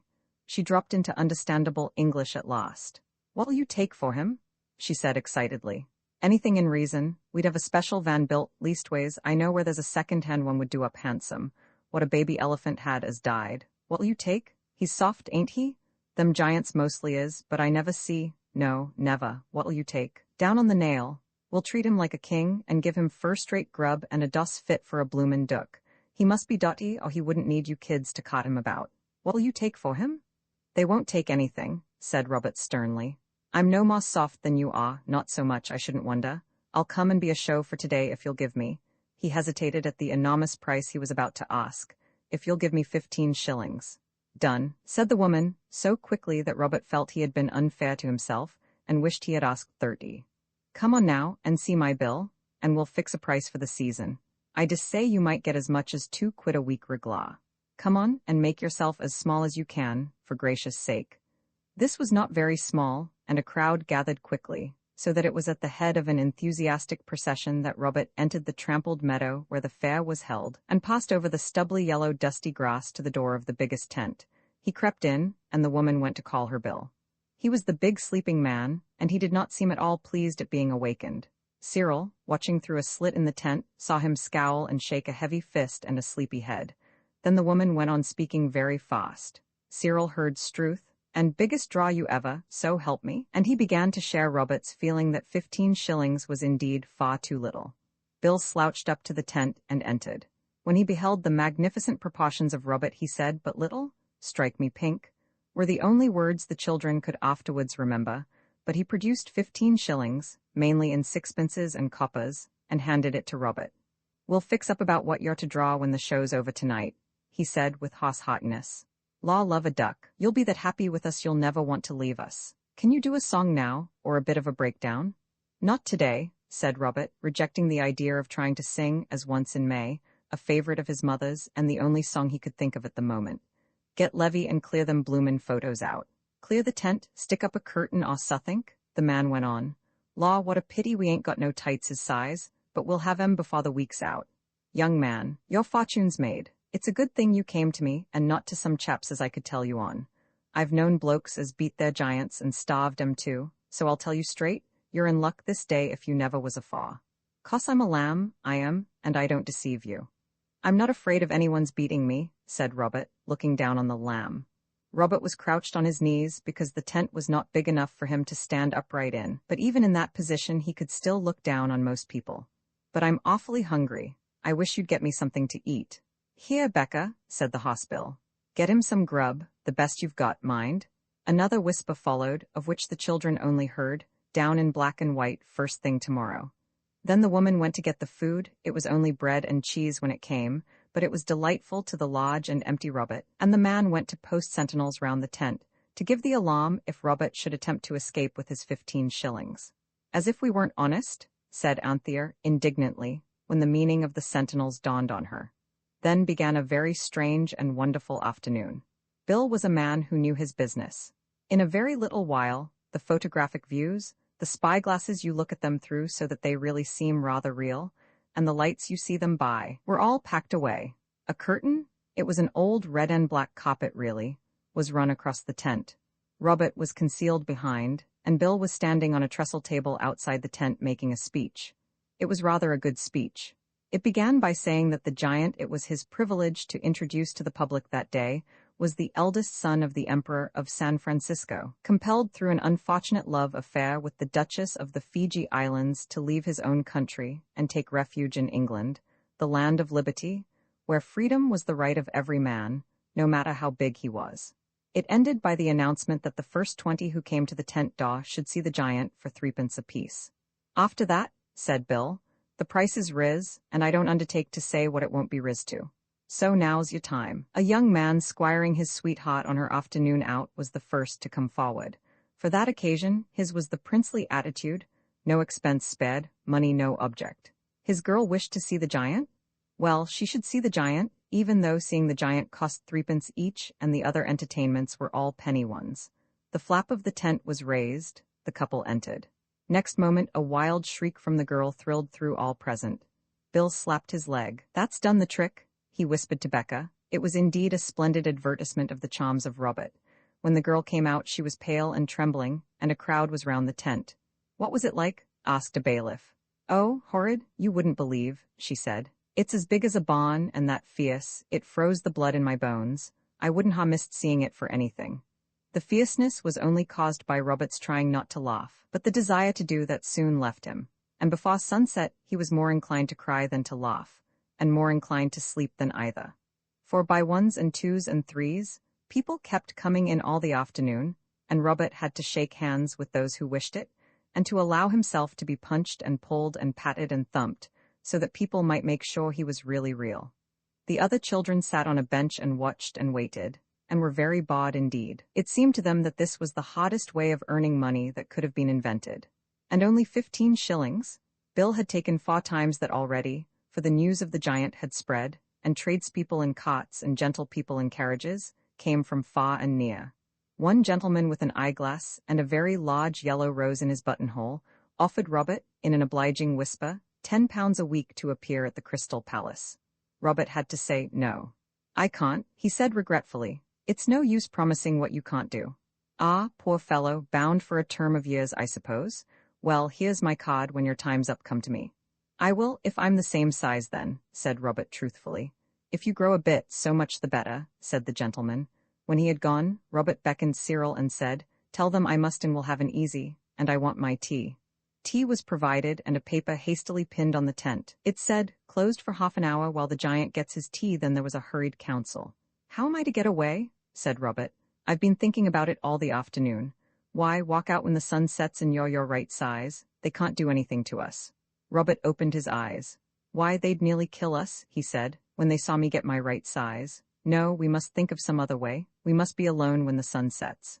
I know, said Cyril briskly, and he went to the door, outside which Bill was smoking a clay pipe and talking in a low voice to Becca. Cyril heard him say, good as having a fortune left you. Look here, said Cyril, you can let people come in again in a minute. He's nearly finished his tea, but he must be left alone when the sun sets. He's very queer at that time of day, and if he's worried I won't answer for the consequences. Why, what comes over him? Asked Bill. I don't know. It's a sort of a change, said Cyril candidly. He isn't at all like himself, you'd hardly know him. He's very queer indeed. Someone'll get hurt if he's not alone about sunset. This was true. He'll pull round for the evening, I suppose? Oh yes, half an hour after sunset he'll be quite himself again. Best humour him, said the woman. And so, at what Cyril judged was about half an hour before sunset, the tent was again closed, whilst the giant gets his supper. The crowd was very merry about the giant's meals and their coming so close together. Well, he can pick a bit, Bill owned. You see he has to eat hearty, being the size he is. Inside the tent the 4 children breathlessly arranged a plan of retreat. You go now, said Cyril to the girls, and get along home as fast as you can. Oh, never mind the beastly pony cart, we'll get that tomorrow. Robert and I are dressed the same. We'll manage somehow, like Sidney Cotton did. Only, you girls must get out or it's all no go. We can run, but you can't, whatever you may think. No, Jane, it's no good Robert going out and knocking people down. The police would follow him till he turned his proper size, and then arrest him like a shot. Go you must. If you don't, I'll never speak to you again. It was you got us into this mess really, hanging round people's legs the way you did this morning. Go, I tell you. And Jane and Anthea went. We're going home, they said to Bill. We're leaving the giant with you, be kind to him. And that, as Anthea said afterwards, was very deceitful, but what were they to do? When they had gone, Cyril went to Bill. Look here, he said, he wants some ears of corn, there's some in the next field but one. I'll just run and get it. Oh, and he says can't you loop up the tent at the back a bit? He says he's stifling for a breath of air. I'll see no one peeps in at him. I'll cover him up, and he can take a nap while I go for the corn. He will have it? There's no holding him when he gets like this. The giant was made comfortable with a heap of sacks and an old tarpaulin. The curtain was looped up, and the brothers were left alone. They matured their plan in whispers. Outside, the merry-go-round blared out its comic tunes, screaming now and then to attract public notice. Half a minute after the sun had set, a boy in a Norfolk suit came out past Bill. I'm off for the con, he said, and mingled quickly with the crowd. At the same instant, a boy came out of the back of the tent past Becca, posted there as sentinel. I'm off after the con, said this boy also. And he, too, moved away quietly and was lost in the crowd. The front door boy was Cyril, the back door was Robert, now, since sunset, once more his proper size. They walked quickly through the field and along the road, where Robert caught Cyril up. Then they ran. They were home as soon as the girls were, for it was a long way, and they ran most of it. It was indeed a very long way, as they found when they had to go and drag the pony trap home next morning, with no enormous Robert to wheel them in it as if it were a mail cart, and they were babies, and he was their gigantic nursemaid. I cannot possibly tell you what Bill and Becca said when they found that the giant had gone. For one thing, I do not know. Roman 9 grown-up Cyril had once pointed out that ordinary life is full of occasions on which a wish would be most useful. And this thought filled his mind when he happened to wake early on the morning after Robert had wished to be bigger than the baker's boy, and had been it. The day that lay between these 2 days had been occupied entirely by getting the Governor Scott home from Benninghurst. Cyril dressed hastily. He did not take a bath, because tin baths are so noisy, and he had no wish to rouse Robert, and he slipped off alone, as Anthea had once done, and ran through the dewy morning to the sandpit. He dug up the samede very carefully and kindly, and began the conversation by asking it whether it still felt any ill effects from the contact with the tears of Robert the day before yesterday. The samede was in a good temper. It replied politely, "And now, what can I do for you?" It said, "I suppose you've come here so early to ask for something for yourself, something your brothers and sisters aren't to know about, eh? Now, do be persuaded for your own good. Ask for a good fat megatherium and have done with it." "Thank you, not today, I think," said Cyril cautiously. "What I really wanted to say was, you know how you're always wishing for things when you're playing at anything?" "I seldom play," said the samede coldly. "Well, you know what I mean," Cyril went on impatiently. "What I want to say is, won't you let us have our wish just when we think of it and just where we happen to be, so that we don't have to come and disturb you again," added the crafty Cyril. "It'll only end in your wishing for something you don't really want, like you did about the castle," said the samede, stretching its brown arms and yawning. "It's always the same since people left off eating really wholesome things. However, have it your own way. Goodbye." "Goodbye," said Cyril politely. "I'll tell you what. said the Samid suddenly, shooting out its long snail's eyes. I'm getting tired of you, all of you. You have no more sense than so many oysters. Go along with you? And Cyril went. What an awful long time babies stay babies, said Cyril after the lamb had taken his watch out of his pocket while he wasn't noticing, and with coos and clucks of naughty rapture had opened the case and used the whole thing as a garden spade, and when even immersion in a wash-hand basin had failed to wash the mold from the works and make the watch go again. Cyril had said several things in the heat of the moment, but now he was calmer, and had even consented to carry the lamb part of the way to the woods. Cyril had persuaded the others to agree to his plan, and not to wish for anything more till they really did wish it. Meantime, it seemed good to go to the woods for nuts, and on the mossy grass under a sweet chestnut tree the five were sitting. The lamb was pulling up the moss by fat handfuls, and Cyril was gloomily contemplating the ruins of his watch. He does grow, said Anthea. Doesn't precious? Me grow, said the lamb cheerfully. Me grow big boy, have guns and mouses, and imagination or vocabulary gave out here. But anyway, it was the longest speech the lamb had ever made, and it charmed everyone, even Cyril, who tumbled the lamb over and rolled him in the moss to the music of delighted squeals. I suppose he'll be grown up some day, Anthea was saying, dreamily looking up at the blue of the sky that showed between the long straight chestnut leaves. But at that moment, the lamb, struggling gaily with Cyril, thrust a stoutly shod little foot against his brother's chest. There was a crack. The innocent lamb had broken the glass of father's second-best Waterbury watch, which Cyril had borrowed without leave. Grow up some day, said Cyril bitterly, plumping the lamb down on the grass. I dare say he will, when nobody wants him to. I wish to goodness he would. Oh, take care, cried Anthea in an agony of apprehension. But it was too late, like music to a song her words and Cyril's came out together. Anthea. Oh, take care. Cyril, grow up now. The faithful Samid was true to its promise, and there, before the horrified eyes of its brothers and sisters, the lamb suddenly and violently grew up. It was the most terrible moment. The change was not so sudden as the wish changes usually were. The baby's face changed first. It grew thinner and larger, lines came in the forehead, the eyes grew more deep-set and darker in color, the mouth grew longer and thinner. Most terrible of all, a little dark mustache appeared on the lip of one who was still, except as to the face, a 2-year-old baby in a linen smock and white openwork socks. Oh, I wish it wouldn't. Oh, I wish it wouldn't. You boys might wish as well. They all wished hard, for the sight was enough to dismay the most heartless.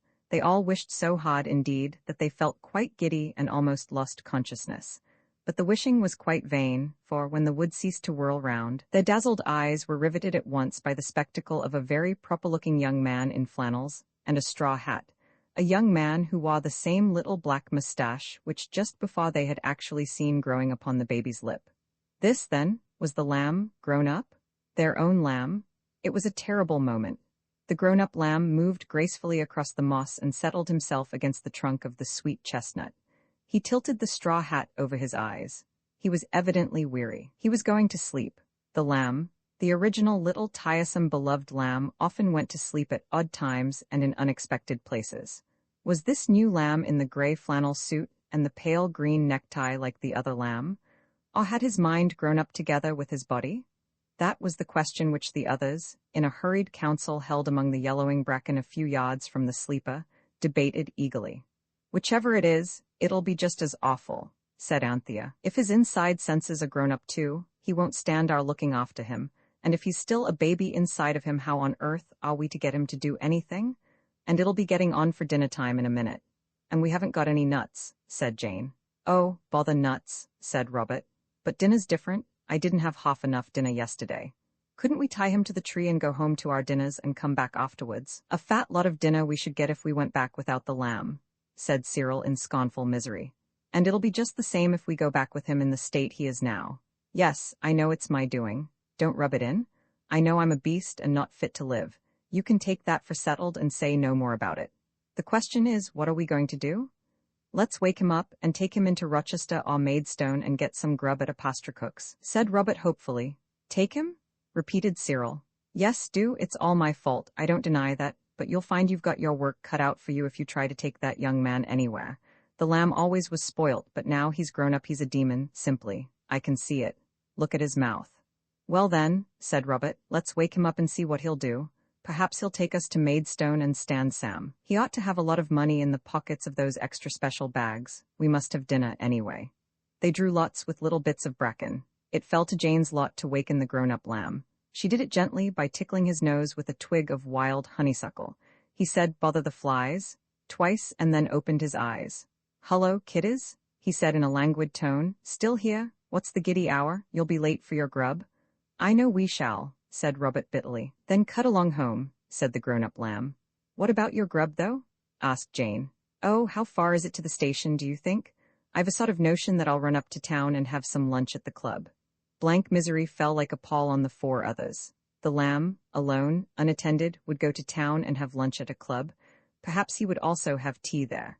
Perhaps sunset would come upon him amid the dazzling luxury of clubland, and a helpless, cross-sleepy baby would find itself alone amid unsympathetic waiters, and would wail miserably for panty from the depths of a club armchair. The picture moved Anthea almost to tears. "Oh no, lamb ducky, you mustn't do that," she cried incautiously. The grown-up lamb frowned. "My dear Anthea," he said, "how often am I to tell you that my name is Hilary Osint More Audeveru? Any of my baptismal names are free to my little brothers and sisters, but not Lamb, a relic of foolish and far-off childhood." This was awful. He was their elder brother now, was he? Well, of course he was if he was grown up, since they weren't. Thus, in whispers, Anthea and Robert. But the almost daily adventures resulting from the Samide wishes were making the children wise beyond their years. "Dear Hilary," said Anthea, and the others choked at the name, "you know father didn't wish you to go to London. He wouldn't like us to be left alone without you to take care of us. Oh, deceitful beast that I am," she added to herself. "Look here," said Cyril, "if you're our elder brother, why not behave as such and take us over to Maidstone and give us a jolly good blowout, and we'll go on the river afterwards." "I'm infinitely obliged to you," said the lamb courteously, "but I should prefer solitude. Go home to your lunch, I mean your dinner. Perhaps I may look in about tea-time, or I may not be home till after you are in your beds." Their beds? Speaking glances flashed between the wretched four. Much bed there would be for them if they went home without the lamb. "We promised mother not to lose sight of you if we took you out," Jane said before the others could stop her. "Look here, Jane," said the grown-up lamb, putting his hands in his pockets and looking down at her. "Little girls should be seen and not heard. You kids must learn not to make yourselves a nuisance. Run along home now, and perhaps, if you're good, I'll give you each a penny tomorrow." "Look here," said Cyril, in the best man-to-man tone at his command. "Where are you going, old man? You might let Bobs and me come with you, even if you don't want the girls." This was really rather noble of Cyril, for he never did care much about being seen in public with the lamb, who of course after sunset would be a baby again. The man-to-man tone succeeded. "I shall just run over to Maidstone on my bike," said the new lamb airily, fingering the little black moustache. "I can lunch at the Crown, and perhaps I'll have a pull on the river, but I can't take you all on the machine, now, can I? Run along home, like good children." The position was desperate. Robert exchanged a despairing look with Cyril. Anthea detached a pin from her waistband, a pin whose withdrawal left a gaping chasm between skirt and bodice, and handed it furtively to Robert, with a grimace of the darkest and deepest meaning. Robert slipped away to the road. There, sure enough, stood a bicycle, a beautiful new freewheel. Of course Robert understood at once that if the lamb was grown up he must have a bicycle. This had always been one of Robert's own reasons for wishing to be grown up. He hastily began to use the pin, 11 punctures in the back tire, 7 in the front. He would have made the total 22, but for the rustling of the yellow hazel leaves, which warned him of the approach of the others. He hastily leaned a hand on each wheel, and was rewarded by the whish of what was left of air escaping from 18 neat pinholes. "Your bike's run down," said Robert, wondering how he could so soon have learned to deceive. "So it is," said Cyril. "It's a puncture," said Anthea, stooping down, and standing up again with a thorn which she had got ready for the purpose. "Look here." The grown-up lamb, or Hilary, as I suppose one must now call him, fixed his pump and blew up the tire. The punctured state of it was soon evident. "I suppose there's a cottage somewhere near, where one could get a pail of water," said the lamb. There was, and when the number of punctures had been made manifest, it was felt to be a special blessing that the cottage provided teas for cyclists. It provided an odd sort of tea and hammy meal for the lamb and his brothers. This was paid for out of the 15 shillings which had been earned by Robert when he was a giant, for the lamb, it appeared, had unfortunately no money about him. This was a great disappointment for the others, but it is a thing that will happen, even to the most grown-up of us. However, Robert had enough to eat, and that was something. Quietly but persistently, the miserable Fa took it in turns to try and persuade the lamb, Au Saint Ma, to spend the rest of the day in the woods. There was not very much of the day left by the time he had mended the 18th puncture. He looked up from the completed work with a sigh of relief, and suddenly put his tie straight. "There's a lady coming," he said briskly. "For goodness sake, get out of the way. Go home, hide, vanish somehow. I can't be seen with a pack of dirty kids." His brothers and sisters were indeed rather dirty, because, earlier in the day, the lamb, in his infant state, had sprinkled a good deal of garden soil over them. The grown-up lamb's voice was so tyrant-like, as Jane said afterwards, that they actually retreated to the back garden, and left him with his little mustache and his flannel suit to meet alone the young lady, who now came up the front garden wheeling a bicycle. The woman of the house came out, and the young lady spoke to her. The lamb raised his hat as she passed him, and the children could not hear what she said, though they were craning round the corner by the pig pail and listening with all their ears. They felt it to be perfectly fair, as Robert said, with that wretched lamb in that condition. When the lamb spoke, in a languid voice heavy with politeness, they heard well enough. "A puncture?" he was saying. "Can I not be of any assistance, if you could allow me?" There was a stifled explosion of laughter behind the pig pail. The grown-up lamb, otherwise Devereux, turned the tail of an angry eye in its direction. "You're very kind," said the lady, looking at the lamb. She looked rather shy, but as the boys put it, there didn't seem to be any nonsense about her. "But oh," whispered Cyril behind the pig pail, "I should have thought he'd had enough bicycle mending for one day. And if she only knew that really and truly he's only a whiny-piney, silly little baby." "He's not," Anthea murmured angrily. "He's a dear, if people only let him alone. It's our own precious lamb still, whatever silly idiots may turn him into, isn't he, Pussy?" Jane doubtfully supposed so. Now the lamb, whom I must try to remember to call Saint Ma, was examining the lady's bicycle and talking to her with a very grown-up manner indeed. No one could possibly have supposed, to see and hear him, that only that very morning he had been a chubby child of 2 years breaking other people's Waterbury watches. Devereux, as he ought to be called for the future, took out a gold watch when he had mended the lady's bicycle, and all the onlookers behind the pig pail said, "Oh," because it seemed so unfair that the baby, who had only that morning destroyed 2 cheap but honest watches, should now, in the grown-upness Cyril's folly had raised him to, have a real gold watch with a chain and seals. Hilary, as I will now term him, withered his brothers and sisters with a glance, and then said to the lady, with whom he seemed to be quite friendly, "If you will allow me, I will ride with you as far as the crossroads. It is getting late, and there are tramps about." No one will ever know what answer the young lady intended to give to this gallant offer, for directly Anthea heard it made, she rushed out, knocking against the pig pail, which overflowed in a turbid stream, and caught the lamb, I suppose I ought to say Hilary, by the arm. The others followed, and in an instant the dirty children were visible, beyond disguise. "Don't let him," said Anthea to the lady, and she spoke with intense earnestness. "He's not fit to go with anyone." "Go away, little girl," said Saint Ma, as we will now call him, in a terrible voice. "Go home at once. You'd much better not have anything to do with him." The now reckless Anthea went on. "He doesn't know who he is. He's something very different from what you think he is." "What do you mean?"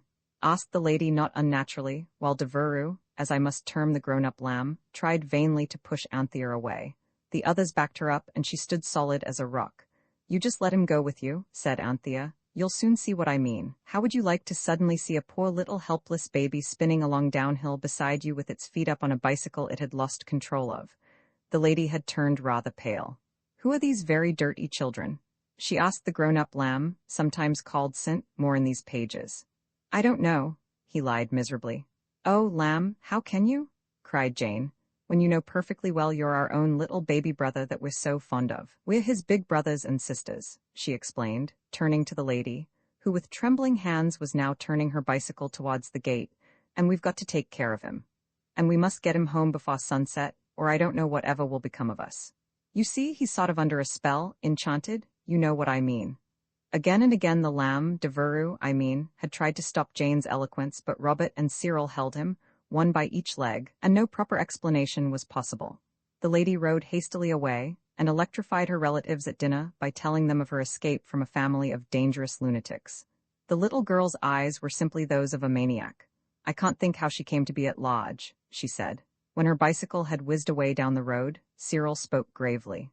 "Hilary, old chap," he said, "you must have had a sunstroke or something, and the things you've been saying to that lady, why, if we were to tell you the things you've said when you are yourself again, say tomorrow morning, you wouldn't ever understand them, let alone believe them. You trust to me, old chap, and come home now, and if you're not yourself in the morning, we'll ask the milkman to ask the doctor to come." The poor grown-up lamb Saint Ma was really one of his Christian names, seemed now too bewildered to resist. "Since you seem all to be as mad as the whole worshipful company of hatters," he said bitterly, "I suppose I had better take you home. But you're not to suppose I shall pass this over. I shall have something to say to you all tomorrow morning." "Yes, you will, my lamb," said Anthea under her breath, "but it won't be at all the sort of thing you think it's going to be."